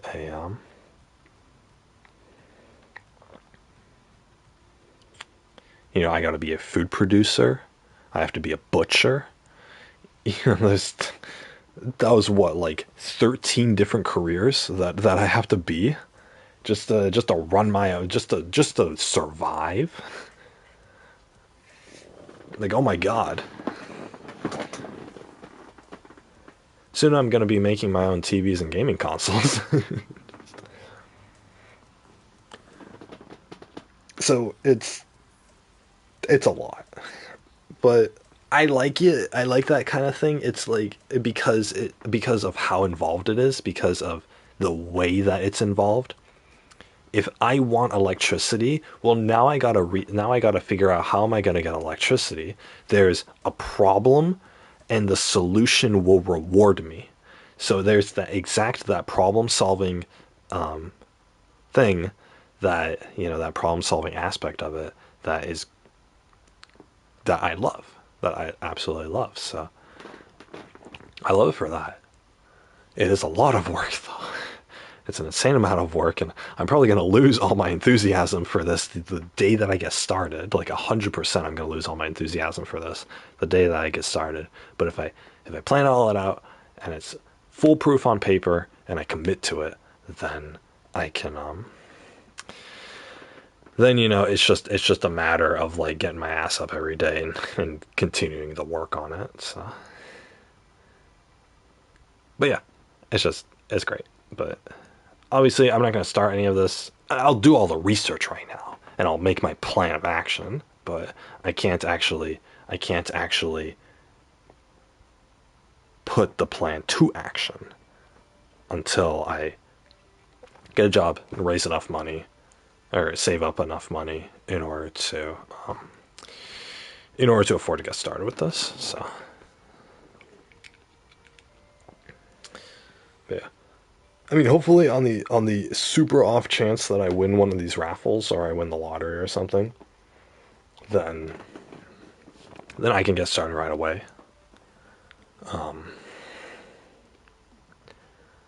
And with money to spare. So that'll be great. Um,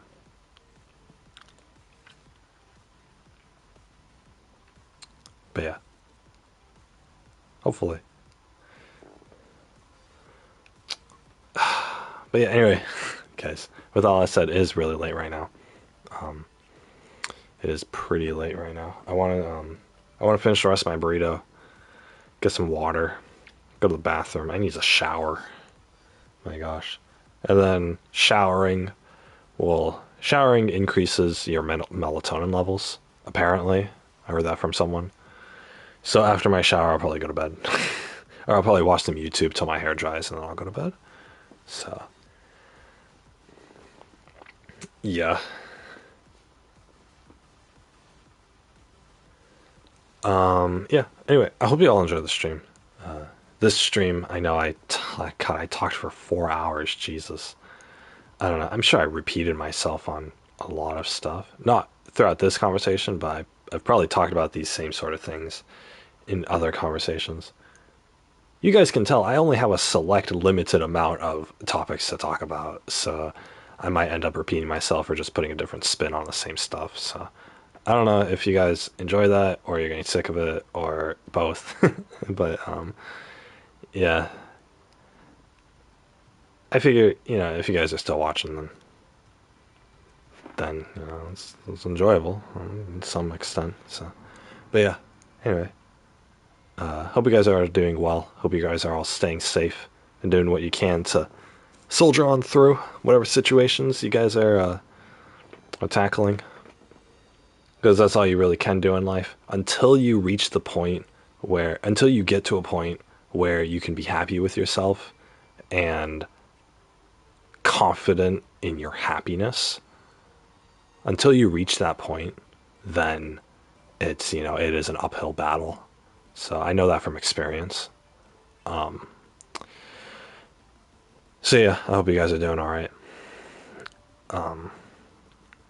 As for me, I'm doing fine. I guess life doesn't change for me. I'm still enjoying it. I got college to do tomorrow. I got job applications to do tomorrow. I have to text my former employers or my former supervisors.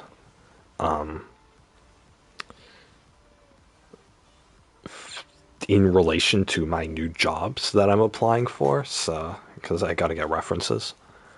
So that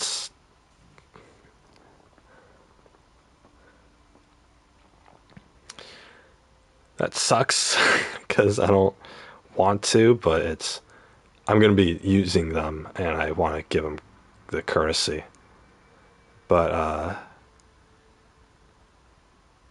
the proper courtesy of that. But yeah, anyway, I don't want to. I want to just walk into a place and ask for a job and then for them to tell me yes or no and not ask for references because I don't want to inconvenience the people. Like the people who I will ask for references will give them to me, will give it to me. They like me. I just don't want to inconvenience them by doing this. I mean, they both have their own lives, so one of them I don't mind inconveniencing, but she's not really like, she's more of a character reference than actual like employer reference. So I need three, and I really only have two viable ones. So a third one would be, I have a character reference for a third one. I don't know. Jobs are complicated, man. I just Yeah. So hopefully, I mean, I'll probably fill out these applications and then see if they ask for references. And then if so, then I'll just pause the application. just, just go somewhere else. It just won't work there, you know? It's nice because I've like, I have like five places that would all be decent jobs for me that are like a 5 minute walk from my house.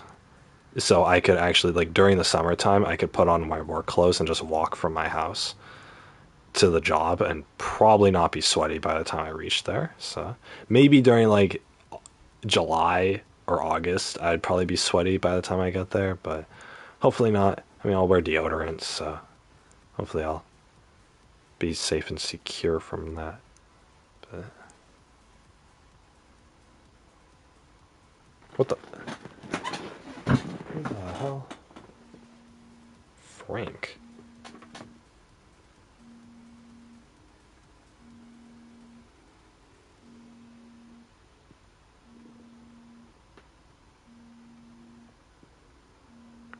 I'm not going to answer that. Boom, boom.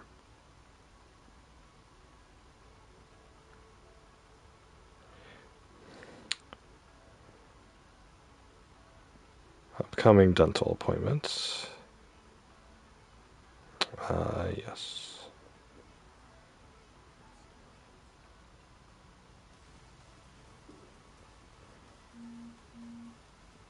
Your dental appointment has been confirmed. Alright.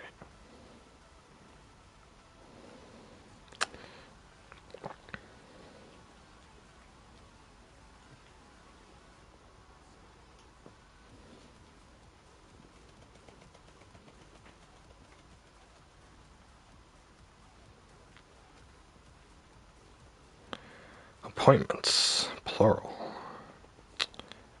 Yeah, anyway, though, so just.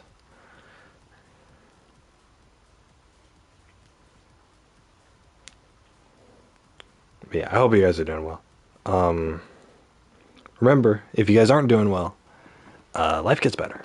Life 100% gets better. It will get better. You just have to soldier through the bad times. Believe me, there's a lot of them. But you soldier through the bad times and get to the good times. And hey, you can have some of the good times in the middle of the bad times too. You can find things to be happy about. I don't know. I'm speaking on my ass at this point. But yeah, I don't know. You guys are doing good. You guys are doing really good, and I'm proud of you. I'm proud of you. Keep soldiering through. And then that light at the end of the tunnel will come soon enough. So, anyway, with that said, I'm gonna head off. I'm gonna do all those things I mentioned. Got a shower. I still gotta go to the bathroom. That all that dairy that was in those 1.5 burritos that I had is starting to hit me. Well, it has been hitting me for a little bit now, but yeah. But yeah, I'm gonna head off. Yeah. Hope you all enjoyed my streams, multiple streams today. I did play Rocket League earlier. I did actually play Rocket League earlier, and then Plague Tale is pretty good. It was pretty good. And then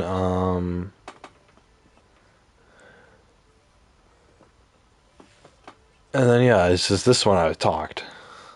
My God, I only played Rocket League for like an hour, but I talked in the stream for almost 4.5. So Jesus. But yeah. Anyway, guys, here's to a great future. Yay! There you go. I raise my empty water cup in cheers to a great future, a good future. Cheers, beam. Anyway, guys, that's gonna do it for me. Hope you all enjoyed. As always, guys, this has been Big Pasta Gaming. You guys have been Little Pasta watching, and I will see you all on. What am I gonna stream next? Friday? Probably Friday at 10. Unless I decide to do it earlier. Either Wednesday or Friday. Probably more on Friday. Yeah. So yeah. Most likely, I will see you all on Friday. Hope you all have a good week this week, guys. I'll catch you all. I'll catch you all in the future. The future. Bye-bye, everybody. Sayonara. Take care. Hope you all enjoyed. Take care, everyone. Good night. Hope you all sleep well. I mean it. I mean it this time. Sleep well tonight. Get some sleep, guys. I'm sleeping in tomorrow. I'm a Gersh. I've earned it. It's so hot. It's so hot that I have to take off my weighted blanket off my bed now. I'm so sad. It was like 2 weeks ago. It was so cold in my room. But now I have to start removing blankets, and I will never forgive you, Mr. Sun. Mr. Sun in the sky, heating up my room. But yeah. I have to get up air conditioner soon. But yeah. Good night, everybody. Take care. Good night. See you all on Friday. Good night, everybody. Bye-bye. Sayonara. Sleep well, guys. Sleep well, guys. Hope you all have a good week. Good night. Good night. Mwah. Mwah. Mwah. Good night, everybody.